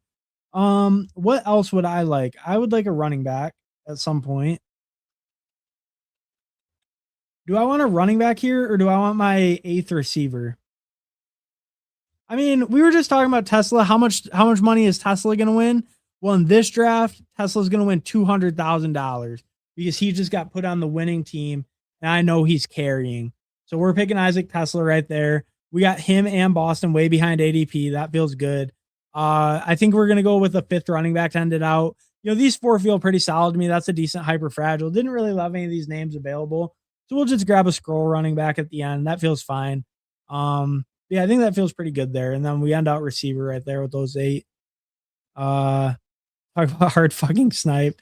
Headshot. Yeah, that was, hey, nice job, K-Space. Nice job. I respect the hate. Where was Devo been going for you guys? 130-ish. It appears to be around there. So we did 4 drafts today. Obviously, this is Eliminator. We can see where we went in this also, but a little bit different. 116, that's early. I feel like most drafts that we saw today, he was around 130 to 140. Yeah, like 137. I think I saw him in one draft. 130, like 4 or 5 in another. But yeah, pretty common range for Debo in that 130 to 140 range. And I think that seems pretty reasonable. Obviously, this isn't a normal draft, but that seems like a reasonable range where you're getting into like a lot of the kind of lower end wide receiver 2s or more ambiguous wide receiver 2s. I think Debo on a great team going back there had really good usage last year. I think he makes sense in that range. That was a big reason. I have a big bag of Debo, and that was a big reason why I thought he would move up. And I think the range he's in right now is pretty fair. You know, the Niners was obviously a pretty good run out with Ricky getting hurt. That was maybe a better run out than we could have expected for Debo. But I think with that run out, his current price seems pretty fair. I wouldn't even be surprised if he does push up more into that like 120, 115 range. Sometimes taking other people's players will work out. Fuck your sacks, absolutely. Hell yeah. It'll be just like with Evans. Godwin will eat. I kind of feel like that too. That's why I'm more into Godwin. I'm a little bit lower on Emeka, but I don't mind the Emeka call. He's a PPR machine. I agree. I think Godwin is kind of being slept on just because last year he came back so injured, wasn't able to practice all summer, didn't play until later in the year, like just in and out of the lineup too. Like, you know, he was back and then he was gone, then he was back, then he was gone. I think having a full year to recover from that absolutely gruesome leg injury, 2 years removed, I think he could definitely bounce back to like kind of what he was before. You know, maybe not like where he was, wide receiver 2 overall, but I think he could eat and definitely lead that team in receptions. Oh, hey, the Scott Fishbowl started. I think we'll let the Scott Fishbowl auto draft. Holy shit. The Scott Fishbowl team, I'm cooking. We'll go back to the Eliminator in 1 second. Oh my God, we got it on auto draft. Check out this start. We got Amon-Ra St. Brown, Ashton Genty start. Hell yeah, brother. Hell yeah. These people are just dicking around in this draft. I love it. I think I'm just gonna let it auto because I just was donating those $5 to charity, but we'll just let the $5 donate to charity. I'm not too worried about it. Maybe I'll let's go to my rankings quick and let's set my position limits. And then we can let it, we'll go with a 3-5-7-3. That's reasonable. 3-5-7-3. Save. All right. We'll let the Scott Fishbowl auto draft. Maybe next time I come on stream, I can show you guys how it went if I remember. But we'll let that auto draft in the background. But the Amon-Ra Genty start is pretty nice. Don't mind that at all. All right. We definitely want a running back here to end it out. The fat man, Katron Allen. I don't hate it. Let's go Sean Tucker. You know, another Bucks piece. If someone gets hurt, he could definitely have a big spike. Not like he's going to give me a ton of standalone, but maybe he gets some goal line work. But more so just in general, you know, someone gets hurt, he could have a big spike. I think my running back room feels pretty solid ahead of him. So let's just get a big upside contingent guy on a team I'm already kind of invested in. I think that makes some sense. That feels all right there. All right. So we're going to catch up with chat a little and then we'll go over the teams and then we are going to head out of here. So we're going to call it after this. I'll drop a link real quick in the chat. If any of you guys, you know, if you got a team, if you're getting a team review, then you know, if you want to hang out, wait for it, go for it. Then sorry. We'll review the teams in just a minute, but I'm going to drop Huhaim's link. Huhaim's is live right now. So I'll drop his link. He's doing a draft right now with Kurt Rambis, but he'll probably be ripping a couple more drafts today, I'd imagine. So he's ripping eliminators, I bet. And he did a ton of eliminator content. So go check him out if you want to watch more drafts. But I will be checking out all the teams and stuff. If you're in the draft with me, I'll get through all the comments and stuff. So, but you know, but if you're wanting to see some more drafts, we're all done for today. Go check out Huhaim's over there, and he's ripping some drafts. But all right, you're up to 29 likes. Hell yeah. Hey, let's get to 30. Why not? But hey, if you guys enjoy the stream, enjoy the content, please drop a like, drop a sub. Always appreciated. But you know, I mean, at the end of the day, I just have a good time sitting here drafting, talking to you guys. It's always a good time. So I'm not all that worried about it. But you know, when you're doing the videos, you're required to ask for likes. That's part of the gig. So we will ask for them, and always appreciated. Always appreciated. So, but smash a hell yeah, brother. But yeah, but it's always just a good time chatting and drafting. So you know, that's all that really matters. As long as we got people in the chat and the draft, it's always a good time. Zach Darnold Horton, hell yeah, he almost fell to me. Why would I get Darnold? Y'all take a lesson, y'all. Hell yeah, fuck them teams. Fuck them teams. Hell yeah, appreciate it. One more BBM. I think we're calling it today. We're gonna let Huhaim's take over. My voice is kind of going. We're gonna let Huhaim's take it over. I need to eat something too. I'm feeling like I'm starting to like kind of like sweat. I'm getting that like little like hypo feeling. But we're gonna go get some food. So I'm gonna call it today, but we will be back soon. You know, we were gone for a few days. We were on a trip this week, but we will be back probably tomorrow or Tuesday. I'll be back. I was being pretty consistent before I went on that trip last week, or this week. So I'll be back quite a bit this week. We'll be getting them going. But yeah, we'll call it day. Usually I'd be a little more open, but we're gonna call it for today. I'm feeling pretty hungry. You a Browns player, always got to aim for high upside on the offense. Facts. Tesla didn't do shit last year. Hey, he got 6 touchdowns, brother. He got 6 touchdowns on 16 catches. He's him. Isaac Tesla is him. You know what? You know what we're doing? You know what? Actually, just for saying that, K-Space, you guys are waiting on team reviews. You guys are waiting on team reviews because we're watching Isaiah. We're watching his touchdown catch against the Steelers. I'm sick of this shit. NFL.com, share this tab. It's going to play an ad almost assuredly because we're on NFL.com instead of YouTube where I have premium. We're watching this touchdown against the Steelers.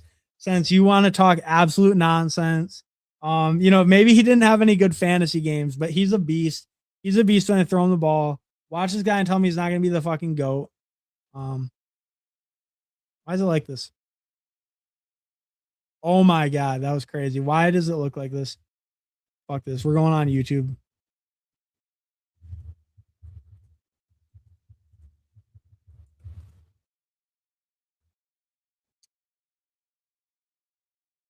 All right. God damn it. A 1st and 10 near the 20. Watch this shit. Lions go to the end zone and you're telling me this dude's not a spot. Tell me he's not a superstar. Tesla after that catch. Somehow held on to it. Come on. Watch right here. You've got to get between him and the safety and go up the seam. Watch right here. Let Tony Romo tell you what the hell is going on. And you'll see the timing of the throw has to be perfect. And Tesla has to make a great bang. But all right, we can oh shit, I got rid of the screen. We'll put the underdog back up. All right. That's what I'm saying though. This dude's a beast. This dude's a beast. But I love don't yell at me. Well, see, here's the thing. I'm a massive Lions homer. So you start talking that good shit about Lions players, I get heated. No, I'm not actually. I mean, listen, he didn't do too much like per game last year, but he did make some tough catches. I do think that he has a legitimate role that's a little bit underrated because like I think basically the Lions had a lot of like wide receiver 3 type guys who were playing on special teams, playing some blocking, doing a lot of different stuff. And they kind of all split that role. And I think that Tesla could really consolidate it. So I think he could do something even without injuries this year, have some big games. But realistically, yes, he didn't do much from a fantasy perspective. I'm not actually that mad at that statement. He really didn't do much. He caught a couple nice touchdowns. I dropped him. Oh, yeah. He didn't. That's fair. That's fair. I do think there's a little bit more meat on the bone this year. I think like the guys like Khalif Raymond and stuff leaving is a little underrated. It's like, let's actually see Khalif real quick. Let's see his stats. Because Khalif got 30 targets, 24 catches, more than Tesla, more usage than Tesla. And they let him walk. You see joins NFC North rivals. But like, I think just like letting guys like him go, just those sort of smaller guys who were like consolidating that or not consolidating that work. I think Tesla will be able to consolidate that wide receiver 3 role and almost play as like a second tight end for us sometimes, like in line, and let Laporta go a little bit more out wide because Tesla is such a good blocker. He's 6'4", he's huge, and he's an amazing blocker. That's one of his best attributes. So I do think there's a little bit more meat on the bone maybe than I think there's a little bit more meat on the bone than last year, but it is fair. He didn't do a ton fantasy-wise last year. Congratulations on the nice score. Hey, appreciate it, Pre-Bunk. Oh, yeah, the Boston Tesla picks were nice. They got nice prices on them. This may be my best of them yet. All right, we'll check it out. Good man. I'm pretty happy with how draft turned out. Don't usually start 3 RBs, but wanted to safeguard the Walker week 3 bye. That's fair. I think 3 RB start is totally reasonable in Eliminator as well. I think 3 RB start is totally reasonable. All right. Let's do what slot are you? Almost 3K. You're probably talking about projection. Oh yeah, projection. You see my team's projection. Yeah, almost 3K. What slot are you? I'm slot 11. Was I the 11 pick? No, I was the 2. I was the 2 pick. I got Bijan, DMH09. Or maybe you're asking someone else. But all right, let's look at some of the teams. We're a little bit behind on the chat. Was this the end of the year? Yeah, the Steelers game. I want to say the Steelers game was week 14 or 15. because that's when DK Metcalf like punched the fan and he got suspended 2 games. I think the 2 games he was suspended were 16 and 17. Might have been 17 and 18, but it was near the end. Yeah, like week 14 or 15, one of the two. He's a beast. He did eat at the end of the year. All right. Fair enough. Bro, he's got the size of a beast receiver. Yeah, he's like 6'4". Yeah. I drafted him last year. I know. I watched him. It finally happened at the end. All right. Fair enough. You're not a real hater on Tesla. You were just hating a little because he disappointed you last year. That's fair enough, K-Space. That's fair enough. But I wasn't all that mad about it. I like to play it up a little if you're insulting my Lions, though. Anyone says one bad word about a Lion, I immediately get defensive. Like any good fan should. I'm a Dolphins fan. Damn, RIP, brother. But no, I mean, hey, they might be they're better than expected this year. And if they're not, then you're gonna get a quarterback of your dreams next year, right?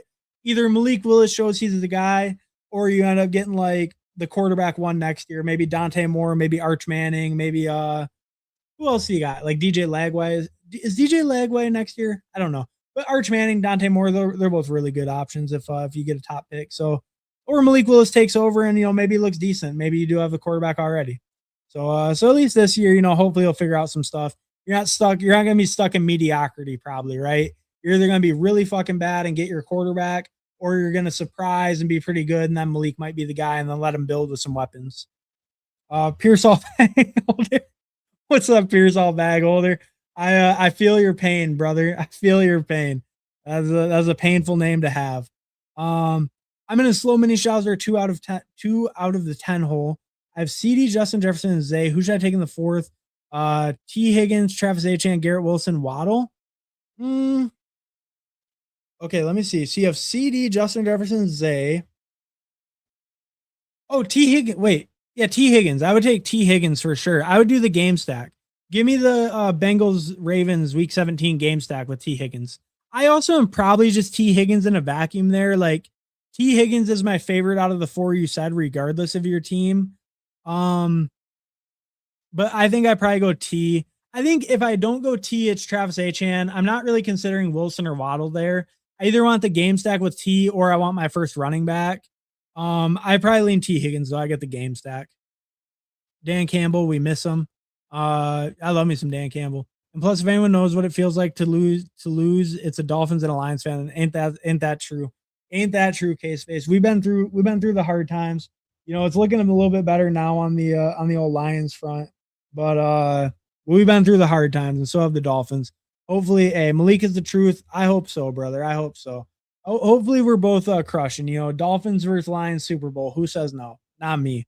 I say Dolphins versus Lions Super Bowl sounds pretty damn good. So let's see it. And I got Mad Family in Ann Arbor and Flint and D-Town. Hell yeah, K-Space. Hell yeah. I respect it. I know you weren't talking like no crazy shit or nothing. I was more just playing it up. I was just fucking around.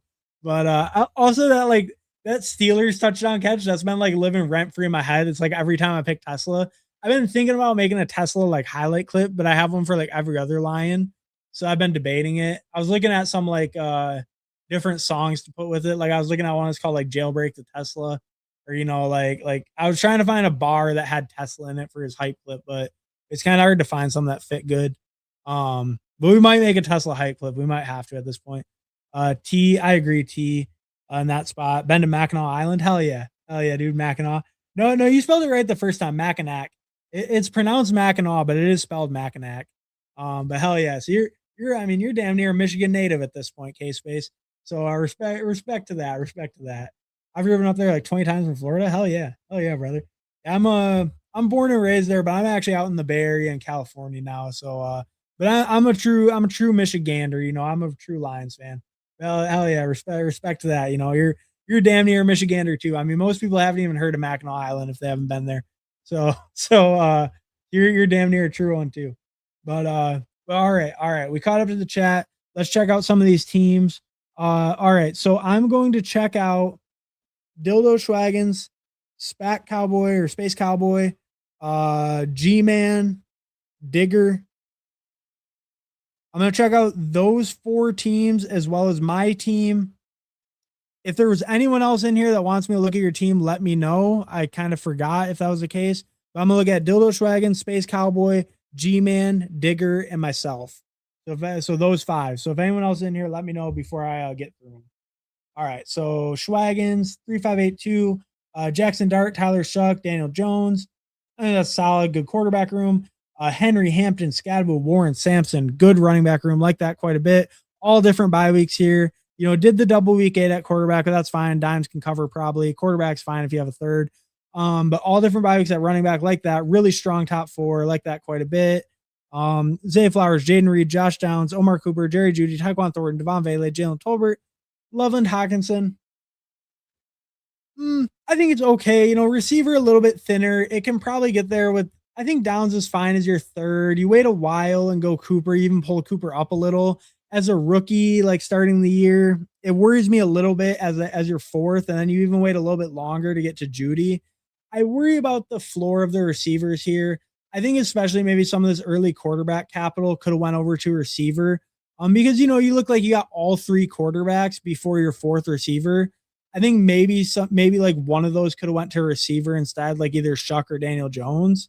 And then I think maybe Shuck or Daniel Jones should have went to a receiver, and then you should have maybe put a little bit later quarterback capital. It feels a little bit thinner than I would like at receiver. The other rooms all feel really good. Running back's insanely strong. Quarterback's really good. Tight end's pretty good within Elite and Hawkinson. So I think overall it's okay, but receiver is probably a little bit thinner than I'm comfortable with. Especially like some of these guys early in Eliminator, they kind of worry me. Like, what are their early roles exactly? Maybe Judy does kind of help early and then kind of falls off late. So maybe that does kind of work out, but a little bit too thin for my liking. But overall, the rest of the team's really solid. So it could kind of get by. But yeah, just the receivers a little bit thinner than I would like. Space Cowboy, 4-5-6-3 with the snipe. Josh Allen, Herbert, Goff, Sam Darnold. I mean, quarterback is absolutely insanely strong. One of the strongest quarterback rooms I've ever seen. And that's not an exaggeration by any means. Legitimately one of the strongest quarterback rooms I've ever seen. Saquon Barkley, J.K. Dobbins, Tyron Tracy, Tank Bigsby, Kalen Black. It's a little thinner, I mean, I think let's look at the whole team before I comment too much. But okay, Amon-Ra, Ladd, DJ Moore, Juwan Jennings, Torrey Horton, Skylar Bell, Tucker Kraft, Likely, Gadsden. So I think realistically, when I look at this team, tight end is actually pretty strong. I would have probably pulled a little bit of this capital away from tight end since he went so heavy at quarterback. I probably go a little bit weaker at tight end and try to make up for it at receiver, running back, because I think the thing is, like, your top 3 receivers are pretty good, and like even your top 3 running backs are reasonable. It's just you have no depth at those positions, and I think that's going to really hurt. Like, you're just going to be so thin. Especially like week 7, that bye is going to kill you. Week 6 bye is even going to be kind of tough without even a Amon-Ra on Juwan Jennings. Like, I think it's just going to make your team really, really thin, where like it's going to be really hard to have that floor. You're probably going to get eliminated one of the weeks where like some of your top guys don't really perform for you. Because you just don't have much depth behind them. But you kind of know that when you build a quarterback room like this, like, you know what I mean? It's like one of those things, like I'm telling you that, but also like, you know that a quarterback room like this is also kind of like memeing a little bit, right? Like you know what you were doing. You're doing that just to fuck them. It's like you already spent crazy on quarterback. So, as an honest review, I think that the depth at receiver and running back is going to be too thin, but your starters are pretty good, and the capital is actually not bad considering the quarterbacks. But obviously, just take a little bit away from quarterback next time. Don't need the Darnold, but it is funny. It was a funny pick and you stacked it up. So can't blame me too much there. Look at G-Man, 3483, hyper fragile, interesting. Joe Burrow, Stafford, Young. That's good at quarterback, like that. Solid range, getting elite, get kind of mid-range, throwing a late guy for a third, like that. Genty, Walker, Brees, Brian Robinson. I'm not a huge fan of these hyper fragiles. I've seen quite a few people do them where it's like 3 good running backs on some backup contingent guy. I'm not a huge fan. You could argue maybe what's the difference between like a 18th round RB5 and stopping at 4. And, that would be a fair point. So I don't mind it a ton, but I would prefer a better 4th if you're going to stop at 4, a guy who's like kind of more guaranteed touches. I would prefer a little bit better 4th, but top 3 are really strong, so that's pretty good. And that's okay overall to stop at 4, but I would have preferred a fifth, I guess. T. Higgins, Devontae, Brian Thomas, Chris Godwin, Jordan Addison, Jalen Coker, Darnell Mooney, Tank Dell, Ferguson, Goddard, Helm. Tight end's really good. Receiver's pretty strong, actually. I like, if it was me personally, if this was my team, I turn either Tank Dell or Mooney into a running back. But I think there is the very clear argument of like, what does a running back in those ranges do for my team? So, I'm not going to hate too much that you stopped at 4 with this. But that's probably the only real nitpick I would make. Other than that, I think your rooms actually look pretty solid. I think it looks like a pretty well constructed team otherwise. That's probably just my nitpick. I go with the classic 3-5-7-3 in that spot. But yeah, solid team though. No real weaknesses. I mean, even running back, I say that, but it's like the top 3 are plenty strong for a hyper fragile. Like that's totally good. You're not like pushing it crazy. I guess the double week 13 kind of sucks on a hyper fragile as well, but week 13 in Eliminator, how much do you care? If you make it to week 13, you made like $2,000 or whatever. So on your $10 entry, so you're probably feeling pretty good. All right. And then we have, Digger. Digger, and I think that's it. If anyone else in here, let me know. 2583, Lamar and Bo Nix, like that quite a bit. Solid double QB room. Getting elite, get Bo Nix. Love that. That's great. Jeremiah Love, Tony Pollard, Chuba Hubbard, Rashad White, Woody Marks. I think that's pretty solid, actually. I'm not the biggest Jeremiah Love fan, like we were saying earlier, but I think, you got a little bit of a faller. Running backs were kind of, running backs on Eliminator always are rushing off the board. So I don't mind the pick there. I think you got like a lot of solid guys behind them, all guys touching the ball, all guys with roles on their teams. So you have 5 guys who can legitimately hit your lineup any given week. I think that feels really good at running back, and just kind of stopping by Woody. None of them are like fully contingent. They're all at least splitting work, if not the lead guy. So that feels good. Puka, AJ Brown, Mike Evans, Cortland Sutton, Casey Conception, Trey Tucker, Rashad Bateman, Calvin Ridley, Strange, Dulcich, Ferguson, like that tight end room, punted a little bit.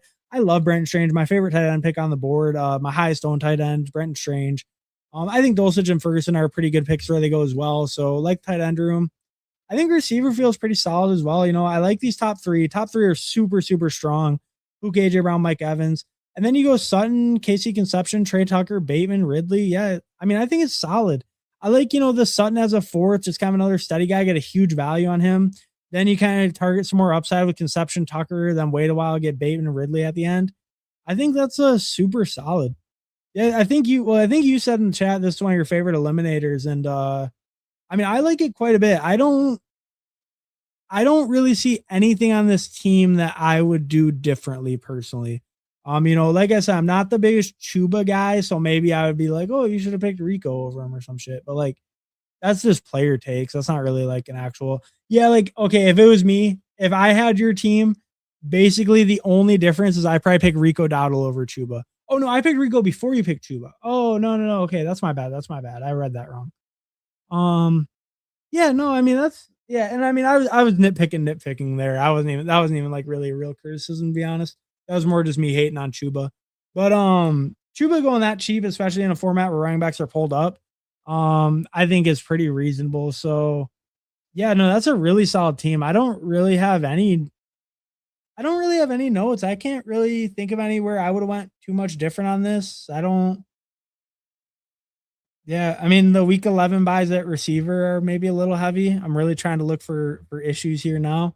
But maybe week 11 is kind of hurting with Puka and AJ Brown and KC out. But I mean, that's a very minor nitpick, to be honest with you. So yeah, I think really, really strong team. I like that quite a bit. That's a really strong team. Nice job, John. Is it John? John?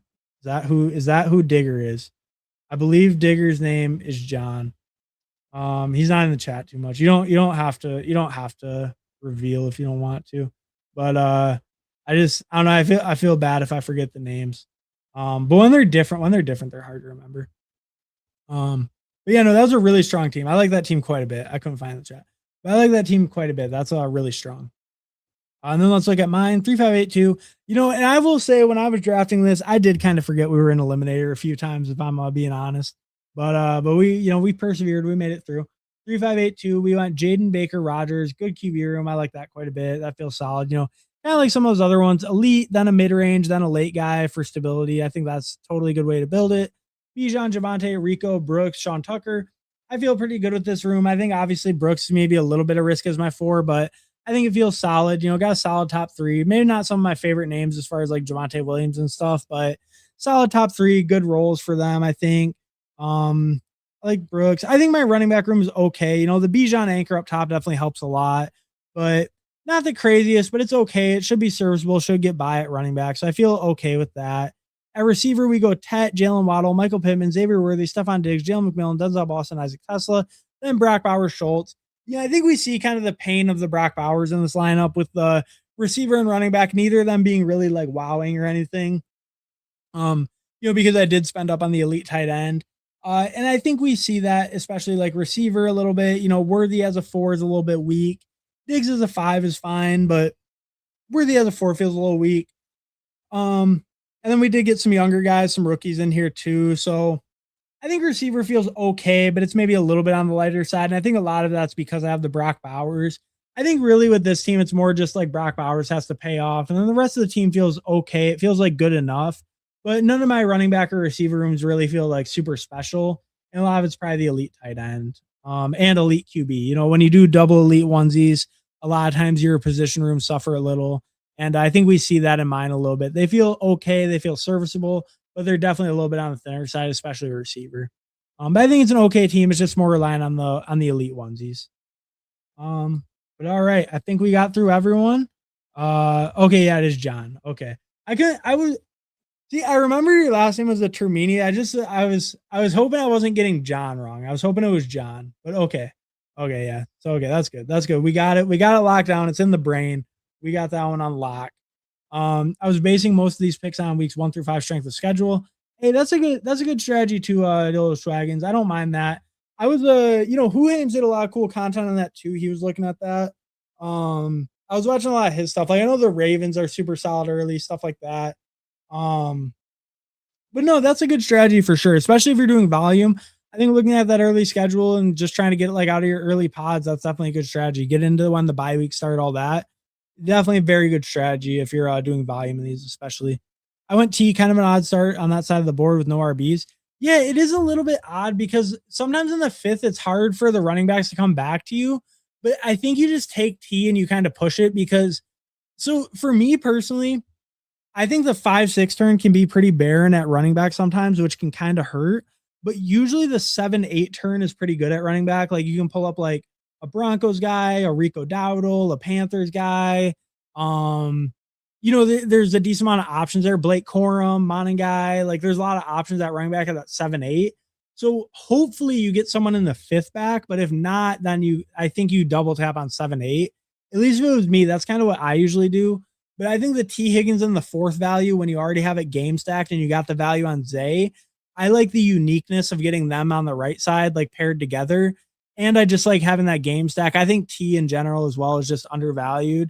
So I like it quite a bit, but it is a little bit risky. It does risk it a little bit, but I think I really like the upside of that pairing. But all right. So I think we're calling it there. But shout out, thank you to everyone for showing up in the chat, showing up in the draft, liking the video, subscribing to the channel.